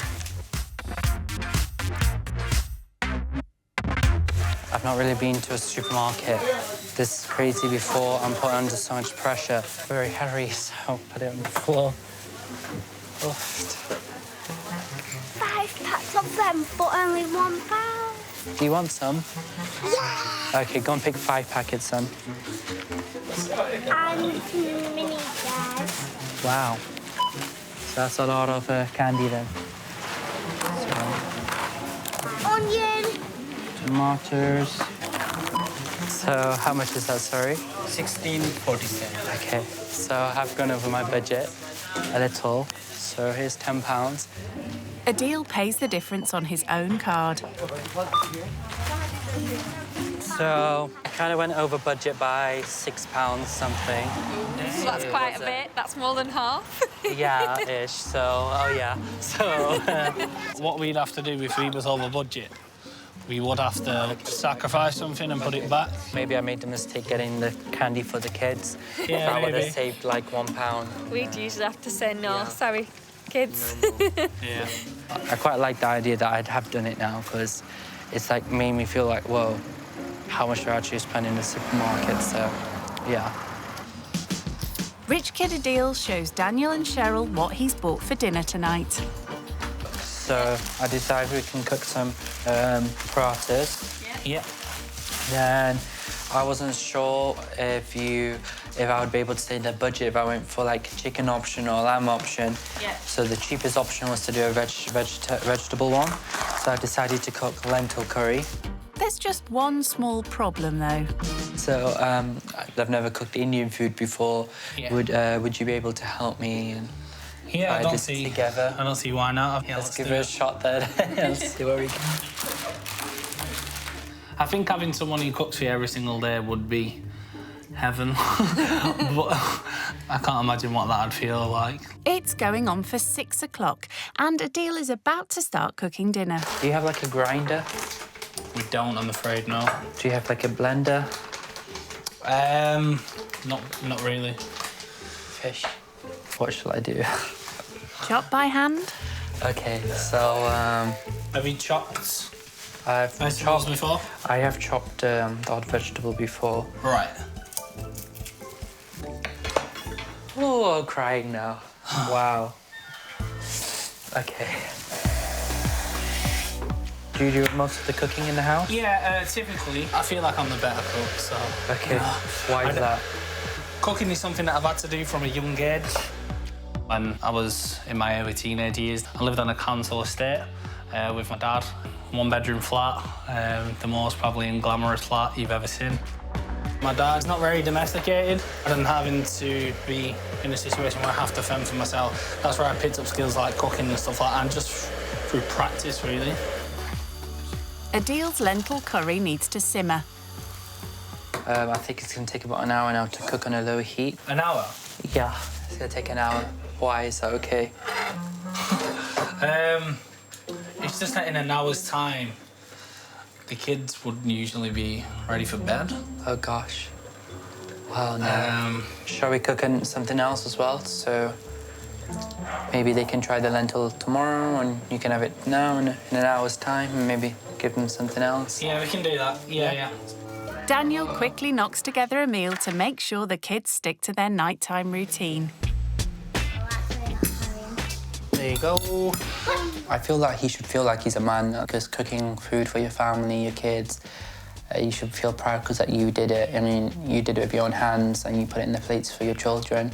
The kids have gone to bed and the curry is almost done.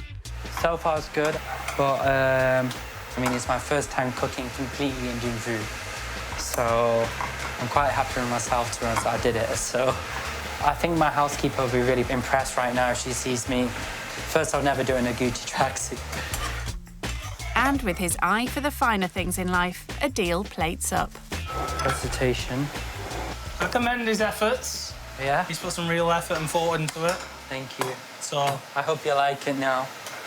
The moment of truth. I know, I feel like I'm in Mary Berry or something. Who does the best cooking? Not bad. You okay? But it's nice. Oh, it's hot. Oh, God, it's very hot.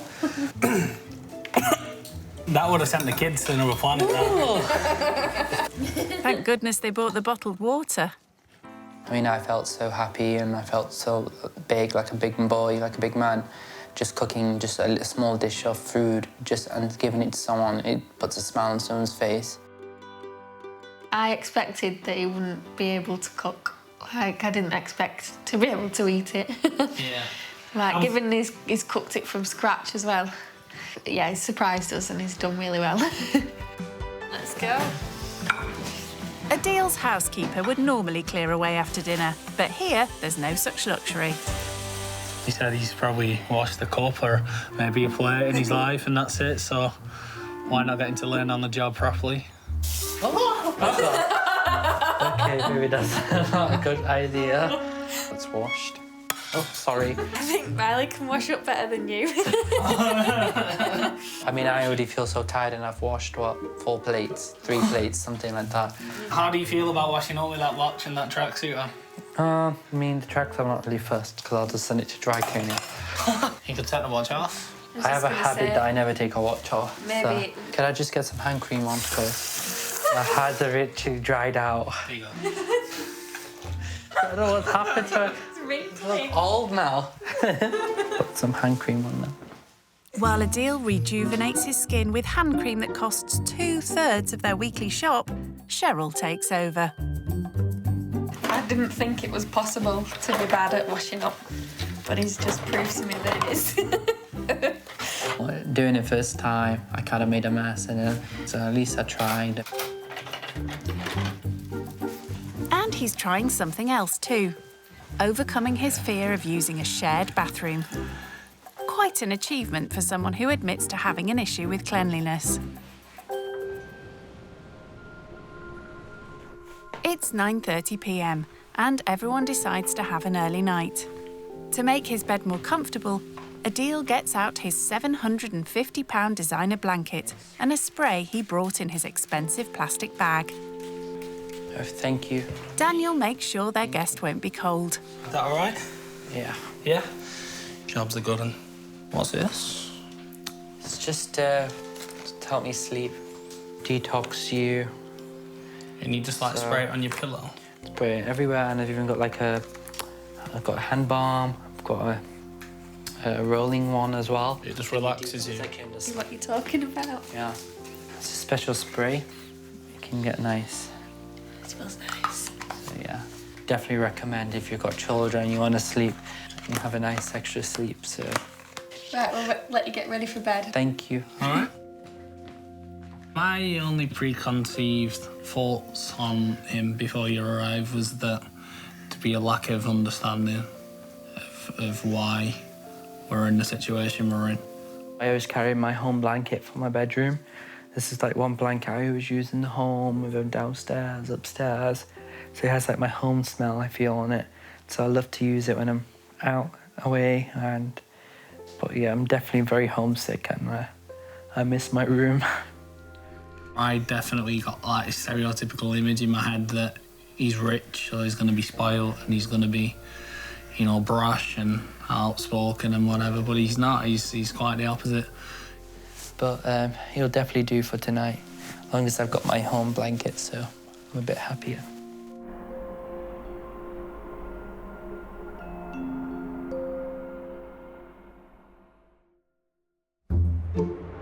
It's nearly 7:30 and the Bennett family are up, dressed and eating breakfast. Unlike their guest. I'm so missing my bed right now. I'm on the sofa, so, I mean, I don't sleep on a sofa, so I think that's what was the most uncomfiest thing. But luckily, I've got my blanket with me, so I feel a lot more comfortable. The family have plans for today, so need a deal to get a move on. Wake up. Morning, Adil. Morning. You all right? Hi. How are you? Good morning. You okay? What we're going to do today, the kids go to ballet and tap dancing schools. Wow, okay. So what we're going to do, we're going to head down there, and we would like you to come down with us and see what our Saturday morning entails. Okay, let's go. Cheryl and Daniel have to make sacrifices to ensure they always have enough money for an activity their girls are passionate about. They love going to dancing. I think it's something for them to do. It's not cheap, but it's something they like doing and something we want them to do. So we make sure we have the money for it. Adil breaks his habit of a lifetime. No, I can't shower here, so I've decided as soon as I get home I'm going to shower, because I can need an actual shower, not the bath thing. I've never showered in one of them. Well, at least he won't delay the family. So how far is this ballet location? It's around about probably 10, 15-minute walk. Okay, walk, wow. Yeah, walk, yeah. Oh, God. Not walk. No, not much. I mean, I struggled yesterday as well, so... But when you're short on cash, sacrificing money on travel means Daniel and Cheryl can afford this luxury for their girls. Yeah, it costs around about £60. A session or...? No, per month. Okay, per month. So okay. Yeah. Yeah. So It doesn't sound a lot to you, but it's a lot to us. No. Yeah, so a fair bit out of our monthly budget. Yeah. But they enjoy it. It's something, it's like a hobby for them now, no way. Yeah. Have you got any hobbies that you have to pay for? Just going to the gym at least 2 to 3 times a week with my personal trainer. And how much would a personal trainer session cost you? Around £50 a session. £50 per hour? Per hour.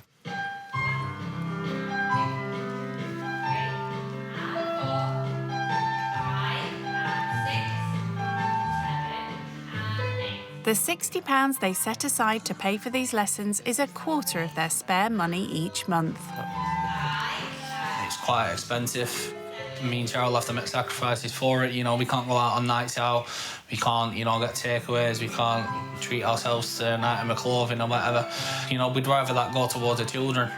In Nadia's experience, I don't think he would have had to make a sacrifice for someone else to do something. He gets everything he wants, and we just about get everything we need.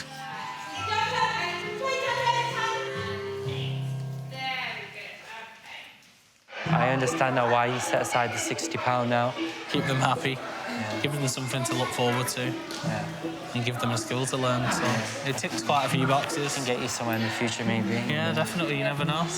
So if you had a child, would you be getting involved in their lessons? I wouldn't physically do the dad thing, but I don't mind standing and watching. Right. I wonder whether they do Gucci leotards. Wow. Might consider. Oh my God. It just makes me feel like £60 is just my haircut or something. So I don't realise how much £60 can actually be for some people. I've never made a sacrifice before. It's clearly woken me up now, to appreciate what I have more. Daniel and Cheryl don't have a car, so today Adil's getting a taste of how they travel when it's too far to walk. We're going to go into town. Okay. We're going to go and get the present for my dad's birthday. Yeah. How we're going to get there? We're going to get on the bus. Stop. Yeah, we're going to get on the bus, so no fancy cars. We could just take the rolls if you want. Unfortunately not. Okay. How far is it from your home? It's around about 1.5 miles, 2 miles. Wow. Yeah. Okay. And that's how we usually get about, to everywhere, basically. I can't do the bus, though. Eh?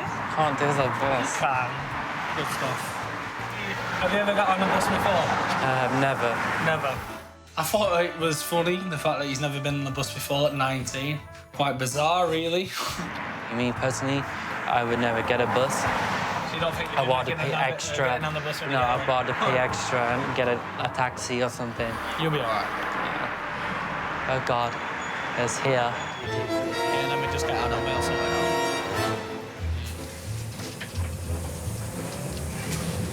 So what does this button do? Sorry? What does this button do? Oh, yeah, that just tells you tells the driver when to stop. So you press it, it'll make a noise, and you'll know when to stop. I'll let you press it when it's time. Okay.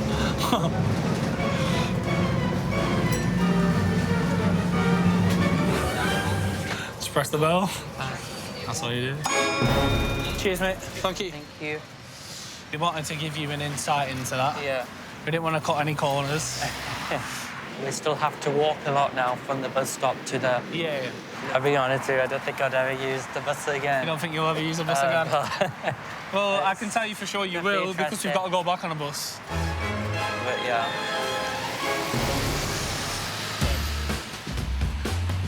Daniel's shopping for his dad's birthday, but he can only afford to buy him something from a charity shop. What do you think? I don't know, because I've never met your dad, so I wouldn't It's all right, it's all right. If it looks... I mean... I'll be able to point you in the right direction. Yeah, that's not bad, that shirt. Funny enough, I used to work in Bernardo's as a part-time thing. Yeah. And just, like, contribute, help, organise, like, the shelves. And I donated a lot of my own stuff for a little bit of Gucci or something. So maybe I attracted more customers. That's really good. Yeah, yeah. Testament to you, really. And it speaks volumes for the kind of guy that you are. Thank you. Daniel settles on a plain white polo shirt for £3. Let's do it. And they head home. I think he does now understand a little bit more about sacrifice after spending these last couple of days with us. And hopefully, you know, he can take something with him from this experience. Staying with the Bennetts has been an eye-opening experience for Adil. He's keen to share his feelings with Sister Serish on his personalised Louis Vuitton mobile phone. Hi. Hi, how are you? Good. I'm missing you. How are you getting on? So far, it's been good. I was asked to cook a dish for dinner last night. Yeah. And we did it. Yeah. I'm absolutely amazed by that. Fantastic. I think you can make me one now when you get back. So I'd definitely say I've learnt a lot comparing to my lifestyle. Whereas if I need £60, £100, whatever, it's just there. Yeah, I'm really proud, and I'm shocked, to be honest, that you've been able to do it. So, honestly, Yeah. chin high, well done, super Thank proud. you. I'm looking forward to seeing you and having a lovely catch-up with you. Thank you. Yeah, You too. take care. Take care. Bye. Love you, bye. Bye. Love you. Bye. Yeah, I feel more happier now, more relaxed that I spoke to a member of my family and they feel so proud of me. So it's definitely a proof to our family that I've done an achievement. The Bennetts were hoping to show Adil how they can have fun for free at the park before he leaves. But as it's raining, they have another free activity to entertain the girls and their guest. Never thought I'd be making slime. Taking part in such a messy game, especially while wearing a £1,000 designer jacket, is a huge step for Adil. What colour should we go for, girl? Pink, yeah. I'll let you do that. I think the slime kit was built for someone wearing Gucci, so... Okay, I think this is ready now. Can we stir now, Daddy? So slimy and gooey. Yeah, I'll let you play with it. I'm okay. No, you gotta have it. I'm okay. Go on, just a little bit. It's your creation. What is going on? Mummy! I'll just wash my hands now, to be honest. Look at that! Look! Just touch it a little bit. Just touch that blob. Oh, it's okay, don't worry. Come on, just that one.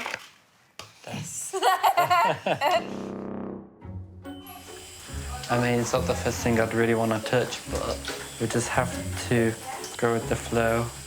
It makes the kids happy then. I was worried to get on my jacket because it's one of my favourite jackets. I mean, we've been saving it all along for someone dressed in Gucci, so we stitched him up a little bit with that. Adil will soon be heading home, but before he sets off, it's time for the family to open that enormous box of chocolates, which cost around £150. Wow! I wasn't sure what to pick you, so I thought I'd get you a selection of chocolates, so... Have you ever seen a box of chocolates that big? No. How many are you allowed? You can just get one for now. I got this one. Baby's like, which one do I pick? I got that one. That nice guy there. What do you say, girls? Nadia? Thanks, Adele. Knowing how much the three girls love dancing, Adele has arranged one more thing. I've decided to book you guys to go and see Dancing on Ice experience. Wow. Okay. We've never gone to anything like that before. Wow. But it's definitely something to look forward to. I wish I could do it. That'll be another dancing. Yeah. You'll be doing too. Thank you very much. Yeah, don't worry. It's time for Adele to leave. And as ever, Samir's on hand to make sure Adele's tracksuit never gets wet. I can't tell you how amazing touch just made me feel seeing this family and the way they live and how happy they live even though they got such little income. Thank you so much, guys, for letting me stay. No problem. It was a pleasure meeting you. It's been lovely to meet you. You too. High five. Yay! Hey. Thank you, guys. Thank you. I think this experience has taught us how much money you've got in the bank doesn't define who you are. Doesn't make you a bad person just because you're rich. It doesn't necessarily mean you're a good person just because you're not rich. They can't afford adventures going to Dubai and such places, but they still try to put a smile on their kid's face, and it just amazes me. It's really touched me. I feel a very big difference now. I wanted to keep him. And these cars. No, just him. I'll take the car.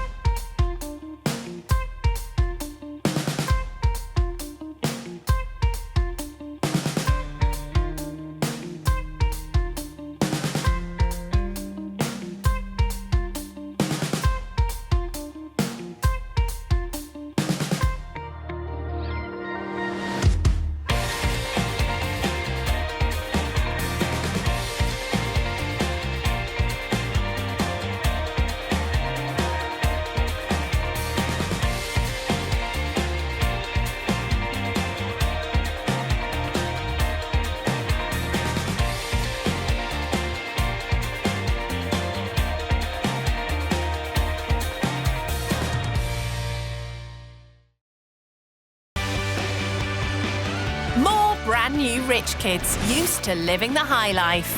It was about £85,000 on my education. On a month on clothing, I'd probably spend about £5,000. That sounds really bad, doesn't it? They're about to take a giant leap out of their comfort zone. These are flats. I've never been in one of those. I've never really stayed anywhere by myself. They'll stay with typical British families living on the breadline. Obviously, she looks rich. He never had anybody say no to him. Oh. This is worth about 8,000. Terrible, aren't I? They'll learn what life is like. I don't know how they do it. I'm just surviving. For those struggling to get by. I just cried and cried. And the sacrifices they make. She's doing all she can. It's heartbreaking. If you have something that you want to do, you have to work hard for it. Told you I ain't got no muscles. Will the cash-strapped families change their views? I thought he was going to be stuck up, but I was wrong. Rendell is a big surprise. Oh, it's a big one. And will the rich kids learn? I was blown away by what they do and how they live. There could be more to life. Thank you, Jesus. Than money. That's the least I could do. This is so great. When rich kids go skint. I've never worried about money because of my mum and dad. 18-year-old Rendell from Essex is the daughter of high-end jewellers. I'd say I've always been around finer things in life. I've always been able to wear nice jewellery. My most expensive possession would probably be my car, which was around 30,000, I think, and my mum and dad bought that for me for my 17th birthday. I've never had an allowance, pretty much all my life of just, if I wanted something, I could ask for it and they'd get me it. Oh, God, that sounds really bad, doesn't it? Rendell no longer lives in the family home, but she's not gone far. I moved into my bungalow when I was around 15, I think. needed more space for my clothes and shoes and bags and stuff. And I think my mum was sick of me taking up all her room with my stuff. Rendell may have a lot of stuff, but she has started buying it with her own money now, as she's got herself a job. I'm currently a social media influencer. I have around 400,000 followers. I share what I wear and all different things like that. I definitely earn enough to keep up with the lifestyle that I like to have. So what does she like to spend her hard-earned cash on? Louboutin boots, £1,000. Giuseppe Zanotti, over £1,000. £1,000? Ouch! They are very, very painful. When I buy them, I try not to think too much into the price. This is Givenchy, £1,500. I love it because it's bright pink. The Chanel, £3,000, but I love it because it's gold. It's my money, so... But the thing she values most is something money can't buy. My most prized possession is my mum, definitely. You all right this morning? Yeah, you okay? Yep, good, thank you. What are you doing? Starving, getting some toast. Okay. She's the strongest person I've ever met, and I feel very lucky that she's my mum. Rendell's mum has been diagnosed with secondary cancer. It's just an ongoing battle. They say that we can't cure it, but we choose to not believe them. My life is a prime example that money cannot buy you happiness, because before any of this happened, my life revolved around money. It's probably the only thing that I thought mattered. Normal day-to-day things that I wouldn't have appreciated, like even having breakfast together, the small things I now really, really treasure. Rendell wants her mum to see how much she's learned from her about being strong. I've been raised to understand the real world, but living in the situation and knowing about the situation is two completely different things. Well, she'll be learning just how tough it can be when she goes to Leicester to stay with the Edens. 33-year-old Tony, Diana, 28, Izzy, who's 13, and 4-year-old Tiago. Money is mad tight. It is. We have to budget for absolutely everything. Everything. Baby. Diana and Tony met sexy on an internet dating site. Schnookums. 7 years ago. We just clicked. Yeah. We're kind of like the same, but obviously you're a boy and I'm a girl. Glad they got that sorted. And now they're engaged. Irish and Portuguese is a wicked mix. Portuguese-born Diana recently graduated in business management, but is struggling to find a job. So there's not an array of jobs out there for me. Sometimes I am overqualified for the job, but then I need experience to apply for the jobs that I that I am qualified to work at, and it's very hard work. Tony used to be a delivery driver with his own car when the family lived in London, but 2 years ago they moved to Leicester for a cheaper, easier life. When the relative they were staying with was evicted, they were suddenly made homeless. The bailiffs knocked on the door, you know, and we were told that they're changing the locks. And I was like, what's going to happen to my stuff? And they said, we have the day to clear it out and find alternative accommodation. I was in serious shock. When I went to my sister's house, I just cried and cried. They had to sell the car, which meant Tony lost his livelihood as a delivery driver. I've got a couple of interviews. I went as far as Birmingham, which is about an hour on the coach to get a job, and they still turned me down. The only way they could afford a deposit for the house they're now in was by using Diana's student loan. But Tony and Diana still rely on handouts to get by. Everything in my room has been given to me by my family members. The piano and the makeup desk and chairs were all given to us by Tony's mum. Without my family, I don't know where I'd be. Even Diana's clothes are hand-me-downs. Nothing goes to waste. The debt repayments mean they struggle to get by on their universal credit. So after all the bills, we're left with £192 and 12p. That's £44 a week for any emergencies. But despite their dire financial situation, Tony's not giving in. With a passion for cars, he's recently started a college course in motor mechanics. The big dream is to have my own chain of garages. That's the one thing I want. If you want something, you got to work hard for it. You got to see your goal and grab it with both hands tight. Nope. So what are they hoping to teach the rich kid? I think a rich kid could learn how to maybe appreciate what they have more, or maybe like acknowledge that anything could happen in life. Rendell couldn't appreciate her mum more.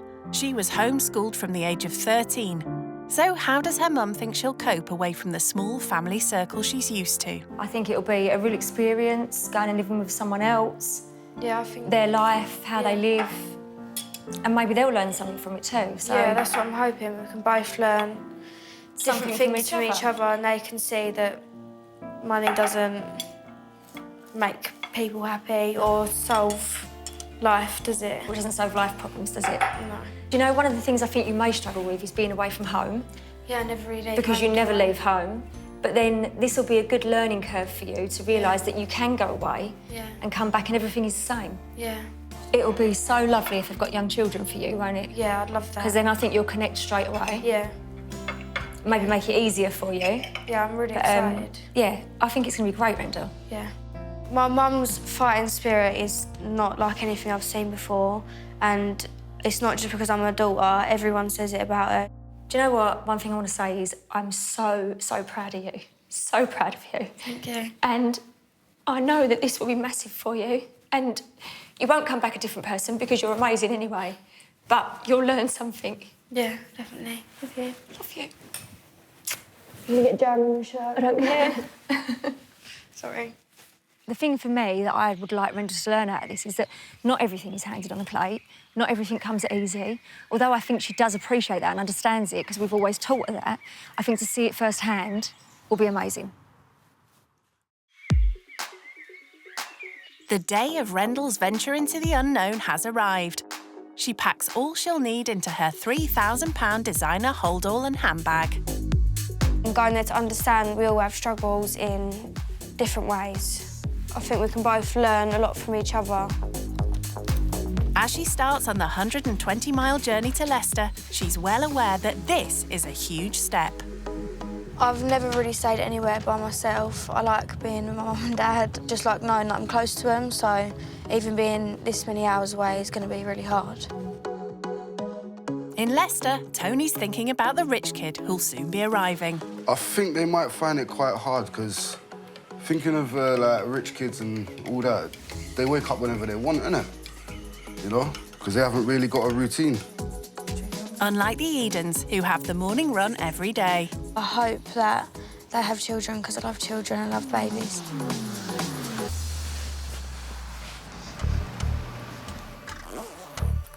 Hey, can Daddy have a cuddle? I love you. Mwah.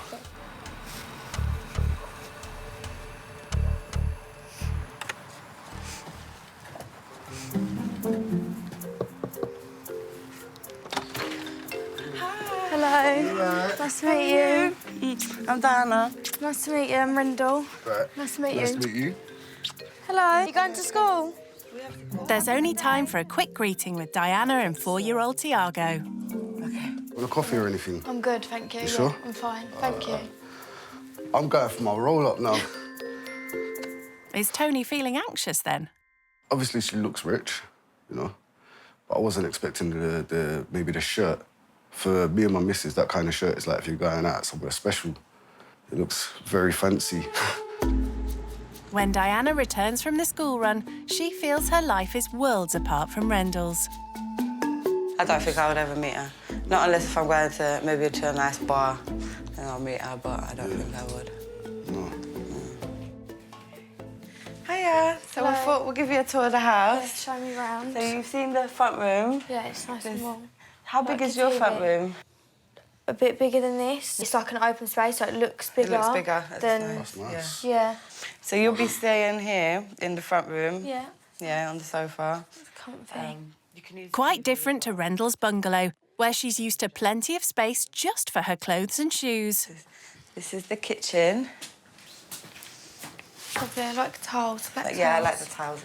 Do you spend a lot of time in the kitchen? Yeah. Hell of a lot of time. We've got like loads of people that come over because the house is never empty. Yeah. And tonight is no exception. Diana's sister and her family are coming for roast dinner. Are you a good cook? I think so. I think she is. Cook? Yeah? Banging cook. She does a lot of the Portuguese food, isn't it? Yeah. Oh, lovely. Do you like cooking, and I could make like spaghetti bolognese or like a pasta. There you go, yeah. She's got to make dinner. Teach you how to do my secret roast dinner. Yeah, that's all right. Okay. I'm not going to lie, I'm quite nervous about the roast dinner thing that they've mentioned. I don't want to poison anyone, so I'm definitely going to need help. So you'll teach her how to clean the chicken? You'll have to get your nails dirty and dig it right into the guts to get it out. That's a nice ring. Thank you. My mum and my dad has a jewellery shop. Okay. Yeah, so that's where I get it from. It's not just jewellery that catches Tony's eye. How much were your trainers, if you don't mind me asking? I think that was around 500, 600. That's mad. I could buy a car with that money. Yeah, but not the kind that Rendell would drive. This is my son's room. Oh, yeah. Little man's room. Oh, that's a good idea. That was actually a bargain, because we went to the charity shop up the road and we got it for £20. It's good because it's like two things in one. Yeah. It's a really good idea. Next up, 13-year-old Izzy's room. It's lovely, I love them butterflies.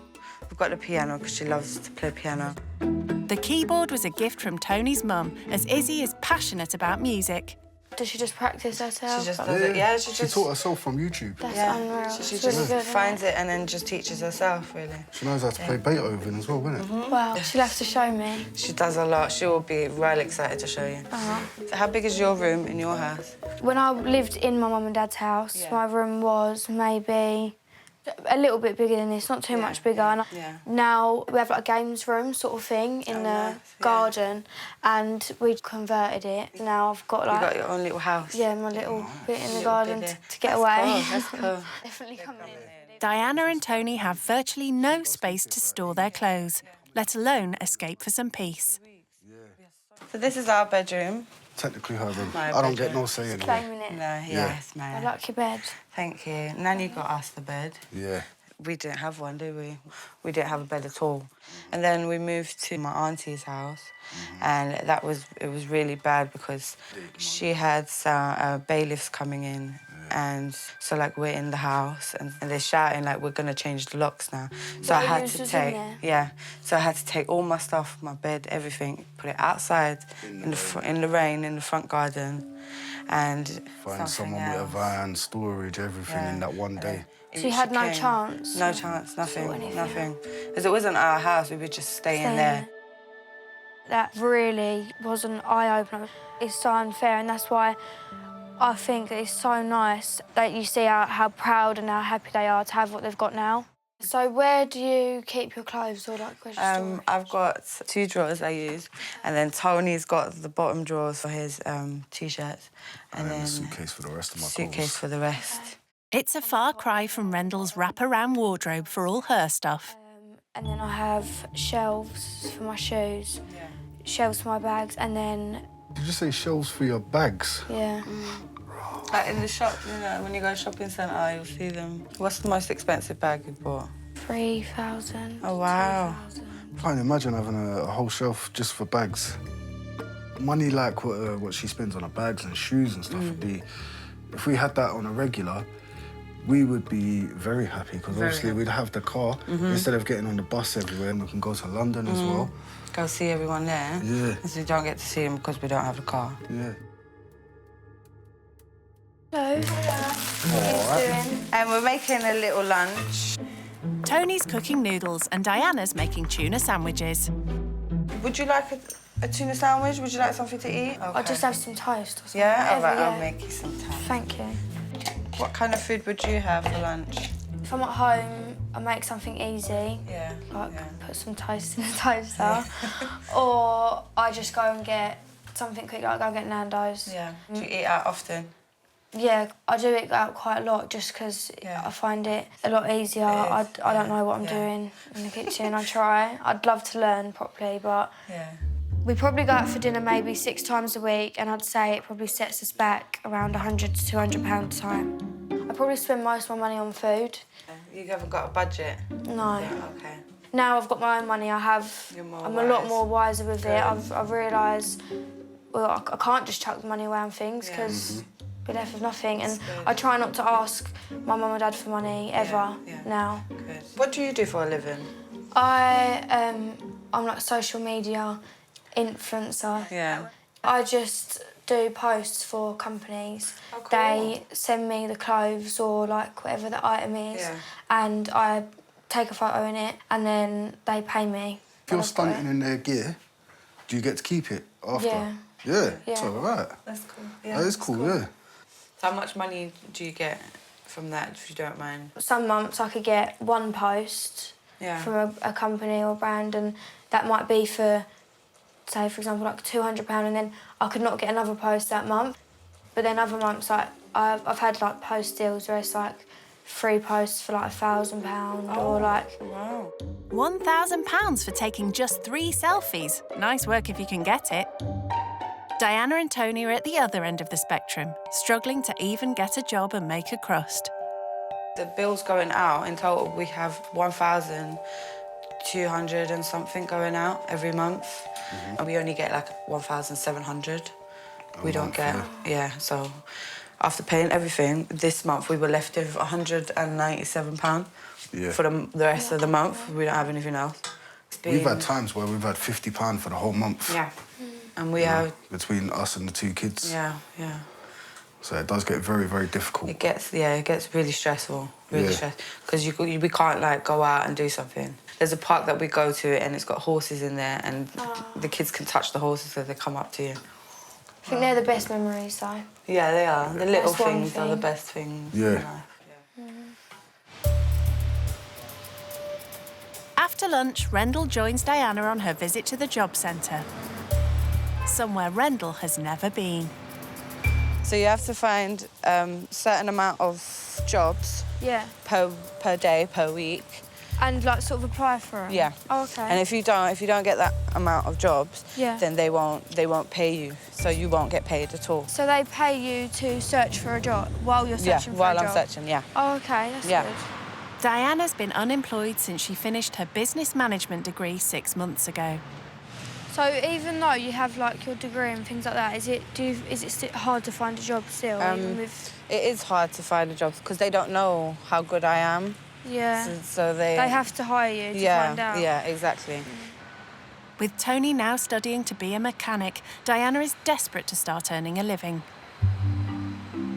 I'm going to search for business consultants, yeah. And that's it, really. It just shows every sales consultant job around, and then it will give you, like, how much you want to earn. It is a different world to her because she hasn't been in that position, really. So, yeah, that's what we do. Obviously, I don't know how easy it is to get one of the jobs off there. Yeah. But it's a good thing. I could apply for like 50 or 100 jobs in one day and only get a reply from 2. Really? Yeah, it could be like that.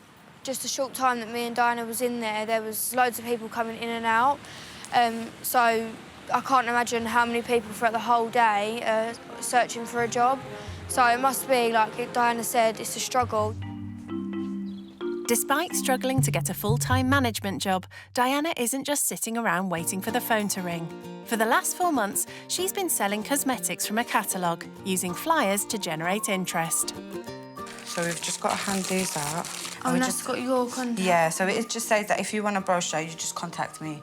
Right, because I have to pay for every single thing that I order. Even the brochures, they're not free. Oh, really? So if I just put the brochures there and they don't want to order, sometimes they don't give it back. So I have to reorder them again and waste more money. To try and make it as profitable as possible, Diana and her daughter Izzy create appealing mixed hamper boxes. Me and Iz, we do try and sit down and plan it all because she needs to understand. I'm off to get Tiana out. All right, babe. All right, See you later. Bye. Bye. I want to make sure that she knows that she has to sell to make money. Yeah. So the more you sell, the more money you make. So it's both of you in it together? Yeah.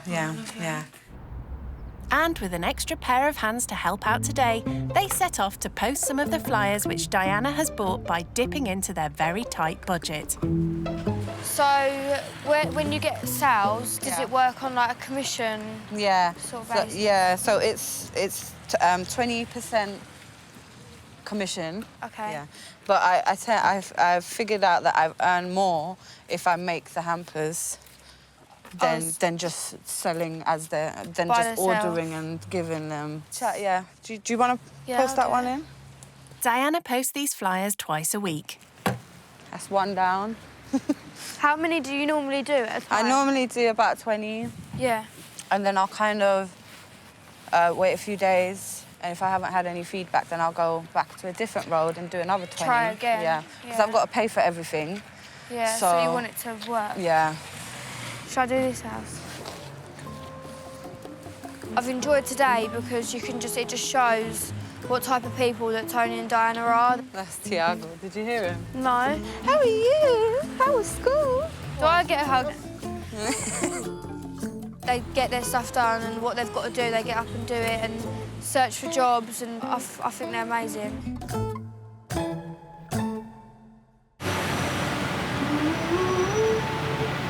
Despite their lack of money, the Edens do a dinner every week for when Diana's sister and her family come round. We've got £20 to spend today. Okay. For 9 people, so we're gonna get the chicken, the top one. It's not. Thank you very much, my love. Thank you very much. With just £11 left, Bye. Diana challenges Rendell to buy all the vegetables for the dinner tonight. So we need potatoes, broccoli and cauliflower, parsnips, mushrooms. Do you like mushrooms? Yeah. Oh. Carrots. Onion, yeah. You need to get all of that with the money that you've got in your hand. Okay, for 9 For 9 people. Okay. Good luck. Thanks. Okay. And as Rendell isn't used to food shopping on a budget, let alone buying it for 9 people, she struggles from the start. This is hard.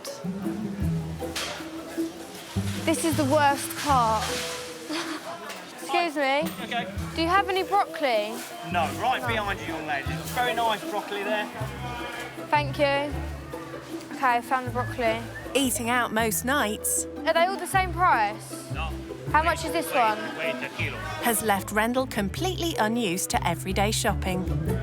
Thank you. Yeah, one ticked off. £8.50 left. That probably wouldn't even cover a starter at a restaurant where Rendell eats. Parsnips. And having only ever seen cooked parsnips, Are they parsnips? They're sweet potatoes. Sweet potatoes. Yeah, I need parsnips. she's no idea what the raw vegetable looks like. Are these parsnips? That sounds stupid. Okay. But she does show some business nous. Can you only get the bowl or can you get half a bowl? You can get half. Okay, can I have half a bowl of mushrooms, please? Thank you. Will Diana be impressed with her haul? Okay, I think I got everything. Perfect. Ooh. So I've done well. How much change do you have left? Oh, you did brilliantly. Very good. Thanks. Very good.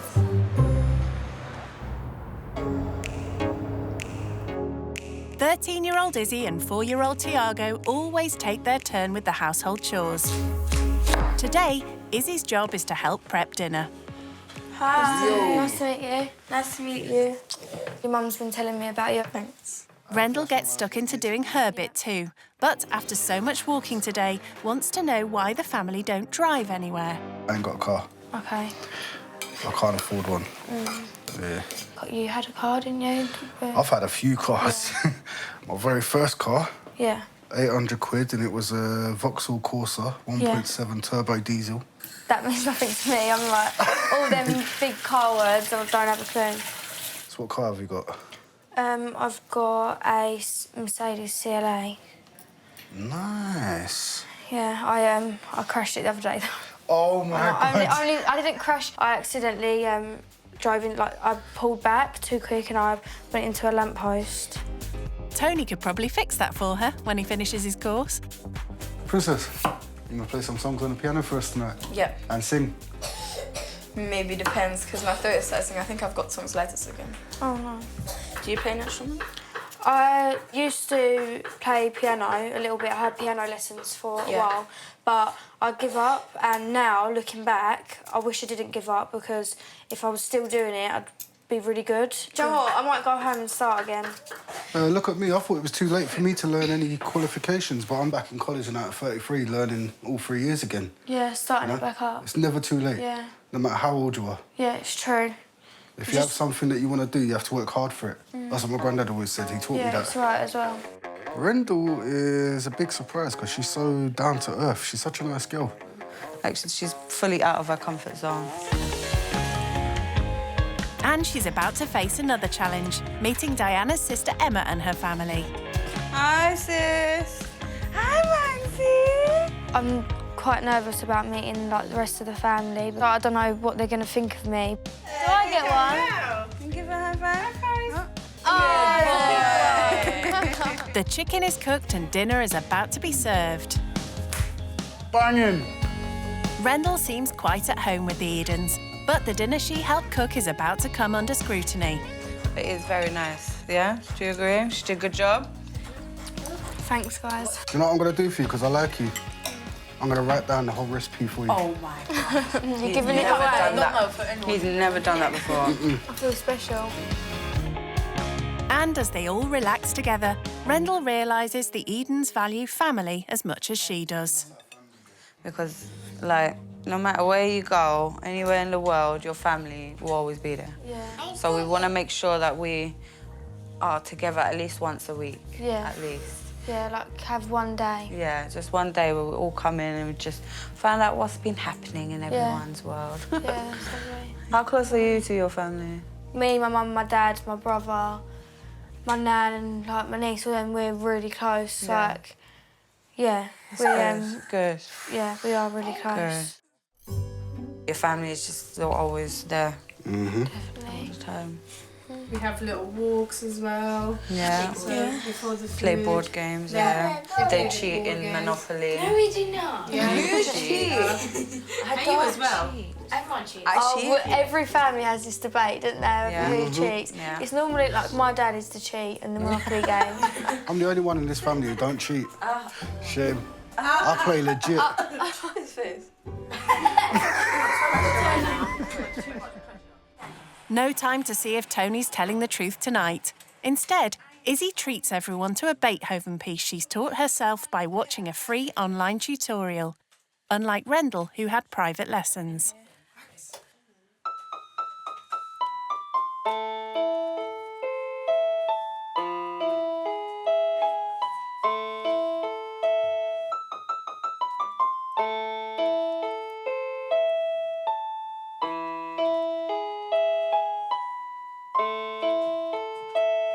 That's what I know. At 9:15, Go get a hug. the extended family head home. Bye. And the Edens get ready for bed. What do you think of? Do you know what? I'm actually going to miss her. Are you? Yeah. When you first saw it, did you think she was going to be stuck up? Honestly, yeah. I had a weird feeling. A little bit in it, yeah. I thought so too. But then, I don't know why. But then she spoke and then it sounded like us. Yeah, it's... Isn't it? That's why I felt a lot more comfortable. I'm like, okay, she sounds like us. That's why. That's the name. Rendell's final challenge is sleeping away from home. Whenever I stay anywhere, I'll bring my mum's blanket, so it feels like I'm still with her, I'm at home. I just put that next to my head when I sleep. It's just a smell. I suppose it's just a comfort thing.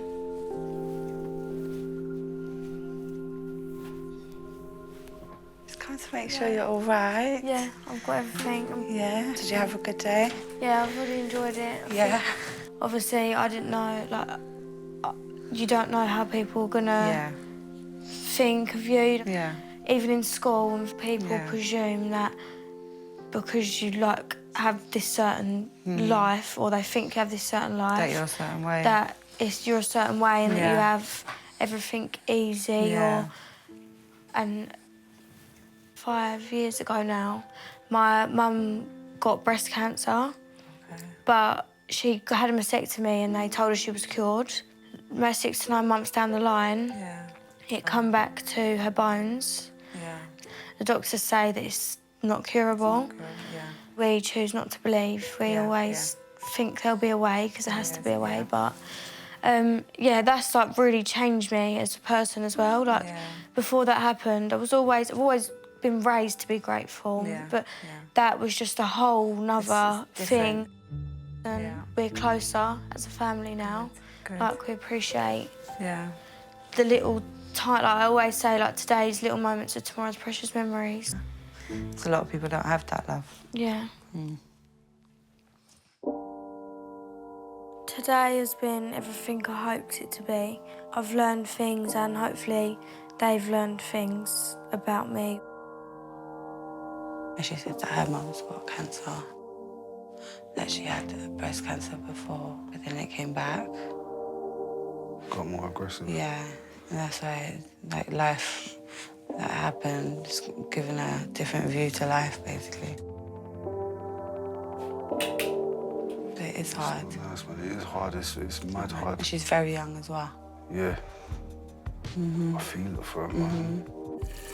I'm not sure what they thought about me to begin with, but I just hope they like me, really. I'm really tired. It's been like all new things for me, so I'm a bit worn out. But yeah, I think I'll get a good night's sleep.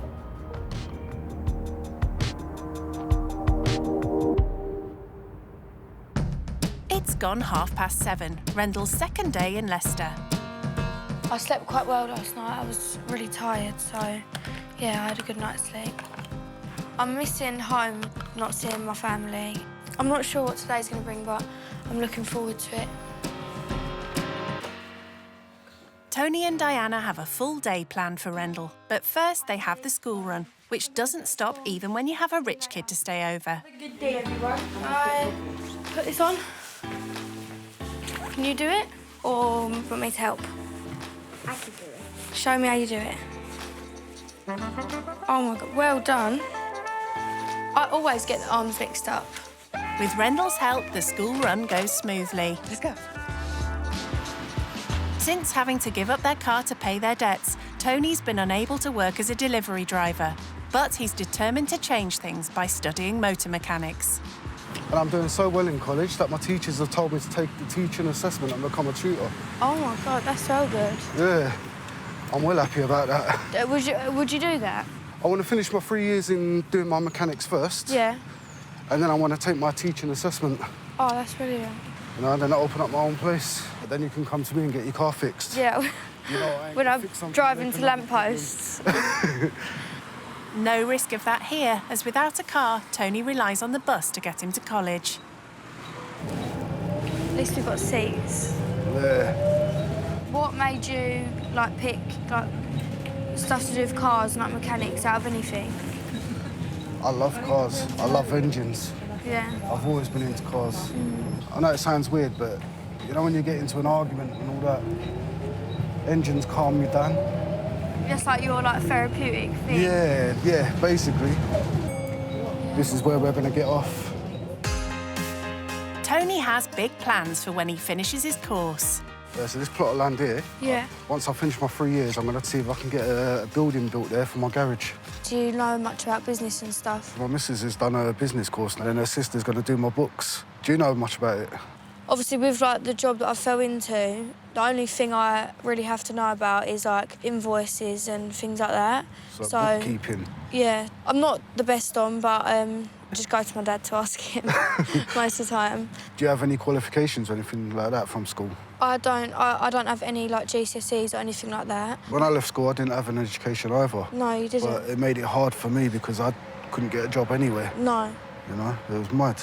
If I didn't fall into, like, the social media thing, I would have been so stuck, and I would have probably gone to college and found something that I wanted to do a career in, sort of thing, but for now, I don't need to.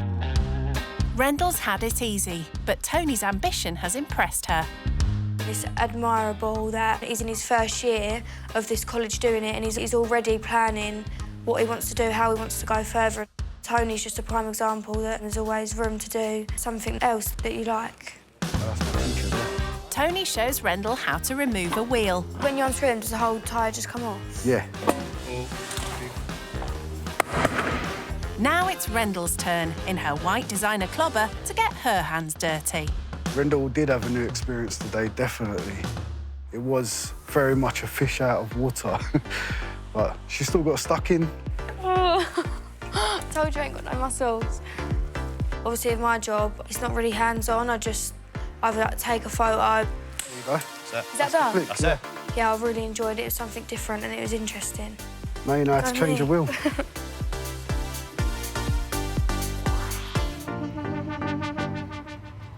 When they get back, Izzy and Tiago are home from school and Rendell has a special gift. Oh my God. I got this because I know you like singing, and I got it because you like doing things together. Another way to spend your time together. It's a karaoke machine, fun for all the family, except Tony. My God. Yep, that's what he... We got something for you. Oh, no. We got your card. Thank you. Got your card. Can I open it now? Of course you can.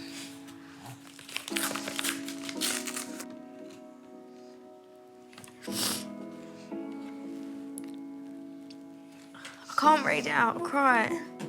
Yeah, stay there, I'll get you some tissue.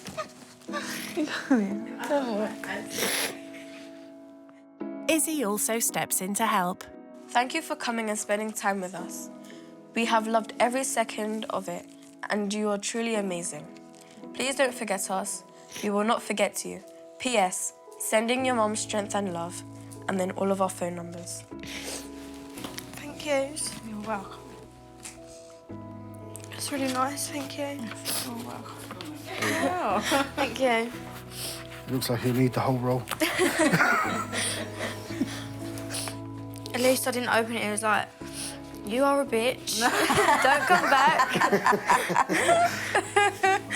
Do you know what? I'll be honest, I said to Diana, you actually changed my perception of rich people when you came, because I thought you was going to be stuck up and a little bit hoity-toity. Yeah. But you're actually really nice. Thank you. 4-year-old Tiago just wants to open the box and have a go at the gift that will be coming out at every party the Edens have. Going to God that Jesus is born. So good. Awesome. High five. That was wicked. Even with a sore throat, Izzy can't resist. Amazing grace. Yes. How sweet the sound. So sweet. That saved a wretch like me. I once was lost, but now I'm found. Was blind, but now I see. That's what. All right. Excellent. It's Tony's turn. Yes. I need to go for a cigarette. I'll wait for everyone to leave the house, and then I'll be getting on it. No, you'll be gone. Sadly, Rendell will miss out on that as her visit has come to an end. I'm sad to be leaving, but I've missed my mum and everyone at home, so the thing that made me most emotional in the card was when they mentioned my mum that like, they send strength and all things like that. That was just, I could feel like the care, and they left their contact details at the bottom. That was special, that hit home, because I wanted to keep in contact with them, and to see them put that in the card before I even mentioned it was, yeah, it was really nice. I'm going home now. Oh, I'm going home. Oh, good, you both okay? My friends are over. Don't start crying.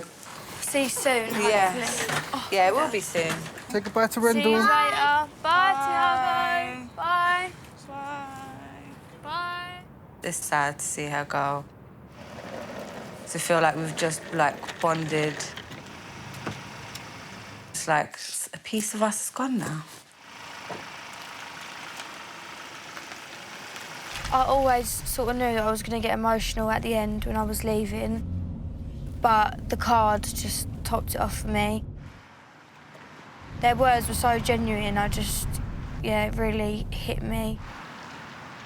I think money doesn't make you rich. It's love.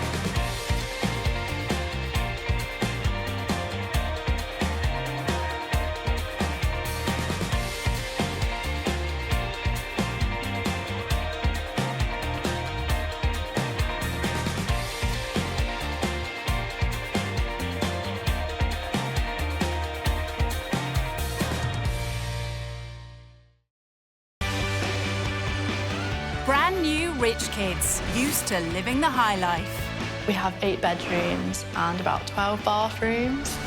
Walking is for peasants. They're about to take a giant leap out of their comfort zone. It looks a bit rough. What's the benefits?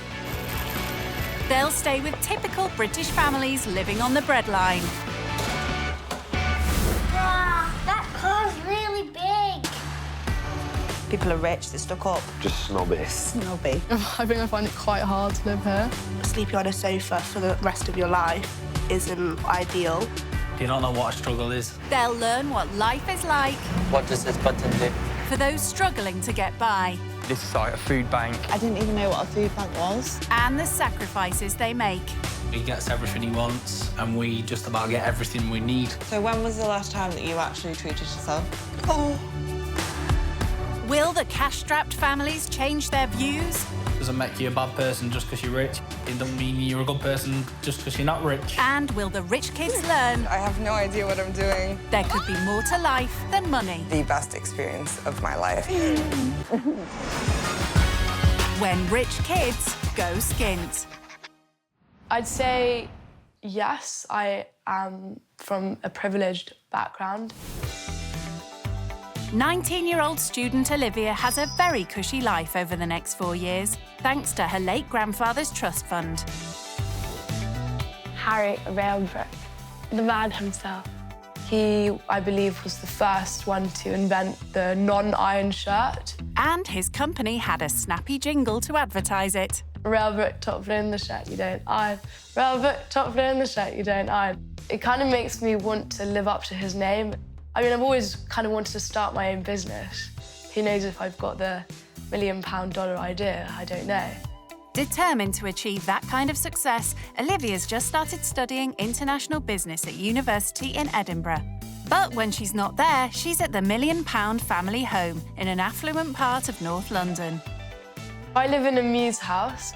There's loads of artwork everywhere. That's thanks to my mum as an artist. This one here is worth above 30,000. Olivia's parents are no longer together, and she's an only child. So my family is really, really small. It's me, my mum, my grandma, my auntie, and my 2 babies. I don't actually babies, they're dogs. Paloma and Max. And my mum, she's probably more like my sister. We're so, so close. And this is my baby, my lovely. OK, that was enough. OK, that's enough. A close-knit family is important to Olivia. I'd like to have kids around about 27. 3 kids. I've got some names in the back of my head. One thing's for certain, they'd have to play golf. I love playing golf. There's something really surreal about being on the golf course. There's honestly nothing like that. That was so bad. So, apart from golf, what else does Olivia like splashing her cash on? I love going out in London, Mayfair, clubbing, all the typical party scenes. And what does she wear to all those exclusive clubs? I'd rather spend a lot of money on one incredible piece than loads on lots of kind of rubbish, you could call it. Vintage Moncler, probably about 1,000. Louis Vuitton, over £1,000. That's £1,000 to you and me. She has expensive taste, but Olivia doesn't consider herself reckless with money. I often ask myself, do I actually need something or do I want it? There's obviously a big difference. She's even done a couple of part-time jobs as a waitress and delivery cyclist. I love bike riding, I love exercise. Why not get paid to ride my bike? So she knows that earning money takes hard work. Per delivery, you'd make £3.75. It did get exhausting in the winters when it got really, really cold, but it was good fun. So could Olivia cope living skint? I don't think I'd actually find it particularly difficult, and I think completely stripping it back, it's almost like a detox. Well, it won't be a luxury spa detox. When she goes to stay with 20-year-old Connor and 18-year-old Mel. They live in a council flat in Great Yarmouth with their son, Toby, who's nearly 1. Me and Connor met 3.5 years ago. We didn't plan to have a family young, but, you know, I mean, things happen. Now that he's here, I definitely don't regret having him young, even though he was planned in the far, far future. Mel is from Yorkshire, but her family moved to Great Yarmouth when she was 8.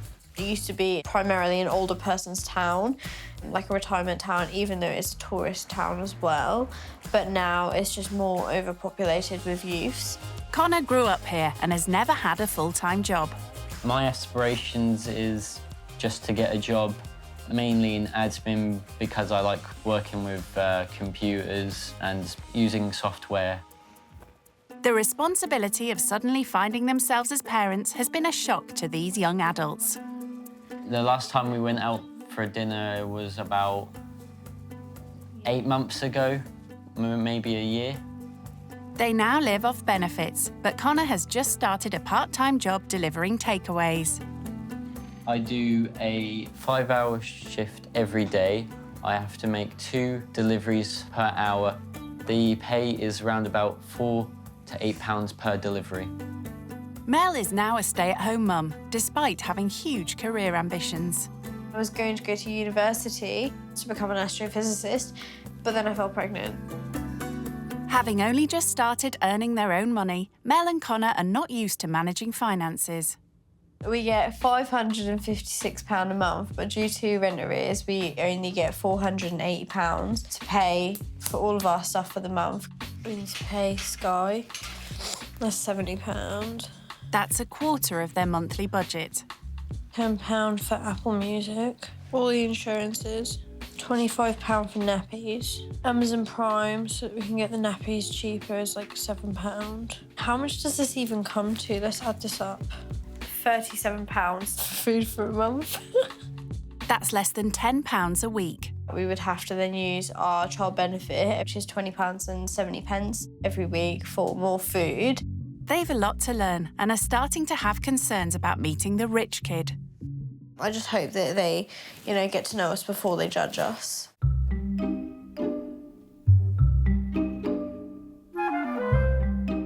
Maybe I should put a sporty outfit. You know, kids go to the park, do some more activities with the kids. Olivia is almost ready to leave and looking forward to meeting any children that might be in the family she's going to stay with. If they were my age, obviously, I'd be able to relate to them. They're at the same stage in life, so everything would be very relative. She's in for a shock when she finds out it's the parents that are her age. Olivia! Yeah? Before Olivia sets off on her 2 days away, her mum is keen to give her some last-minute advice. Make sure you smile. I smile, I'll be obviously very grateful, very courteous, help out if they need anything. I'll be there. And whatever they make you, you say how lovely it is. I'm not going to eat if it's meat. I don't eat meat. Yeah, it's difficult if you don't. No, but I think they'd understand. They're not going to cook me a steak if I say I don't eat meat. Yeah. Well, I don't think they'll be having steak. I think it's important that she goes and sees how other people live, and I think it'll make her think, God, I'm so lucky for what I have. 2.5 hours away in Great Yarmouth, Mel is excited to meet their lucky guest. Can't wait for the rich kid to get here. I think it's just more company. I do hope they'll like me. I feel like I'm quite a likeable person. I'm quite bubbly, funny. So, yeah, what's not to like? I don't know. I don't really care if they are judgmental, but if they, like, kind of go on and on and on about it, then I'll be like, probably get defensive. All the little dainty houses. I'm sure they've done them up beautifully inside.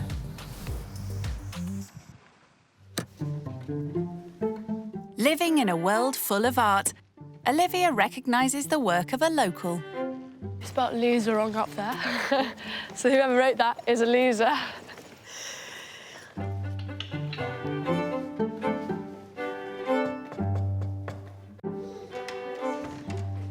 Hello. Hello. I'm Olivia. Hello. Hi. Hi, I would give you a hug. And what's this little treasure Toby. called? Hi, Toby. Did you want to come through? Yeah, thank you so much. Toby, how old is he? 1. Oh, Birthday tomorrow. Aw. Hope she's brought her party dress along with that £1,000 designer jacket. So what's your living room like? It is slightly bigger, but yeah, it's quite modern because my mum is an artist. Oh, So nice. in the house we've I got, love art. got like art absolutely everywhere, lots of different colours and everything. In the kitchen, Olivia finds the ideal moment to discuss what she eats. What's your go-to thing to cook for breakfast? Oh, hash browns and egg with plum tomatoes. Ooh. Yeah. A vegetarian fry-up. Yeah, I don't eat meat. The only meat I eat is chicken. I eat chicken occasionally, but then I'd say I'm pescatarian, but poly-pescatarian. Yeah. That's a new one, but it means the girls have already found common ground with their eating habits. Next up, Toby's bedroom. Does he play with all these toys? Yeah. He's got so many. I know.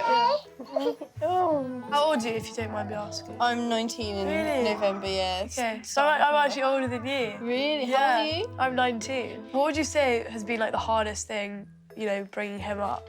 Being young, going to university and getting better jobs and stuff. Did you want to go to university? Yeah, I was literally going to do physics to then go on to astrophysics. Wow, you must be so clever. Physics, that was my worst subject. Really? Yeah, I was going to do that and then I felt pregnant. Next up on the house tour is Mel and Connor's room. So this is our very messy bedroom. No, it's really decent size. How big's your bedroom? My bedroom is slightly bigger than yours. See, I thought this room was massive. It's slightly bigger and I've got a little ensuite as well, which is nice. I'm jealous. Lucky. Mel and Connor don't even have a proper wardrobe, let alone an ensuite bathroom. Do you have more than one bedroom or just the one? Yeah, so ours is a 4-bedroom house, but then we use 2 as main bedrooms and then 2 others as little sort of guest rooms or something. Study. Do you still go to school then or uni? Yeah, so I'm at university at the moment at Edinburgh. Do you want to go take him into another room to try and settle him down because he's really tired? So what does Olivia think so far?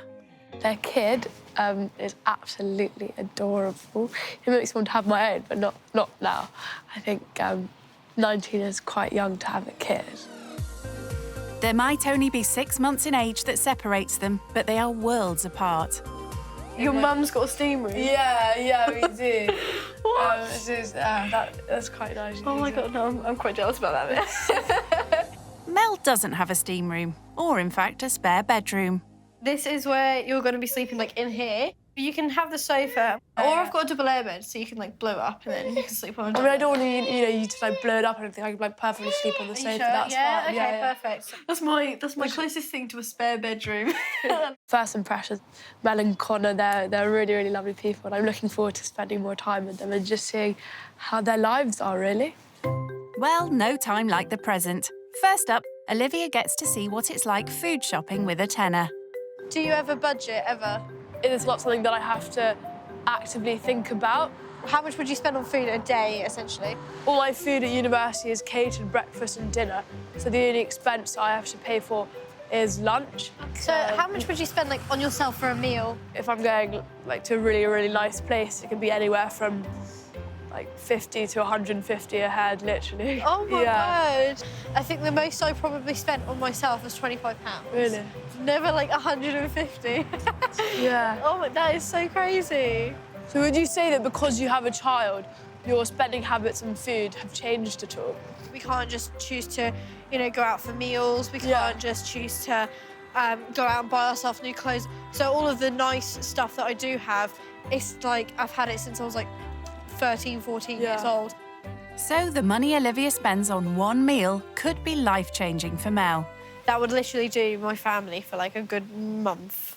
But well, probably more than that, like, probably like 2 months of food. Like, that's ridiculous. Do you ever have porridge for breakfast? I mean, we do. I mean, like, we've got oats at home, yeah. I think we should get some tomatoes. Then we've got eggs and things at home.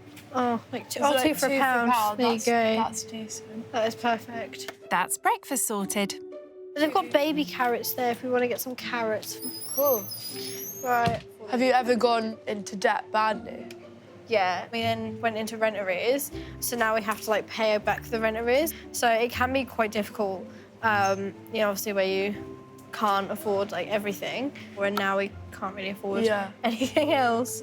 Recognising that at 18, Mel's having to face real adult problems, Olivia comes up with a cheap suggestion for lunch. Have you ever done tuna pasta bake? No. Ooh. I love pasta. We can make it for lunch. Should we do that? That'd be good. It's like 2 for a pound. Looks like Olivia's cooking lunch then. Hey. That's £10 altogether. Thank you. Thank you very much. Thanks, bye. When I go out shopping, just whatever tickles my fancy, or just chuck in the basket. She actively has to be conscious about, you know, how much money am I spending. I guess it was a different experience to what I'm used to. Olivia loves cooking, but doesn't get the chance in her catered accommodation at uni. I'm excited to shade on my cooking skills. Hopefully, it's good. I have to boil the carrots because they are rather frozen. That's a bit much. I definitely don't think that she's used to cooking with the whole family. I think it's more just herself. Yeah, I put a bit much in. I mean, I don't really eat a lot anyway. Like, it may look like it, but I don't. I've never tried it, so I'm excited to see how it tastes. And Mel wants to find out more about Olivia's expensive taste. How much money would you roughly spend on yourself in, like, a week? I wouldn't say I spend a ridiculous amount, or I don't go out shopping. I mean, I'd rather spend, like, on one incredible thing. So, how much was your coat? I got that second-hand vintage, Ooh. but I think retail's probably about 1,000, just over 1,000 Moncler, yeah. Oh, my word. Yeah. So how much did you pay for it second-hand? 400. That's so expensive. So how do you and your mum earn money then? My mum is an artist, so she gets lots of her income through that. Okay.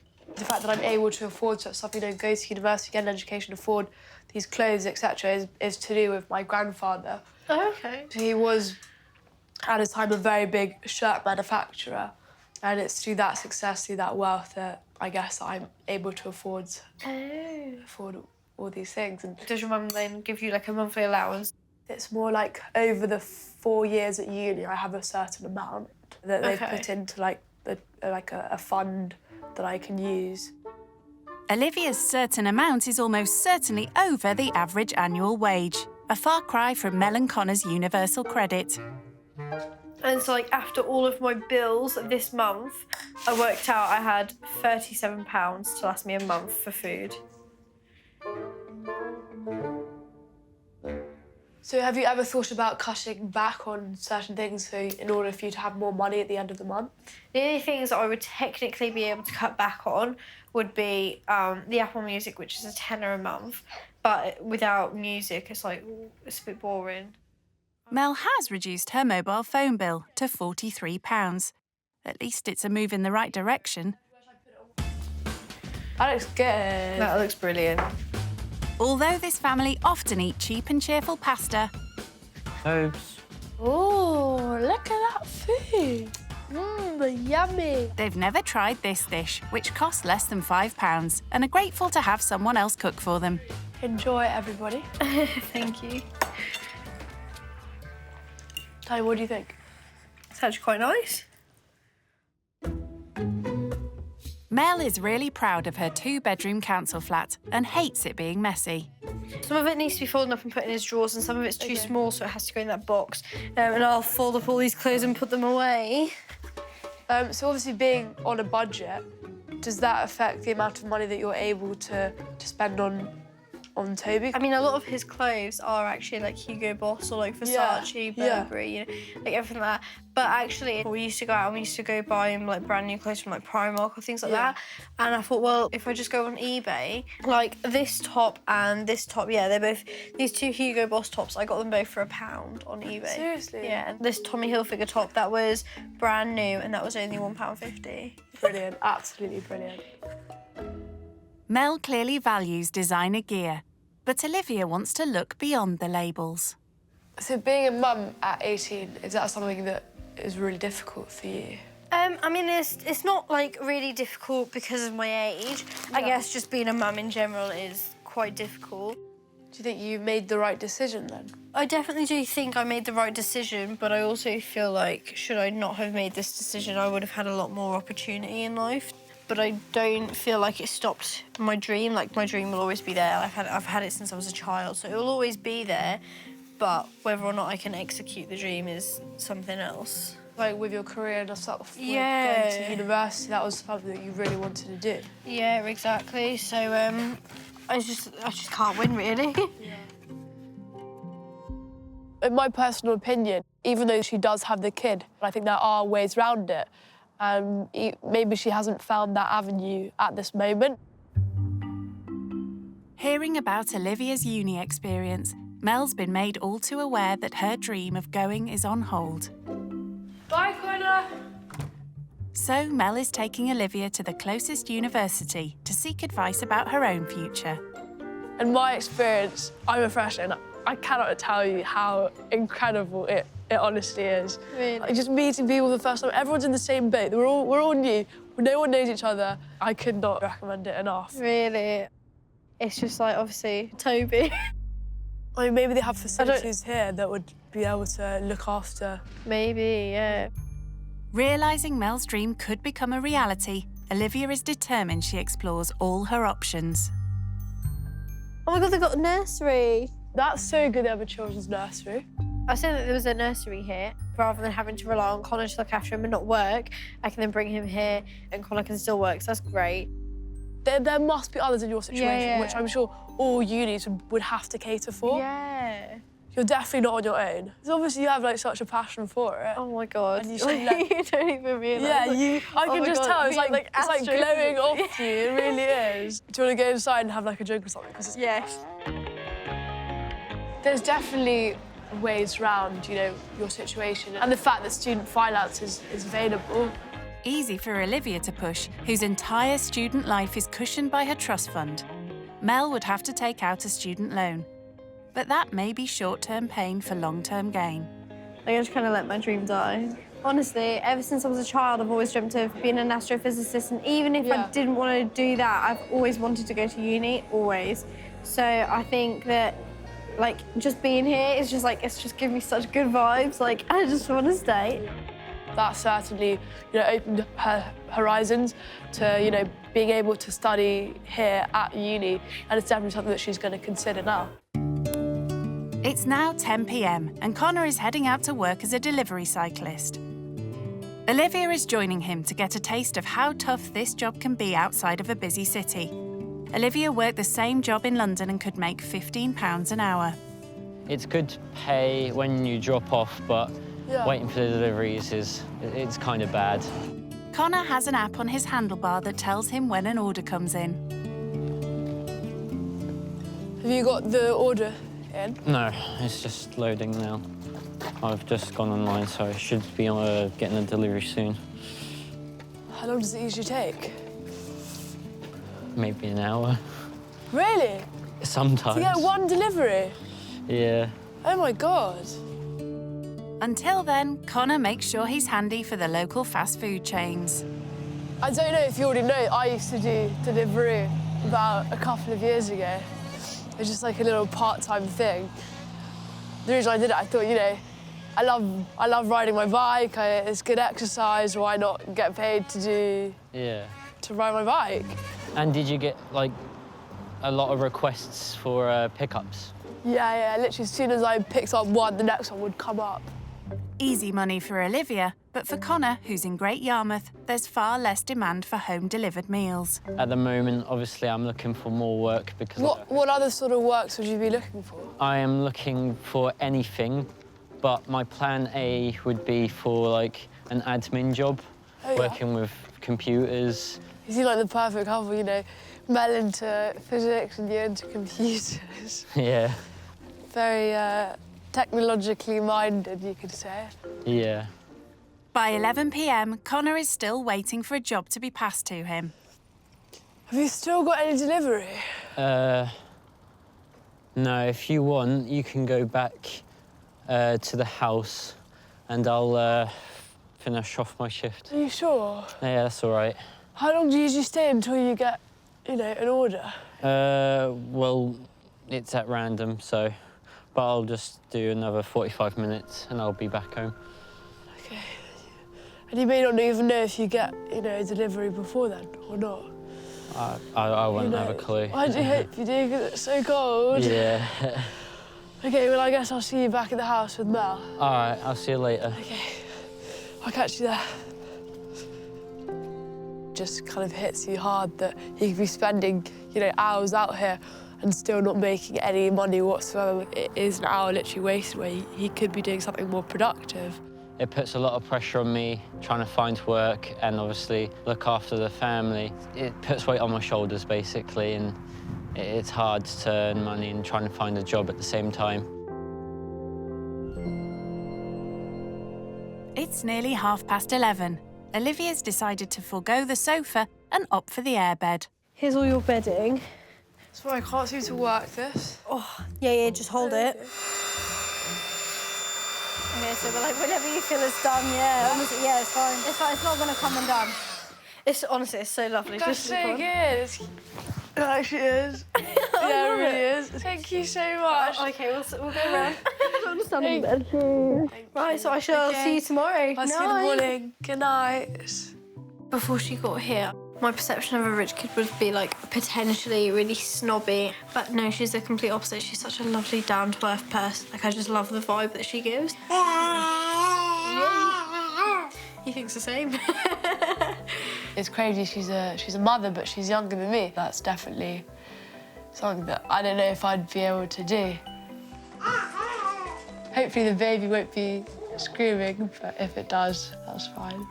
I'm used to barking dogs, so the baby's crying, I'm sure it won't wake me up. I'm quite a heavy sleeper. I hope she has a really good night's sleep. Good night.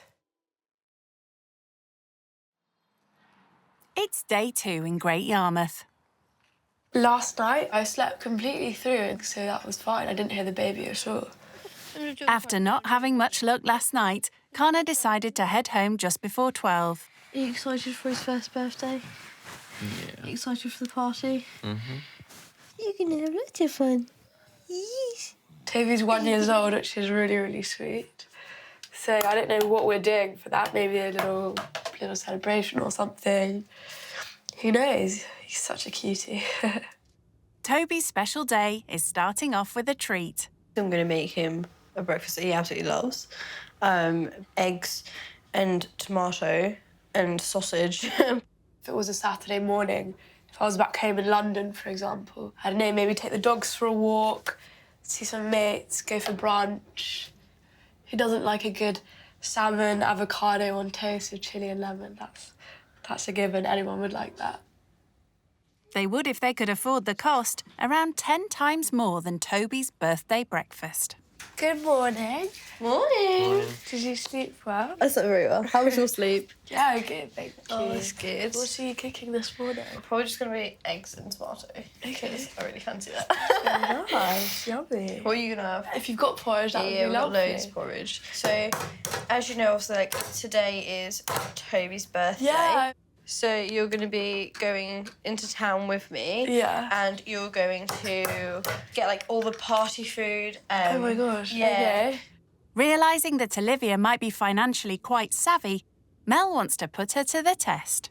So that's a lot of responsibility. I don't want to mess it up. Yeah, all of the party food and, like, decorations and things. Yeah. So, yeah. Okay. The problem is you only got a tenner to do it. Like, You got to do it all. Oh, wow. With so little cash, £10 is all they can spare for their party. Only £10. If I was organising it, the budget would probably be much greater. But it is what it is, and I managed to get around it. Before they go shopping, Mel and Connor tidy the kitchen in preparation for the small party they're having in their lounge. Hang on, little man. Do you want to go run in my bath? Yeah. Olivia, Yeah? could I borrow you a second? Yeah, of course. Is it possible you could clean the table up? so messy, Oh my God, yeah. I think he's actually asleep. Oh, he's asleep. Oh my God. Bless him. Come on, Tobes. Well, once you give him a bath, he'll get really tired again afterwards, and that'll be perfect. Then he's not grouchy in his party. So, what chores do you do around the house, like to help your mum out? So yeah, I do the dishes at home. I water the plants. Sometimes hoover. Oh. Yeah. Have That's to clean quite up a baby chair before that. That's the first. What was it like giving birth? To be honest, actually, like, giving birth was nowhere near as hard as everybody makes out. Like, I had the epidural. The labour itself was absolutely horrible, but when it came to actually giving birth, yeah, that was the easiest part of it all.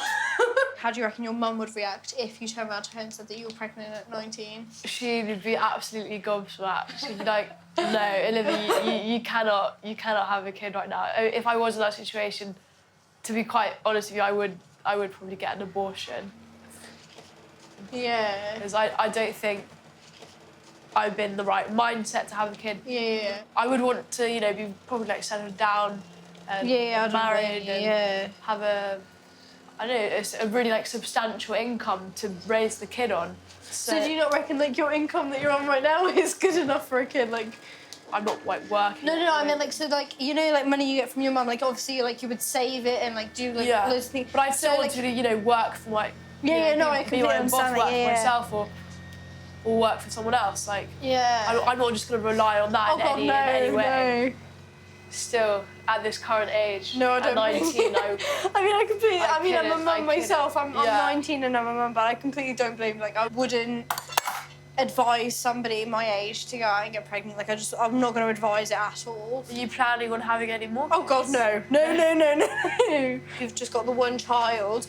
You're able to literally just pay out for that one child, and it's a lot easier on yourself. Financially, it's much easier just with the one. Yeah, exactly.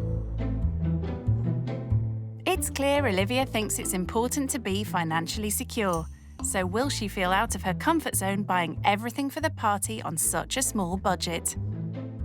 Here's a tenner. Thank you. So basically, you can, get like loads of great things in here, but just remember you need to buy food with that too. Okay. Yeah, have fun. Right, thank you very much. That's okay. The fact that Olivia's used to spending £150 on one meal alone, I think I'm just a bit, scared as to how she's going to be able to, do a birthday party for like under a tenner. So, does Olivia have a plan? Oh, the ratio that I'm going to do here is probably 60-40. So £6 here, £4 on the food. Mel's already baked a cake and they're doing homemade sandwiches, so it sounds about right. Balloons, like lots of confetti, banners. Oh, okay, over there. So I think I'm getting like maybe just one banner that they can put when they enter into the room, first birthday one, and then lots of different balloons. Maybe get one of those confetti things that you put up, because maybe that'll scare the baby actually. You get a pack of 10 balloons for 99p. That's very good value. Has she been adding it up? So I am slightly over budget. I'm going to think about which one out of all these to put back. I'm definitely going to get these two. Hello. Good morning. Can I help? Yeah, thank you very much. I think I'm actually going to take one of the banners away and just see how much it comes to. So that lot there is going to be £6.49. Now in full budgeting mode, Olivia tries her hand at bartering. Did you have to do it for 6? No, darling. You can't. No, sorry. 10 out of 10 for trying, though. Thank you. Thank you. That's £10 you give me. That's your change, £3.51. And everything's there for you. Have a nice day. Thank you very, very much. Bye. That leaves her with very little to buy the food. Will Mel be impressed with this rich kid? Hello! So I got a huge bag of popcorn. That is brilliant, yeah. I'll hold this. I got wagon wheels, which I think everyone likes. I know you said you had a cake before, so I thought, you know, we could put some chalky spread on. Yeah, that's perfect, rather than like icing. Yeah. Because that's cheaper, it'll go further. Yeah, brilliant. Precisely. Proving that despite her trust fund, Olivia is a pro at budgeting. And when they get back, Olivia steals a few minutes to call home. Hello. Hello, Mummy. How are you? I'm very well, thank you. You're on the golf course. Have you had a really good time? Yeah, it's been honestly incredible. It really, really has. So what's the house like? Yeah, so they live in a really, really nice council flat. Do they have any animals in there? No, they got a little baby though. Can you believe? Listen to this. Toby, the kid, he's 1 year old. But guess how old the mum is? 23? No, she's 18. She's younger than me. Wow, she's got a child. Yeah. Yeah. Amazing. So, Olivia, what have you learned from doing this experience? I'd say budgeting. They have, for the whole month, they have £37 for food. And I was able to make a really fantastic tuna bake off ingredients that were really, really cheap. Yes. So it just kind of shows you don't have to get, you know, really, really expensive ingredients to cook. To make a healthy dish. Family dinner. Are you proud of me, Mummy? I am so proud of you. Up to the moon and back. Oh, you're very sweet. You're very, very sweet. Okay, my darling, I love you. I love you so much. Goodbye.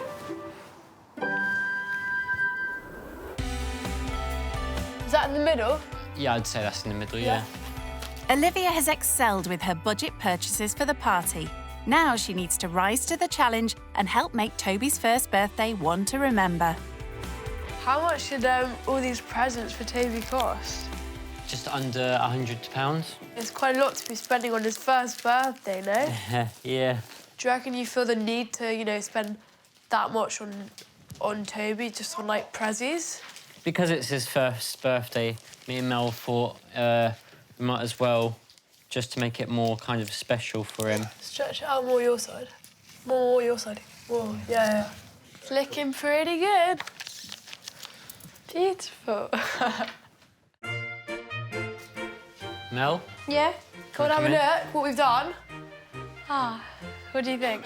Love it. I think it looks well nice. And all done just in time for the fun to begin. So should we get all adults to play as well, but we're going to play pin the tail on the donkey. Oh my God, I'm getting dizzy already.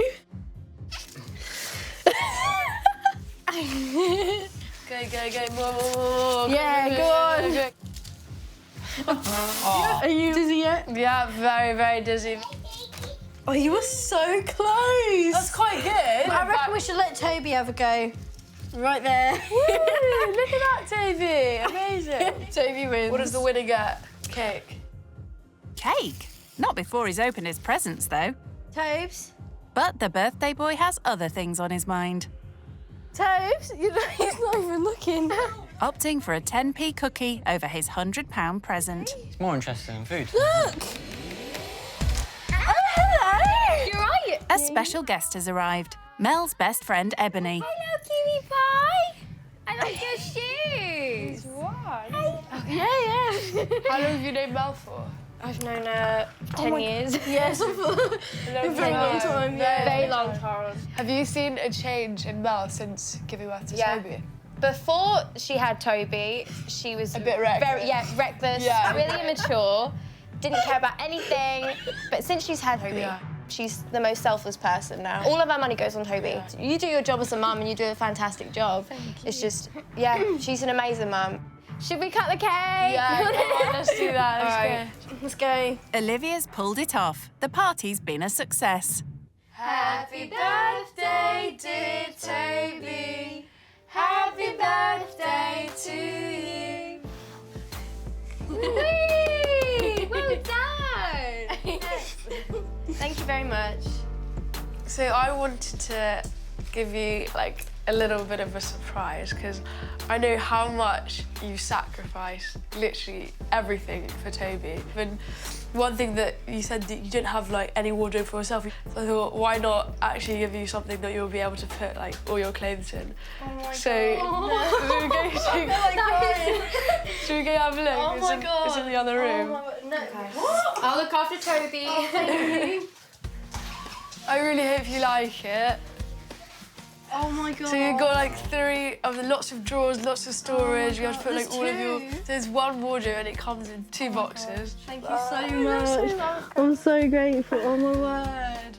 Sure, this is actually like Christmas early. I actually feel like I'm gonna cry. It's my pleasure just seeing you happy. Yeah. Thank you so much. I love it. I was actually like speechless. Like I don't know. It's just something that obviously we very much needed. I couldn't be any more grateful for it. Olivia's time with Mel and Connor is coming to an end. Yeah, I'm really sad to be going. Although I've only spent, such a short amount of time with Mel, I feel like we've really bonded. And I've gained such a fantastic insight into her life, seeing how she really lives with her incredible little boy Toby and Connor. I cannot tell you enough how incredible I think she's coping with her situation. The fact that she's, a young mum, literally younger than me, but the fact that she's dealing with it, that really shows me, just what you can do. I'm really happy to be going back to, see my friends back at university and do some studying, because I'm behind on that now. I need to do more. I've got essays due on Monday, so I need to get going to that. Well, she'll have plenty of time on the long journey back up to Edinburgh. Oh, goodbye. I don't want you to go. Oh, thank you so much for having me. I'm joking. Oh, goodbye, Connor. It was lovely meeting you. It really was. I'll give you a hug, but you're holding the baby. Oh. Oh no, he doesn't want to do that. Oh, he's crying. He doesn't want you to go.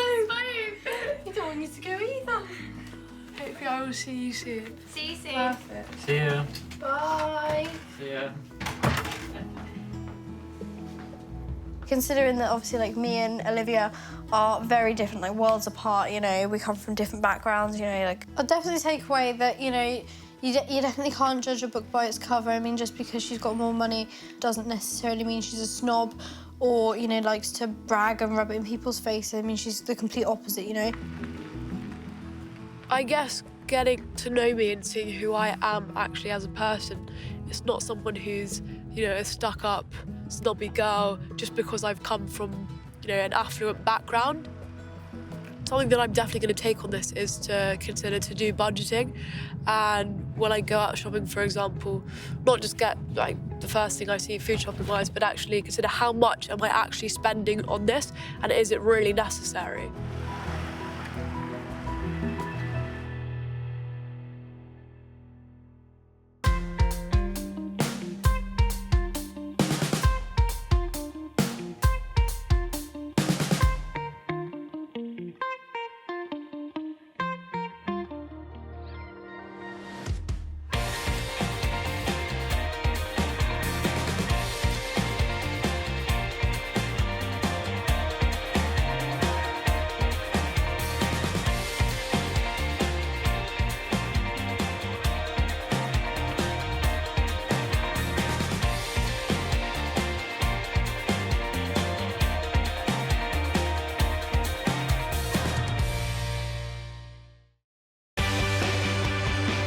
Brand new rich kids, used to living the high life. We have 8 bedrooms and about 12 bathrooms.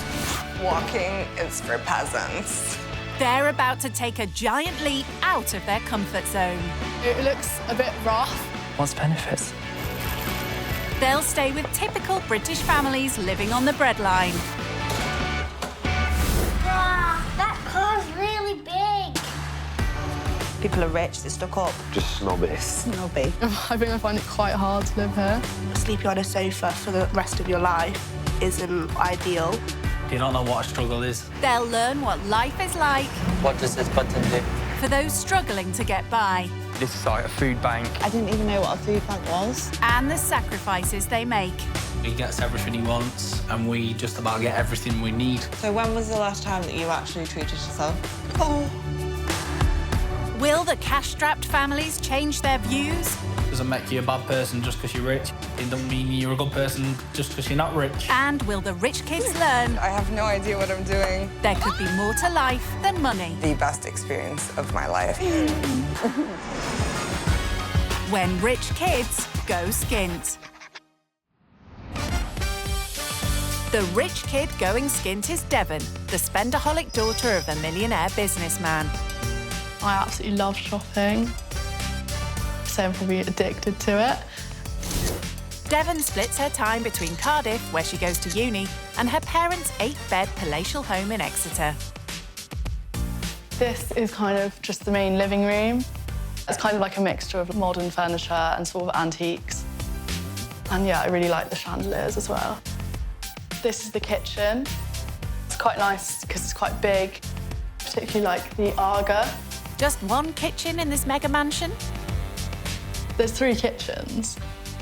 Blimey, next she'll be telling us they have 12 bathrooms. We have about 12 bathrooms. That works out at 3 loos for each member of Devon's family. I have basically the whole top floor to myself, so I have 3 bathrooms to myself. Of course you do. On top of paying all her bills, Devon's parents also give her a £500 allowance. And she can't spend it fast enough. There's like a few things with like sort of tags on that I haven't really worn. A designer wardrobe's not the only thing Devon splashes her parents' cash on. I do love eating out. I eat out quite a lot. I do get takeaway quite a bit. So I could probably spend £50 to like £100 a week on deliveries. I wouldn't say I really have to worry about money. My parents could always kind of back me up. I don't have to be really super cautious about it.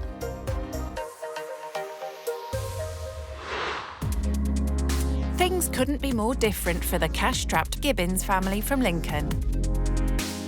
I'm Paul. I'm a retail delivery driver. I'm Sammy, and at the minute I'm a stay-at-home mum. We have 3 children, 4 bundles of joy. Paul and Sammy have been together for 6 years. We actually met in McDonald's car park, and we just started talking from there. Wasn't love at first sight, though.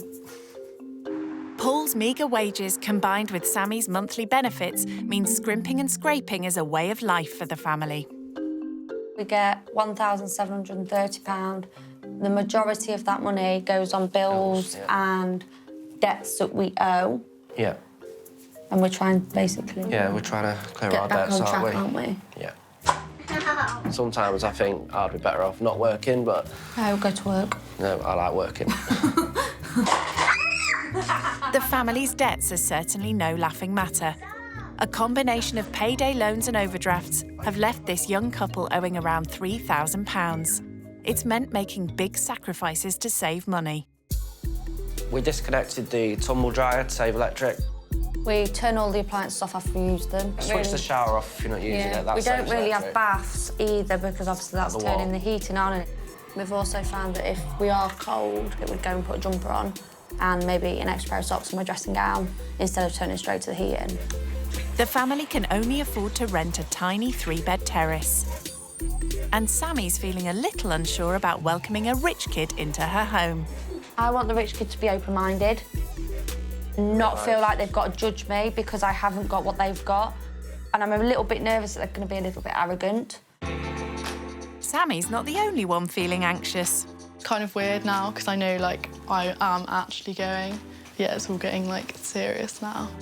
Before she heads 260 miles north to Lincoln, all Devon has to do is decide whether it's her Gucci or Louis Vuitton bag that will accompany her. Looks like it's Gucci. So this bag was kind of vintage, so, like, it wasn't as expensive as it would be if it was, like, a brand new bag. Second hand? So around £20 then? This one was about £300. But new, I think it's like £1,000. In Lincoln, the family are awaiting the arrival of their well-off guest. Obviously, we're not very posh, are we? Nuggets and chips would make us happy. They're like caviar sauce. Do you know what I mean? So, yeah, I feel a bit scared. Low-cost ingredients have clearly never been on Devon's grocery list. I think a loaf of bread probably costs about £3, £3.50. I'm not really sure. Cheapest milk, maybe like £2. Crikey! Where does she shop? It's 11 a.m. as Devon arrives in Lincoln. I guess I see a few shops around here, but there's no Waitrose. I feel nervous. My biggest fear will be them not liking our house, you know, because our house, you know, we love it. Anything we have, we work hard for. Hate to tell you, Paul, but Devon already has quite a few opinions about the area. It looks a bit rough, like quite run down. There's quite a lot of rubbish on the floor. The houses look quite small. Yeah, I guess I am a little bit out of my comfort zone. I guess it's not really sort of an area I'm used to. It's not really the sort of house I'm used to either.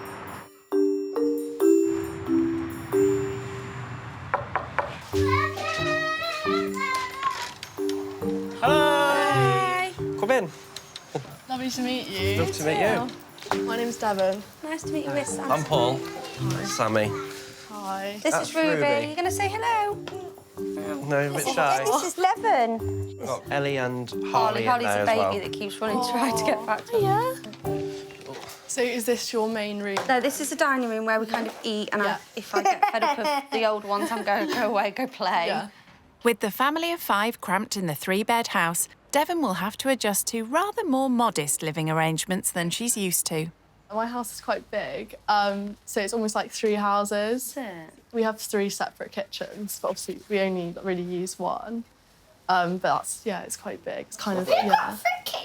Yeah. Only one narrow galley kitchen here, I'm afraid. As you can see, it's quite small. Yeah, it's quite cramped, isn't it? Yeah. But it's not what you're used to. So we've had to turn the handles in so we don't catch ourselves. Yeah. This is the bathroom. Yeah. Shower, but it's quite small. It's good enough for us, isn't it? Yeah. In my house, I have like the top floor to myself. Do you? So I have like 3 bathrooms to myself. So cool. Yeah. Do you need all of them? No. No, don't really use all of them, to be honest. For someone used to 3 bathrooms of her own, sharing one could be quite a challenge for Devon. But that's the least of her worries. The door doesn't shut, by the way. So we're going to struggle with that. Okay. But I'm going to fix it today, If we do go hopefully. to the toilet, Yeah. we do just kind of tell people, you know. Okay. Is this your playroom? No! This is our living room. This is Ellie. Do you want to go and tell her how old you are? Speak louder so we can hear you. She's the shy one. She's 8. How old is he? He's 17 months. No sign so far of a spare room for Devon. This is where you will be sleeping. I have got to do some pillows for you. You're lucky to get that. So, how are Devon's living quarters shaping up? There is like feeling of shock. That's definitely probably the smallest kitchen I've ever seen. Like, very different to what I'm used to. I think I find it quite hard to live here. This is Harley's room. There you go, mate. What's that compared to like the rooms in your house? Rooms in my house, I say probably a bit bigger than this. A little bit bigger? Yeah, and like I guess we have more of them. Like yeah. Okay. Yes. Only around 5 bedrooms and 11 bathrooms more. So this is our bedroom. Yeah. How big's your room at home? Would you say it's quite big? compared to this? I have like my own walk-in wardrobe. I have an ensuite as well in my Do you? room. Yeah. So. Walk-in Yeah. wardrobe. She has the whole of the top of her house. To me, that's like never going to happen. It's midday and time for Sammy to prepare lunch. Do you eat with your... with my housemates? Yeah. I normally like order food in quite a Do you bit. order quite a lot then? Yeah, for like like more than like 4 times a week, maybe 5 times a week. No takeaways any day of the week in this house. Lunch consists of homemade ham sandwiches. So how would you fund like getting your takeaways? Like how do you earn your money? So I get an allowance from my parents for uni every month. And how much is that? So I get about £500 a month, and that's just like going out and eating, really. But if you spend that, and you ask for more, would they give you more? Yeah, probably. Yeah, okay. That's lucky, because it's not just food Devon likes splashing out on. And then I guess like I get my hair done probably like once a month. That's like £120 probably. Well, where'd you get that from? Wow. Yeah, and then maybe like my eyelashes done or like my nails done. Yeah, so that's probably like another like £100. Yeah. Are you good at budgeting? No, I'm so bad at budgeting. It upsets me a little bit to think she doesn't have to think about what she spends on clothes or her hair or her beauty or anything like that. Paul and Sammy want Devon to realise from the off that budgeting is essential for them.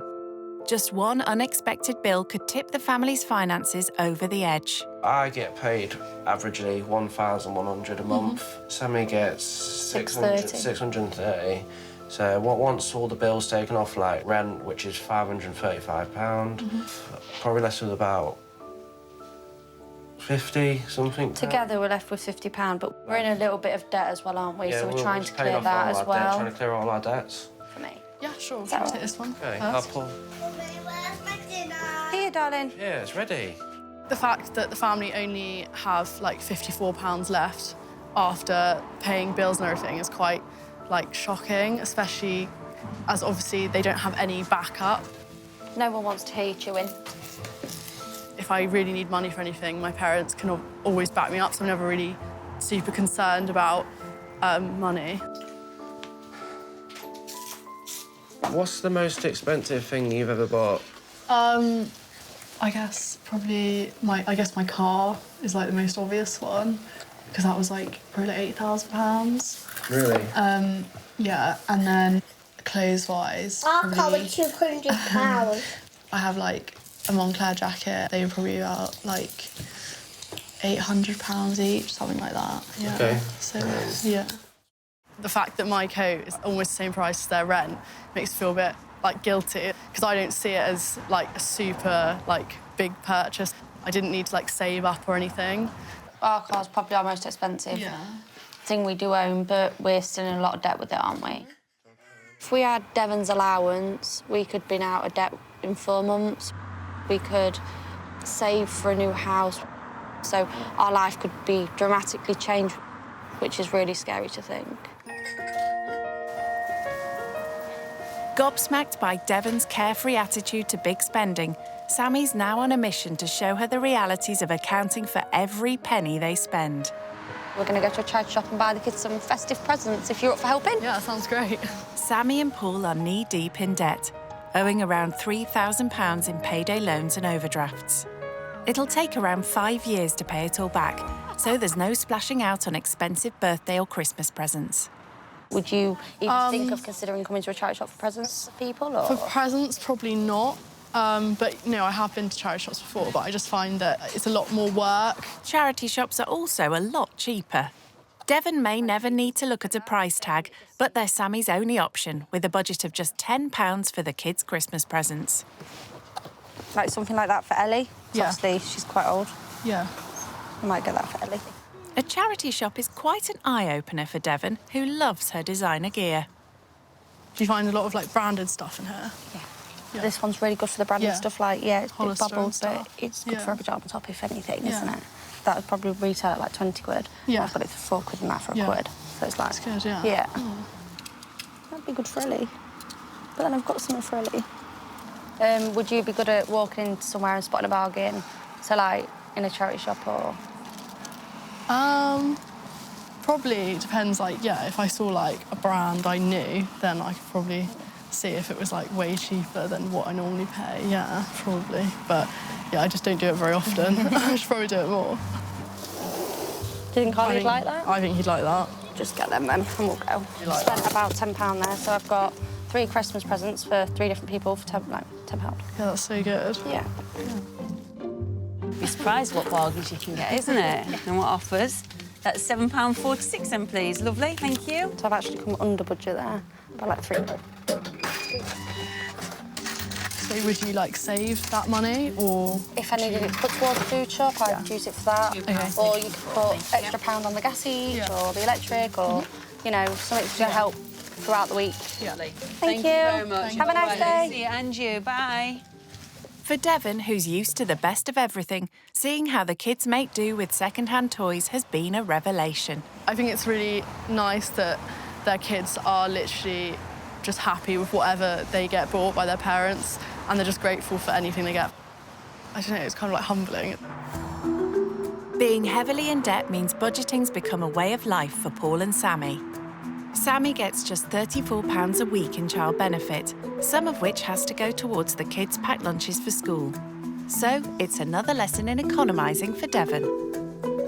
So do you, like, look at the prices a lot? Yes, these are kind of the same as them, say, but do you know what I mean? I compare, so they're just wafers, whereas they're bigger.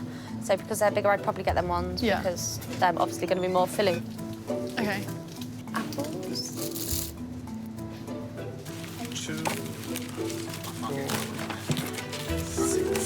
Pay-as-you-go energy meters can work out more expensive. £5 on each gas and electric. £5 sure. But when they owe so much, it's one less monthly bill for Sammy to worry about. £20.29, please. Thank you. Good news. Sammy's expert budgeting of her benefits has left her with a couple of pounds to spare. If the kids now said to me, on Monday, can I have some sweets after school? I can now because I've got £2 spare that I've not gone over budget with, if they behave. When I saw how much the family have to budget, it was quite, like, eye-opening, because obviously in my life I don't really have to budget at all. I don't really have to think about how much I have left for the week. It's, like, really hard what they're doing. Back home, the bathroom door hasn't shut properly for months, as Paul rarely gets time for any DIY. But today, he's managed to rope in his rich houseguest to help on her return from bargain shopping. This door obviously doesn't close. Yeah. So I'm looking at moving the door back a bit. I was wondering if you could give me a hand. Sure, yeah. I'm not sure if I've got much help, but well, I can try. You can try. Yeah. If I start by just, like, taking the screws off, I'll just give you that one. So, do you do any DIY? I mean, I've at changed. Home or... Yeah, I've changed, like, light bulbs and stuff. I mean, nothing. Yeah. Nothing too. Something everyone can do, yeah. I don't know. Yeah. My housemates at uni cannot change a light bulb. Okay. Paul works long hours as a retail delivery driver. Do you want to come in and then hold the door? That'd make more sense, wouldn't it? I've been meaning to do this for a while, you see, and I just don't get the time. Yeah. Not with being at work all week. Not finishing till 10 o'clock. You don't want to. You don't really feel like doing I don't want to do anything, to be honest with you. You haven't got all of that now, have you? No. See if it'll close this as well. All right. I'm going to shut you in a second. All right. Hey. There we go. At least Devon will now have the privacy she's used to. I'm impressed with that. Thank you for your help. You're welcome. But there's no let-up for the rich kid. It's 6 p.m. and Sammy needs to start thinking about dinner. And Devon's now been summoned to kitchen duty. Should we go make some tuna pasta for tea? Yeah, sure. Sammy's rustling up a basic meal from what's in the kitchen cupboards. And it's a chance to get to know Devon a little better. So, did you say you were studying law, French law? Yeah, law and French law, So what's your, like, dream job sort of thing, like? I kind of want to be a solicitor, yeah. Has that always been your dream, or is that because of money, or...? I guess probably, like, a bit of both. It's exciting. Yeah. Isn't it? Did you ever want to, like, go to uni or anything? I really want to be a nurse. Unlike Devon, whose parents are paying for her studies, Sammy's had to give up her ambitions to be a nurse because she can't afford the childcare. I'd like to better myself, not just be a mum, just known as a mum.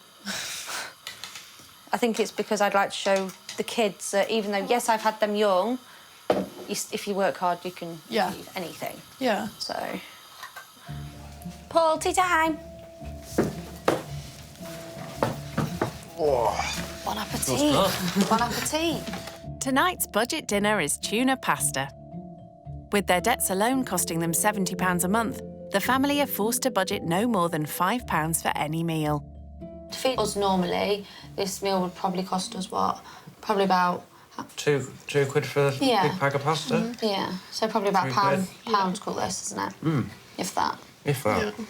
How much would you say you average a meal? Honestly, like, I literally have no idea. I probably couldn't even tell you. I eat out quite a lot, so that would obviously be, quite a lot more. I do normally do, a weekly shop for, £100. Yeah. Just for you? Just for me. Just for you. And then was that for the month or a week? A week. A week? Yeah, and then I'll probably order, meals in between that as well, takeaways and stuff, yeah. Devon may be able to splash out at high-end supermarkets, but for the family, stretching their meagre food budget is sometimes impossible. We've had to resort to either asking for help or... We've gone to a local food bank, do you know that? Yeah. And that just tied you over. Even our friends at some times have come round with not, wouldn't say loads of shopping, but yogurts for the kids, mints. Just the odd bits and Just the odd bits that keep us going until payday. It's hard because it's exhausting. It wears you down. Yeah. So...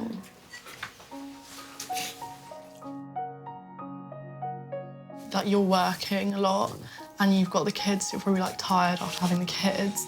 When you do have free time, you don't really have free time because you're so tired after doing everything. Whereas obviously my parents work and stuff, but they do still have a lot of time off where they can relax, enough time that they can spend a lot of time with us.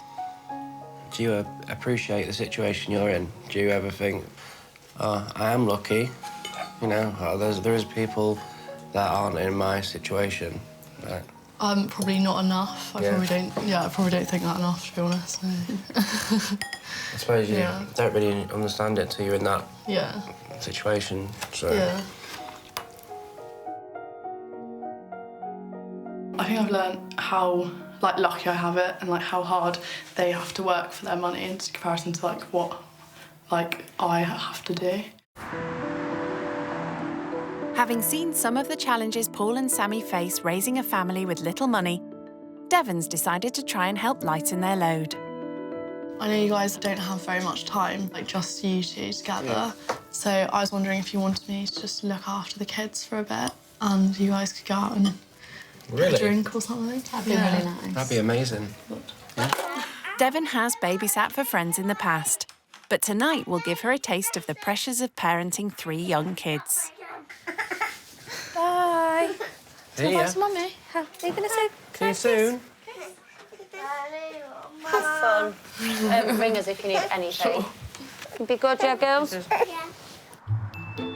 Little wonder Sammy and Paul are so quick to get out the door. They'll only be a 2-minute call away, but it's the first time the couple have enjoyed a night out in over a year. Hiya, can I get a Carlin? Please, and... You're going to come read the book? We're reading the book now, Ruby. It's just nice for them to have, some time by themselves because they obviously don't get, much time alone without the kids. That's nice. It's lovely. Cheers. I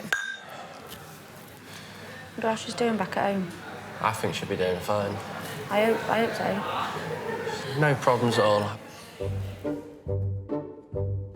No, come on, no cooking. No, Mummy and Daddy aren't going to be happy if you cook. No. Come on, let's read your book now. Yeah? I will read all of it. I will. I think she'll be fine with the kids. Yeah, me too. We'll get back and we'll just be able to put our feet up. That's the plan, isn't it? That's the plan. Doesn't look like things are quite going to plan for Devon. You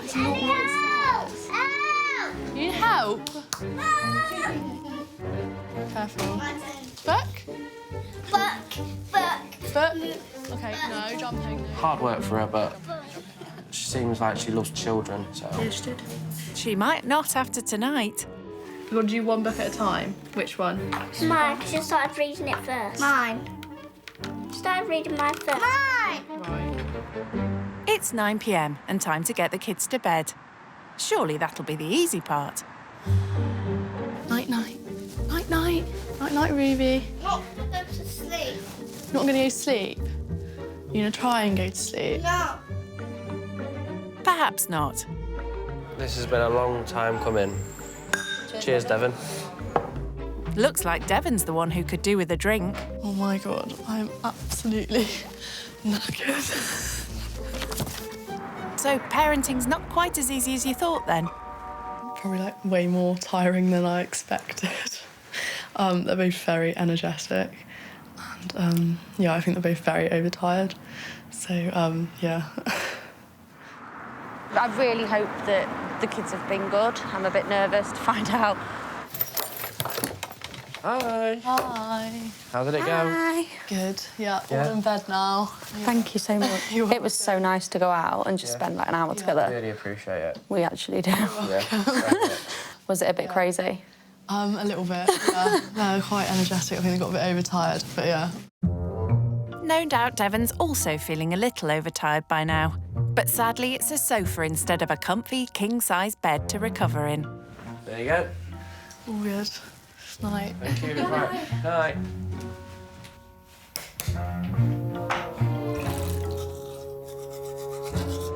I haven't slept on a sofa before. And also, their house is right by the road, so it might be a bit noisy. But yeah, hopefully I sleep. I have a king bed at home, so it's a bit smaller than my bed at home. And obviously, yeah, it's not a bed. Never mind, Devon. There's a first time for everything.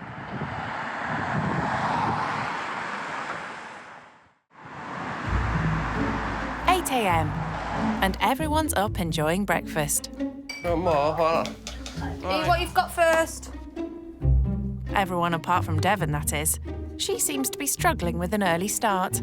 Not gonna lie, it wasn't the best sleep I've had. There was quite a lot of road noise outside, and yeah, I was a bit long for the sofa, so it wasn't the most comfortable sleep. Would you like some more? No? Normally on a Sunday morning, at this time, I'd probably still be in bed. Hate to tell you, Devon. Hi. But the family have something lined up that will make you feel even more out of sorts for a Sunday. We're going to do some household chores, like putting the washing away, doing the pots, ironing. Do you do any household chores at home? Sometimes I load the dishwasher and make my bed and stuff. Chores are always done together as a family on the weekends. And seeing as Devon's now almost an extended member of the family, there's no reason for her not to give a hand. Thinking maybe we could get some washing upstairs. Yeah, fold it up. Yeah, thank you. Household chores are certainly a world away from Devon's pampered life back home. We do have cleaners that come in and do quite a few chores, like hoovering all the floors and everything, cleaning the bathrooms. So I never really have to do that. What would you normally be doing, now? On a Sunday morning? Yeah, if you was at home, what would you be doing? I've probably been out, the Saturday night before, so I'd probably just be, chilling. I'd probably get up at, 11 or something. OK. And then, maybe, order some food in, Chores may not be part of Devon's normal Sunday morning routine, but Paul and Sammy hope she's taken something from the experience. Devon doing the chores with us this morning was a real big help. We don't normally have anyone helping us out. It opened our eyes up to what it's like for people who haven't got cleaners, doing this day in, day out. It's not just cleaners the family do without. Do you not have, a tumble dryer? Do you just always... We do. Each are electric. Yeah. So it's not worth it. So that'll hold 2 loads. Yeah. It's OK in the summer. It's just in the winter, it's a bit harder to dry your clothes. Yeah. And guess what? Dried clothes also need ironing. Another first for Devon. You just kind of go over it to get rid of all creases sort of thing, look. So do you want to have a go? Yeah, sure. This is like a one-time-a-week thing. Yeah.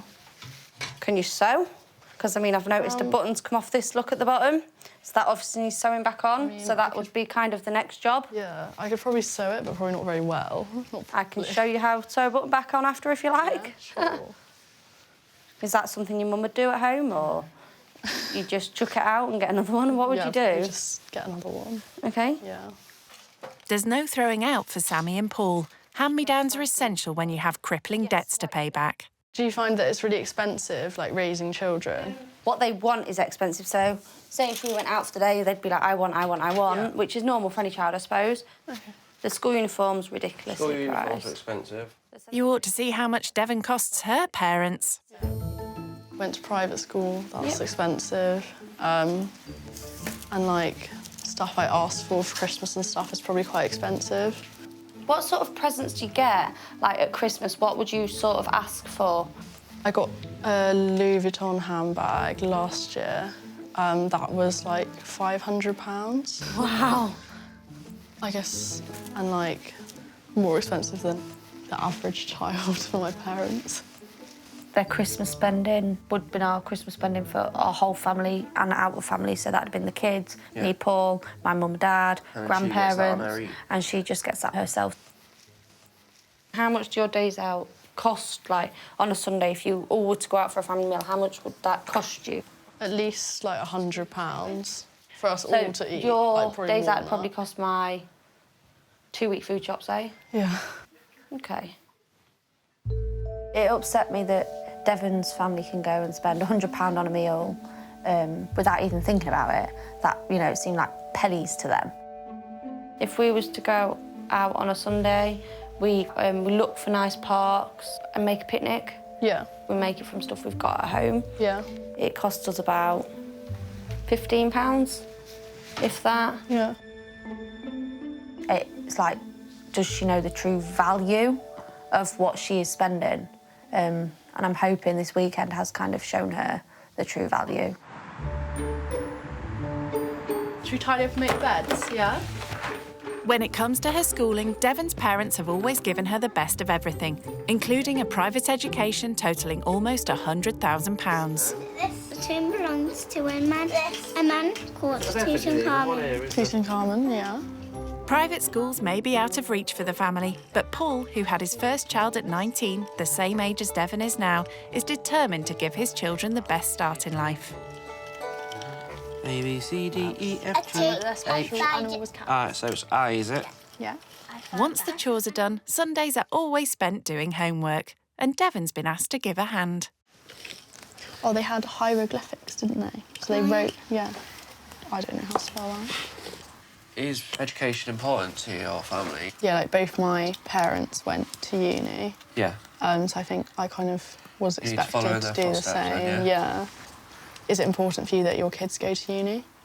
Yes. I want them to have the best education that I can give them. So, you know, that means going to school every day, doesn't it?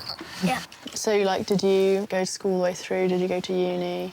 I did go to college, then I had children, so that's been sort of put back a bit, but I do plan on going back to college to do something, either a trade or further education.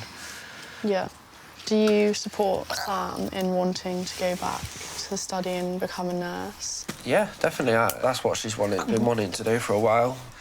But only one of us can really afford to go back to like, uni at a time. Someone needs to be keeping the money coming in for the house. It just won't work any other way. Yeah. But yeah, I support her 100%. But to teach Devon to be less wasteful,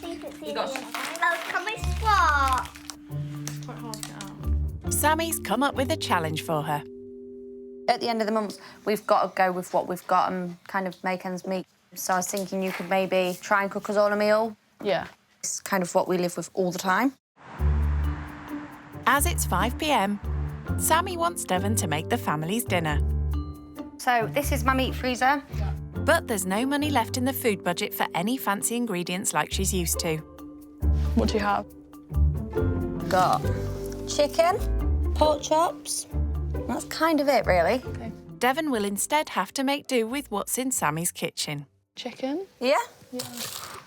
And then I've got sauces in that cupboard around the corner in the dining room. So do you want me to leave you to it? And... Okay.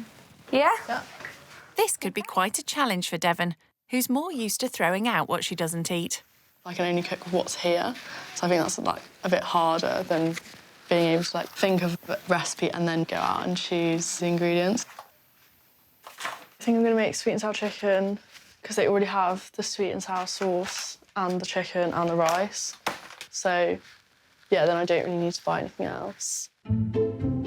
Good thinking. Although Devon's already hit a problem. I have absolutely no idea how to defrost chicken. Do you actually want me like cooking it now? Yes, that is the idea. There's a hungry family counting on your culinary skills. I'm going to defrost the chicken. Good thing she has her phone handy to check out how to do it online. Don't forget the power.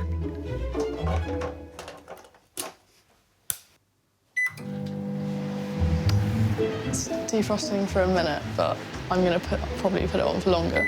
But you're supposed to watch it. I don't really want to kill anyone. This is going to take hours. Luckily, Sammy's on hand to keep an eye on proceedings. Hi. How's things going? Yeah, I'm not really sure what I'm doing. I feel like this is defrosted, but I'm not really sure. So I kind of feel it. And it feels defrosted to me. Yeah. Well, that's at least a start. But now Devon's facing her next problem. Yeah, I don't know how to use the cooker. Time to call the expert back in. Sam? And as ever, she's keeping a close eye on the cost of everything. So what we do is, would you mind switching the microwave off because that saves electric for me? So if we're not using something, we do switch it off. We always switch this off because it saves on gas. And then you click this. Okay. So which one are you using? This one? Yeah. And then it's this one here. Okay. Okay. Yeah, thank you. Thank you very much, Lee. But I didn't even know that really saved money. Not really something I've ever thought about doing. It's probably also the first time Devon's been forced to use what's left at the end of the month to make a meal. Despite battling to even turn on the cooker, somehow she's managed to serve up dinner. Looks beautiful. Looks really nice, thank you. Right, try. Tell me how much you want. Keep going. Keep going. That'll do. I know you're hungry. That's fine for now, thank you. Thank you very much, Devon. Put them in your ear. So how much would this meal that I've made have cost? I'd say about £5. And that's for 6 of us. Blimey! Take note, Devon. That's less than £1 per person. I was just thinking, because you were talking about how the chicken was really cheap and everything, I was just wondering if you ever think about like the animal welfare or the environmental impact. I've never really thought into the fact of an animal's welfare. At the minute, our main priority is keeping the roof over our head and keeping food in our children's bellies. Organically sourced chicken from a posh supermarket is not on the menu. Devon's dying to know what the family make of her culinary efforts. So how did you find the meal? I actually found you did really well. I think you did originally get 2 pots of sauce out, didn't you? And you only used the one, so I thought that was absolutely brilliant. And you got 3 bags of chicken out and then only used 2. So I think you did really well. So Yeah, she did give brilliant, yourself a pat on the back. And it tasted great. It did. You know, when the kids have seconds, you've done fantastic, and all 3 of them did, so And I finished you deserve mine, a pat on the back. Devon's time living skint with the family is almost over. Having realised how hard they work with little downtime with the kids, she has a surprise for them. I just want to say thank you for everything this weekend. No, it's been lovely. It was actually lovely, getting to know your family, getting to know the kids. They're all so cute. Thank you.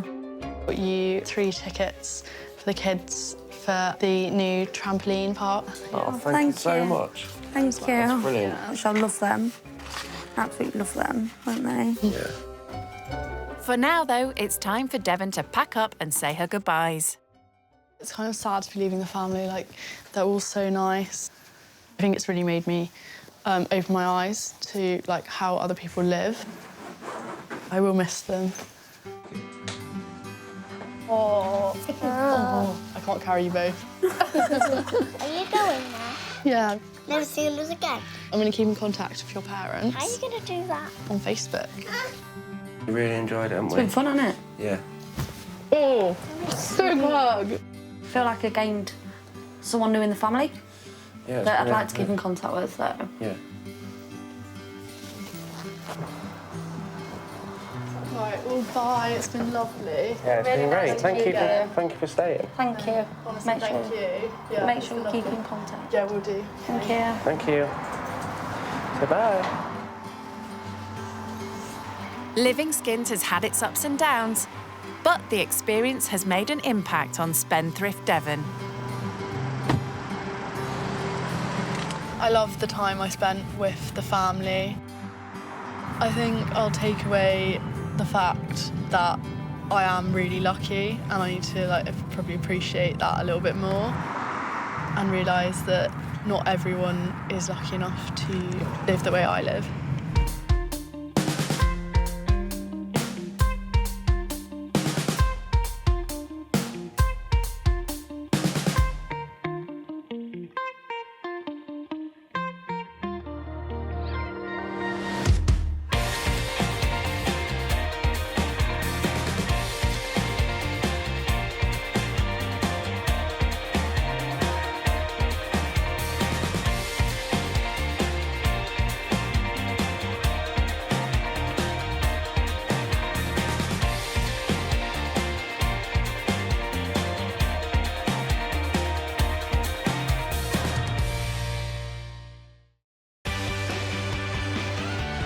Brand new rich kids used to living the high life. It was about £85,000 on my education. On a month on clothing, I'd probably spend about £5,000. That sounds really bad, doesn't it?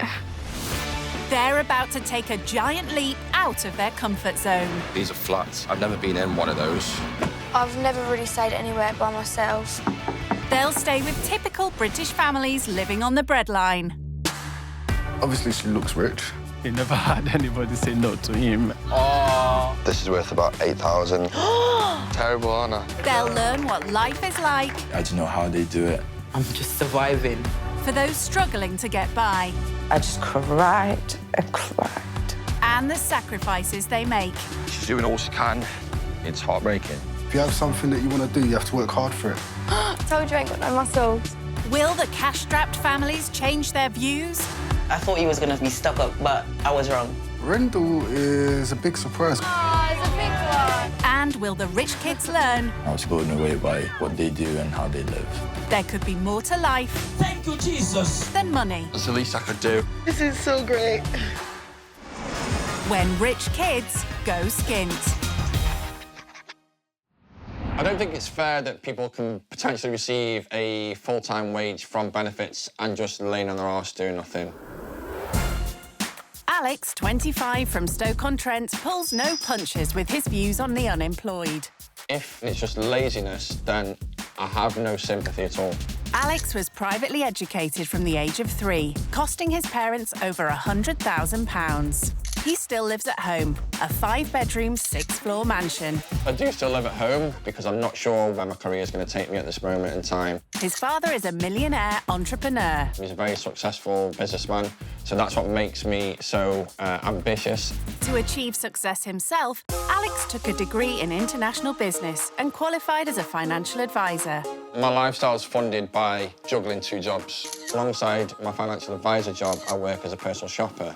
That's allowed me to produce a 6-figure salary, which also allows me to live a luxury lifestyle. His personal shopping clients are the mega rich, who are impressed with Alex's eye for style. It's important to be able to showcase myself, and also fashion is a good way to express yourself without saying anything at all. And he doesn't hold back showcasing himself. On a month on clothing, I'd probably spend about £5,000. And I don't like to wear the same pair of boxers twice. Come again? I don't like wearing the same pair of boxers twice. That's £3,600 a year just on designer undies. And it's not only clothes he splashes out on. Average a day on food and drinks, I'd probably say about 100 to 150 pounds a day. At the weekends, we'll go out to nightclubs, and then it'll be a hell of a lot more. Tables can be sort of about £2,000 to £5,000. I drive a BMW X6 that was brand new, and that was, I believe, 65 grand. I saw it and I liked it, and a couple of weeks later, it was on the driveway. I'm very spontaneous with my purchases. If I see something, I can't miss out on it, so I need to buy it right there and then. So why does he want to try living skint? I want to see their side of the story. I want to see why this family is on the breadline. I want to be able to deliver my story and maybe install a drive in them to become a better person. Humble ambitions from our Alex. So can he improve the life of unemployed single mum Nikisha? She lives with her 5 kids. Ivany, 16, Kashai, 7, Kashana, 6, Kashayla, 3, and Kashane, 1. Having 5 kids, it's a lot. They share a 3-bedroom council flat in North London. 1 and plus, look at it, look at it, look at that. Ooh. She's been on benefits for 7 years, which barely cover her basic expenses. Sometimes all I have is £3 to last me until, like, the next 4 days. There's nothing left for me to do anything. I'm just surviving. Money's so tight that Nikisha needs to budget carefully for every meal. We can't do seconds. There's usually no leftovers anyway, so we have to make it work because this is all we have. The family go without things that many take for granted. The only time we go out to eat out is when we get invited to parties, like birthday parties, if you call that a eat out, but takeaways is too expensive. It's not only the lack of money that Nikisha finds tough. Being a single mom is extremely difficult. It's not that the dad is not involved in their lives, he is, but we're not in a relationship. And at times I would like some help. Nikisha's mother supported her in raising her kids. She was a wonderful person. She would give you her last pound and leave herself with nothing. But she developed dementia at an early age, and her last months were spent in a state care home. I did everything I could, but financially, that's a big issue. When you have relatives and they're ill and you can't afford the care. I would love to have been successful in life. So I don't think I made her as proud as I should have. So what does Nikisha think the rich kid will learn from staying with her family? I think spending £1,000 on anything that's not life-saving is a waste of money. In Stoke, Alex is getting ready for his trip into austerity. He's getting a trim from his personal barber and close friend Leroy. That's going to be a real eye-opener for you still, isn't it? Because you're going to see what exactly goes on. Yeah, I could be staying on a sofa, you never know. There'll be no clubs, there'll be no shopping, no clubs, no food out, nothing. You're not going to be shopping? No, I'll be in Asda buying pot noodle and bread, spaghetti and beans, fish fingers, it'll be all of that. No pan-fried salmon. Yeah, so no more eating out, you're going to start cooking now, yeah? I'm going to be a chef now. Chef one, yeah. Come out and be a chef. First of all, I think maybe the cooking bit, yeah? One is to learn how to cook. I can't wait to see how long you last then, innit? Because Why? Why? I'm good. I'm not that bad. I'm not that bad. Alex is a very intelligent guy, but you know, when it comes to some other skills, life skills, I think it's going to be a good test for him to go through. Am I ready now, yeah? Yeah, man, you're ready now, man. So, yeah, good luck, man, yeah? Look after the guys, man. See how it goes. With his hair done, Alex is ready to pack some choice threads. I'm going to take these cargo pants. We've got a matching hoodie as well, which is the same branding. I think it was like about $250 for that, so it's not too bad, to be fair. He's taking a hoodie, but he's got his financial planning hat on. My game plan is, first of all, find out what their education was like and see if they are, you know, willing to improve and better themselves, really. If they're not, then a climbing uphill battle. With Alex prepared for battle in Stoke, 150 miles away in North London, Nikisha's rallying the troops. Jump-up Shanibu. It's crazy, especially in the mornings. That rich kid's got a lot to look forward to. If the rich kid is up for a challenge, this will be the perfect one. Alex is en route to London and he's mentally preparing himself for 2 days away from his work hard, spend hard lifestyle. Usually I'll eat out 3 times a day, stuff like that. Be going to nice places, usually do a bit of shopping, and that wouldn't seem normal to the family that I'm going to now. Nope, no shopping here, Alex. Nikisha is doing the school run before Alex arrives. Ivany, you've got credit on your phone, right? Don't forget the bin at the door, please. Let's go. Alex is in the neighbourhood and he's not impressed. There's a lot of apartment blocks that seem kind of run down. Different, very different. Obviously, these are flats here. I've never been in one of those. Fortunately, house dweller Alex is comfortable using a lift. I'm on the top floor of, like, about 8 blocks of flats, so I guess it's going to be pretty small. It's no penthouse, but for the next 2 days, it's home.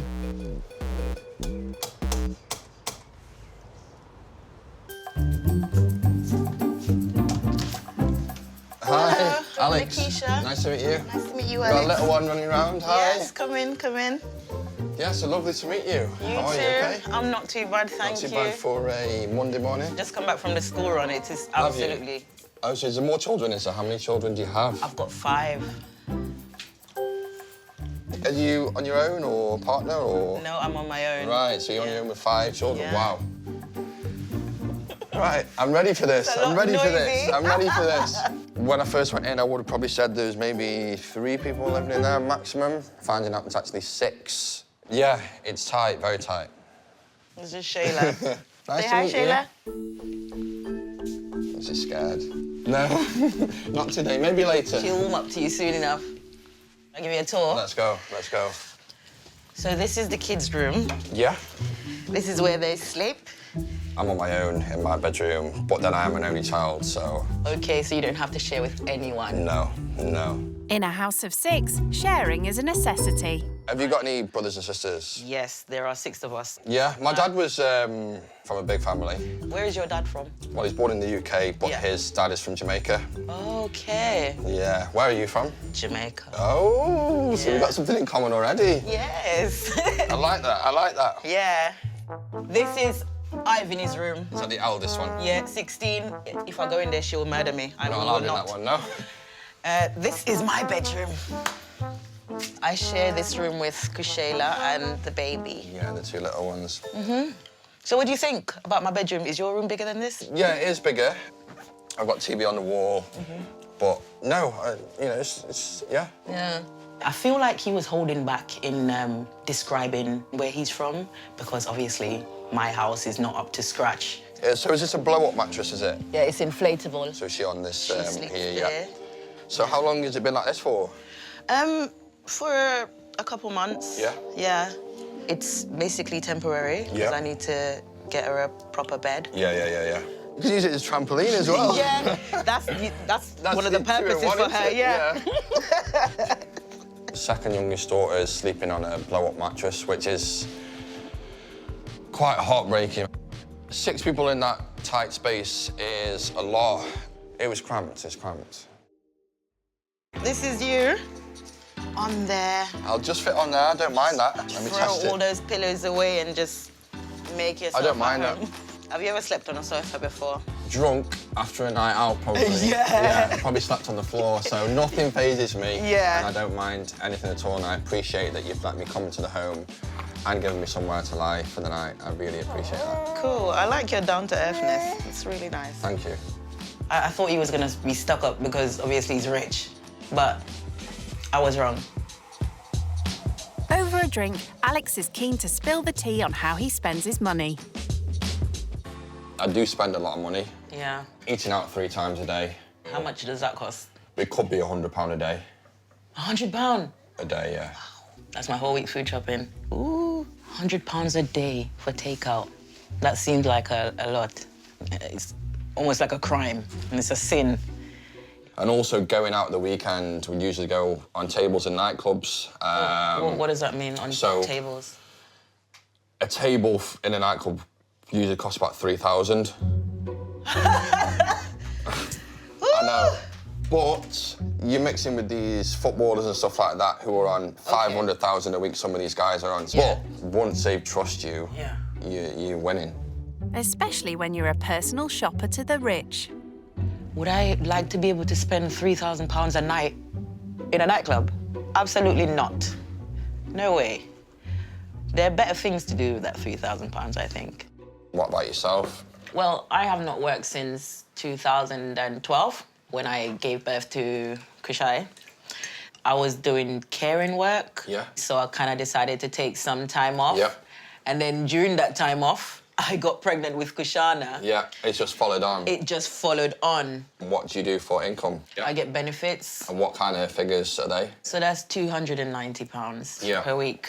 £70 of that goes towards my rent. Yeah. I have to top up my gas and my electric, which is £20 each per week? Yeah. Broadband, toiletries and... Everyday essentials and stuff. Well, for food shopping for the week, it can be anything up to £100. Yeah. Do you usually feed them all pretty much the same food? Yeah, everybody eats the same. Mostly simple meals. But it's never any ackee and saltfish and fried dumpling or anything like that. So what are outspoken Alex's views on this single mum with 5 kids on benefits? She's kind of chosen to have the children. So she has got to provide for them, I see it, and she is doing that, which is great. And no one should ever be able to look at you in a different way for having more children. Then there shouldn't be no issue. Not quite so outspoken with his opinions anymore. Nikisha needs to buy some winter coats for the kids, but her budget is very constraining. Where would you usually get the kids' clothes from? Charity shops, because I've got 5 of them, so... Yeah, of course, it adds you know, up. Yeah, definitely adds it up. does. Have you ever shopped in a charity shop? No. I have been in one. Why did you go in there? In a charity shop? I think I just went to have a look. It's not me, I'd never judge anything. I'd always want to see it. I want to experience it for myself and make my own judgment and opinion on what it's like. I hear that. Nikisha has £15 to spend in here, but her options are limited. This one's $4.99, I think. It's tiny, though. Yeah. It's way too small, isn't it? Yeah. It's either too small or too big. I know, I just can't get the bargains you like, you know? Yeah. But personal shopper Alex has a very different idea of the bargain. That's Prada, so Prada jacket. Oh, wow, look at that, $39.99. That's obviously in still here over now. my budget. That's £40, but that brand new will probably be over 200. Wow. The way I'd look at this is buying this and sell it on eBay, because you sell that for double the amount. Really? Easily. He's really just thinking about profit and making money, so I don't really think he gets the drift of shopping from a charity shop. Fortunately, the shop manager understands Nikisha's budget. This is the only decent one I see there, Alex. Yeah, $4.99. What do you think of it? Yeah, it's in good condition. How much was your jacket? This was $7.50. And he doesn't mean £7.50. Alex! Terrible, aren't I? Oh, my God! I know. Oh, my, wait. How much was your watch? How much was it? This is worth about $8,000 now.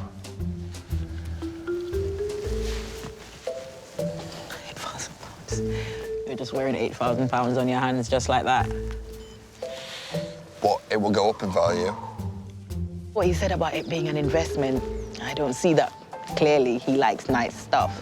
I'm looking at money right now.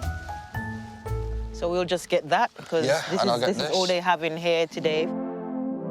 Having those charity shops with all those cheap stuff. For £1.99, please. They are a lifeline. Thank you. Alex does see this as a business opportunity. He's still got a lot to learn. Let me get that door. Thank you. There you go. Such a gentleman. With a family of 6, the household chores build up fast. So while she goes to pick up the kids, Nikisha wants to take advantage of this extra pair of hands. All right, Alex, I'm gonna need you to do some washing.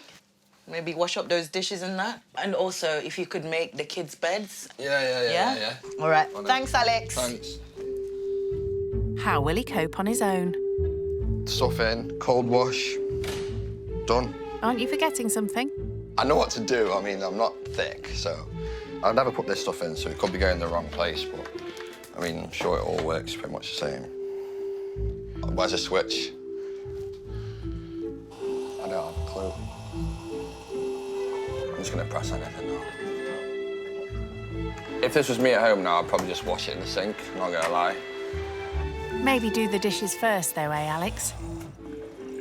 There we go. I like that. Just wash some dishes then. Yeah, it must be hard for her because there's like 5 children, so the amount of stuff that's getting eaten, drunk, washing as well, clothes that are being worn, is obviously a hell of a job. Now one final task. All right, so we're gonna do the kids' beds now. I'm not like a, you know, a hotel maid, but I've made beds previously, yeah. I might turn this back one, just for presentation. The turnover corners, I can't remember where, I've seen this probably in a hotel somewhere or something. Sorted. I'm impressed with that myself. With his chores complete, Alex can take a well-earned rest. Or maybe not. The kids are back from school. Straight into the dining room, please. There's someone I needed to meet. Come and say hello to Alex. Come. Hi. All right, nice to meet you. He is indeed. Is it the £8,000 watch that gives it away? Nice to meet you. We've all got the same hair. Yeah. Let me check the chores because I was out. Now I'm back. Normally, Nikisha's kids help her around the house. So how does Alex's housekeeping compare? This is super cute, Alex. Washing's been done, and I also did the beds. Let's go and have a look at the beds. The kitchen has passed Nikisha's inspection. But will the kids' beds give Alex a clean sheet? Wow. Oh, my God, Alex, this is brilliant. How neat is that, Kushai? 10 out of 10. Is that 10? Yeah, 10 times neat. Go on, then. Yay. Love that. I'm impressed because I really expected for you to be somewhat, you know, I'm too posh, I can't really do that. My hands, Did you really think that? I cannot touch water or anything like that. But you're not afraid to get your hands dirty. No, I'm not, and I'll do anything and help anyone out when I can. Yeah. Come on, Alex, still got a load of washing to do and we need to take that wash out. Yeah. Far from a washout. Thank you. Rich kid Alex aced his chores. Alex! Yeah? Alex! Yeah, I'm coming. Alex might be used to spending £100 a day eating out. What are we doing now? But today, Nikisha's doing some Caribbean home cooking. I'm gonna cook some curry chicken and rice. Whereabouts in Jamaica were you from? At Mayfair, Clarendon. Ah, okay. You been there? Okay. No, I haven't been there. I stayed at Montego Bay. So you went to the tourist spots? Yeah. Okay. Alex is from the posh end, in my mind, and I'm from the ghetto. Are you allowed to say ghetto? That's where I'm from, darling. I think the only thing we have in common is our roots and love of food, really. Yeah. Nikisha came to the UK when she was 12, following in the footsteps of her mum, who had moved over here for work 5 years before. I was born in Jamaica. My mum sent for me here just so I can have a better life. Tell me a bit more about her. She had her first child when she was very young. She was 15. Yeah. And it was very, very hard for her. Yeah, I can imagine. Yeah, she was on her own. Her mum passed away 9 months ago, having suffered with early onset dementia for 2 years. Nikisha still struggles with the loss. My mum was a role model for me. I adored her, I still do. I miss her every day. And that's the only thing that nobody can help me with. Nobody can bring my mum back. 30-odd years in this country working so hard. And because of the dementia, she messed up all her finances. Everything got messed up. Yes, yeah. When she passed away, it was terrible. It was terrible because I didn't have any money. She didn't have any savings. We didn't have nothing. And there's no justice from, you know, when you lose a loved one and you've got these massive costs on top of it. It's enough heartbreak as it is. And even when she died, they weren't. They only gave me £1,700 to bury her. And funerals cost way more than that, and she had a basic funeral. Yeah. But expenses are not as big a deal to Alex, so he takes a more business-like view. I think people should have some kind of insurance. You can get life insurance from sort of £4 a week and stuff like that, and it's basic funeral cover. I don't know whether she could afford that, but I'm sure there'd be some sort of service out there to help her do that. It's good to hear your side of it, and I appreciate that. Yeah, of course. I've experienced. Of course. I don't know that side of it. You do, and you've experienced that firsthand, and it's good to hear that. I don't really think he understands the difficulty a lot of people in financial hardship are facing. Unless you've been there and experienced it, then you don't really know, do you? Ooh. What is that? Dinner's served and the kids can't rate it highly enough. I give it a 10 out of 9. 10 out of 9? 10 out of 9? Yeah. I like that. Dinner goes down well, but Alex's opinions prove harder to swallow. And I know people that don't work because they don't really want to, and they're still taking money from the government. 50% of the people are probably doing that. Whereas the other 50% could either be disabled, could be ill, could be full-time parents, single parents, could be there could be anything, looking after family members, you don't know. Exactly. But you're one of the half that has been genuine about the system, really. Yeah. It's not really fair to say you're going to divide the nation in half and say 50% is good and 50% is bad. That's a misconception. I don't feel like I'm abusing the system. Yeah. I don't feel like that at all. Yeah. I don't enjoy being on benefits because I have experience not being on benefits. Yeah. Because before benefits, I was working, so I do know what it's like to have your own. Of course, so this is, I can't do any better at the moment, right now. This is the situation. Just make the best of it. Yeah. He told me I was in the genuine need category for benefits. He's young, and I don't think he has that experience like I've had. So I don't think he gets it yet. There's no nightclubbing for party-loving Alex this evening. It's early to bed on the family's sofa. Love you all. Family are lovely. Couldn't have been a better family, I don't think. Perfect. Obviously, it's different than my life because I'm free, no children, whereas she's got obviously 5 children to look after and no time to herself. I've got all the time to myself.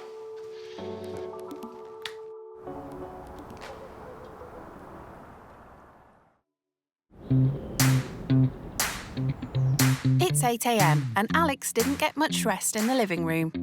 Sharing a house with, like, 6 people is fun, but if I'm tired, I'm tired, and I'm tired right now.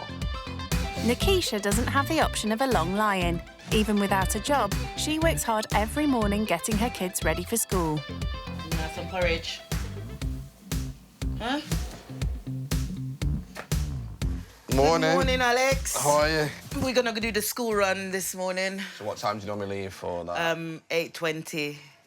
So like 15, 20 minutes? And we are walking. Let's do it. No luxury BMW for Alex this morning. I might ride you one of these at school as well. We are ready. Good to go. Smiling. All right, guys. Chop, we don't want to be late. With her daily routines being this busy, Nikisha has little spare time to search for a job, let alone do one. Getting the kids ready takes 1 hour in the morning. Yeah. And to go and pick them up It's again, another hour. it's another hour to get these ones ready.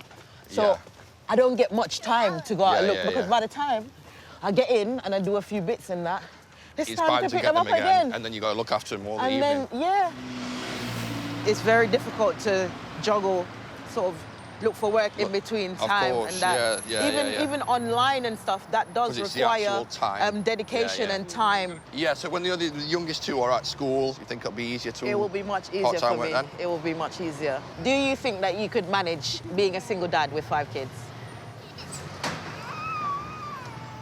I don't want to say no, because I can manage anything, and I'm confident. Yeah. But it will be a hell of a tough time. Hell of a tough time, and I respect you for what you're doing.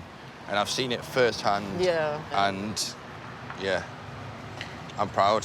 Yeah. Proud. After dropping the kids at school, Nikisha makes her monthly visit to the cemetery where her mum was buried. And this time, she's bringing Alex. When her husband died, Yep.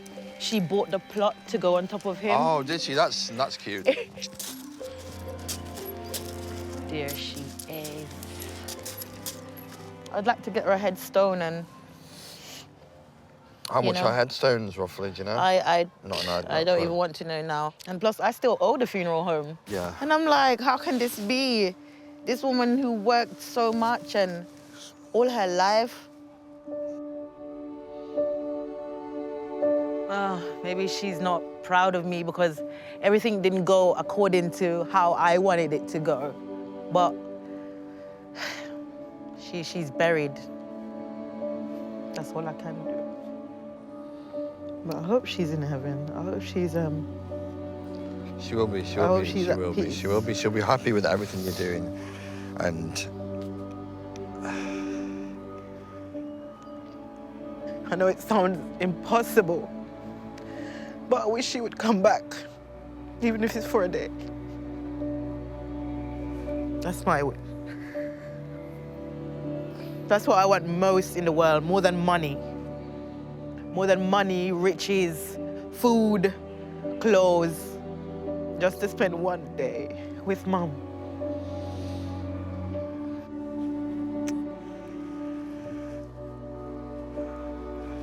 She doesn't even know Shayla. yeah, I can imagine. I mean, she's aware that I had Shayla, but she doesn't know Shayla like she knows. She'd be so proud of what Ivany you're and doing. Kushai and Don't cry. Honestly, you're doing great.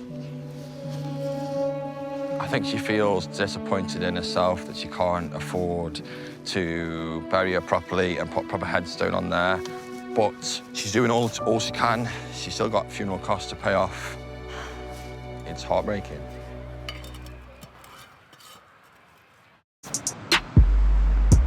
Alex eats out for every meal, costing over $3 grand a month. So Nikisha's next challenge could be hard for him to stomach. So, Alex. Yeah. Today, it's your turn to cook. What am I cooking? I am going to leave that up to you. Okay, cool. Right?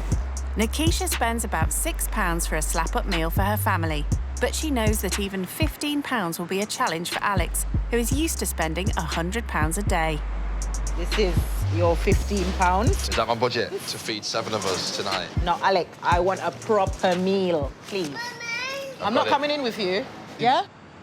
I think this will be a learning experience for him because he spends £100 a day on food. Nikisha told Alex she can't afford her favourite, Jamaican ackee and saltfish with dumplings. So Alex has decided to treat the family. You all right? Yeah, not too bad, are you? He may be a fish out of water here, but Alex isn't one to flounder. Would you be able to show me where the ackee is, please? Yeah, no problem.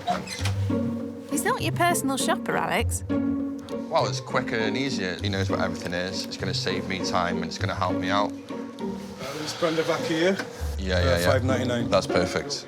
That's over a third of the budget. Ackee's going up in price now, isn't it? Yeah, it is. Selfish in the fridge over there. Get that. Maybe 2 of them. Yeah. But I'm looking on a budget. It's $6, $7, $8, £10 already. And he's only bought 2 things. That's it, plain flour. Yep. $1.50. Yep. Plantain, a couple of these, yeah. How much are these ones? 50p each, just £1. So we've got 2 packs of saltfish there. All right. Never made saltfish before. He doesn't normally cook anything.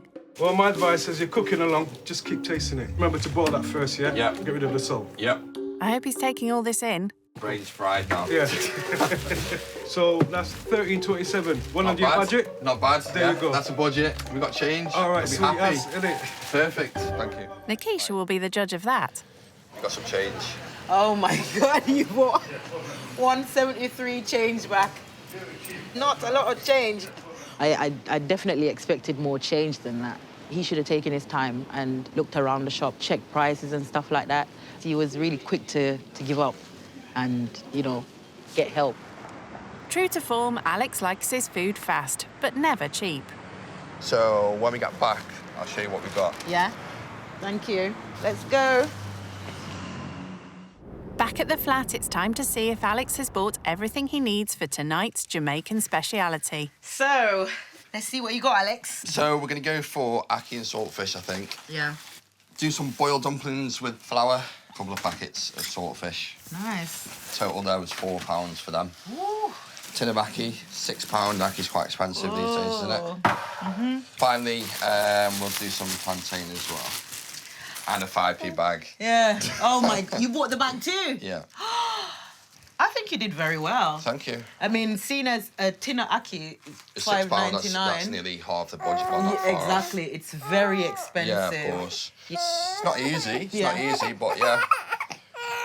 Play with my hair instead. Nikisha has to collect the kids from school. I'll see you soon. See you soon. Okay, bye-bye. So Alex is left in sole charge of dinner. I'm just going to check the recipe. Despite sharing Jamaican roots with Nikisha, he's never cooked this dish before, so he's relying on a website for the recipe. It's their money and it's their meal, so if I get it wrong, they're going to be pretty annoyed with me, I think. Cooking time, 10 minutes, I like the sound of that. We need to put the saltfish to soak in cold water for about an hour. Better sort that. Yeah, this ain't going to be easy. While the saltfish soaks, Alex takes a breather from cooking to touch base with his barber friend Leroy. Yo. Yes, Al. What's good? How you doing? It's crazy. It's mad experience the past 2 days. From the moment I got out that car outside here and thought, wow, what am I doing? Why am I here? Let's go. To the way now I don't really want to leave. So what's the family like, Al? Big. There's a single mum, 5 children. Youngest is 1, oldest is 16. So she's got her hands full. So what have you learned so far, man? I've learned that the different way of living, how life can be in real poverty, really on the breadline, really with not even that pound to spare. And obviously people stereotype these women with 5 children. They're just scraping by, they're just getting what they need. It's a good experience you've gone to. You've learned some things off it as well, so it'd be good to catch up when you're back. Yeah, see you soon. See you. It's 5 p.m. when Nikisha and the kids arrive home. These all right like this? Yeah, they look like Chinese dumplings, but, you know, it's dumpling, right? Exactly, it's the same. They're going to the same place, same mate. You consistency. can go on ahead, do your thing. It doesn't even matter anyway if you get it right or wrong. It's your effort that counts, and you've made big effort. Thank you. I have to give you that, and credit is due. Alex has a whole family to feed, so it's time to plate up pronto. Is this enough for the children? Yeah, that's enough. Yeah? Maybe Alex's boiled dumplings will get Kashai's seal of approval. What's that? Boiled something.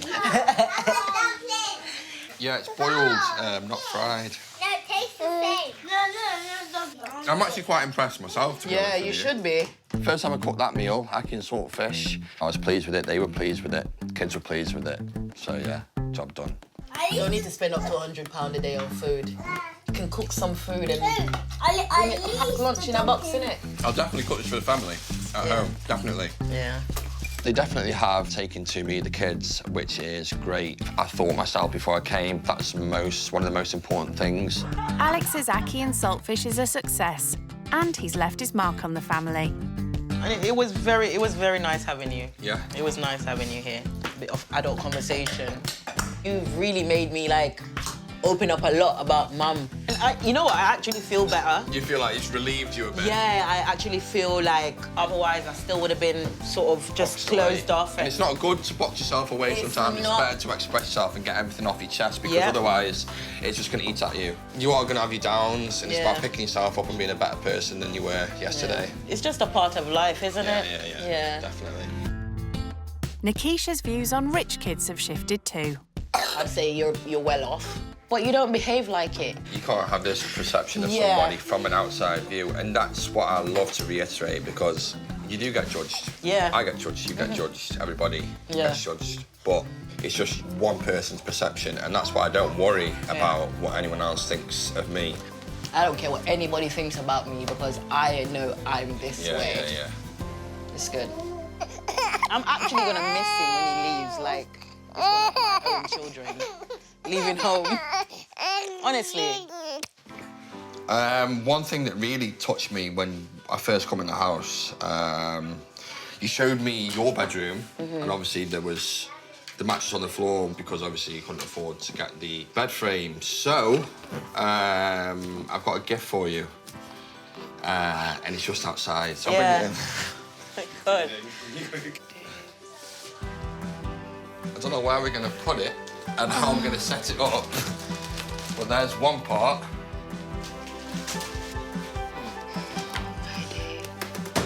So we best get doing some DIY. Oh, thank you. That's the least I could do. This is so great. I really appreciate it, honestly, I do. Thank you so much. It could be used as a climbing frame as well, couldn't it? Shayla, Alex bought a bed for you. Do you like this bed? Are you? This is so nice, Alex.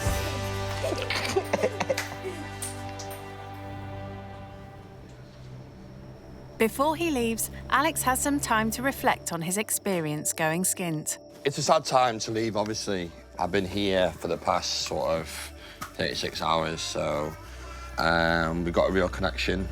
Alex had strong opinions about people on benefits before. People can potentially receive a full-time wage from benefits and just laying on their arse doing nothing. So has anything changed? Learned how the other side lives, how hard poverty can be, that people on benefits can be in very different situations. I knew that anyway, but I didn't know how little they get. I'd want to know why they're on benefits, but I don't judge someone because they are.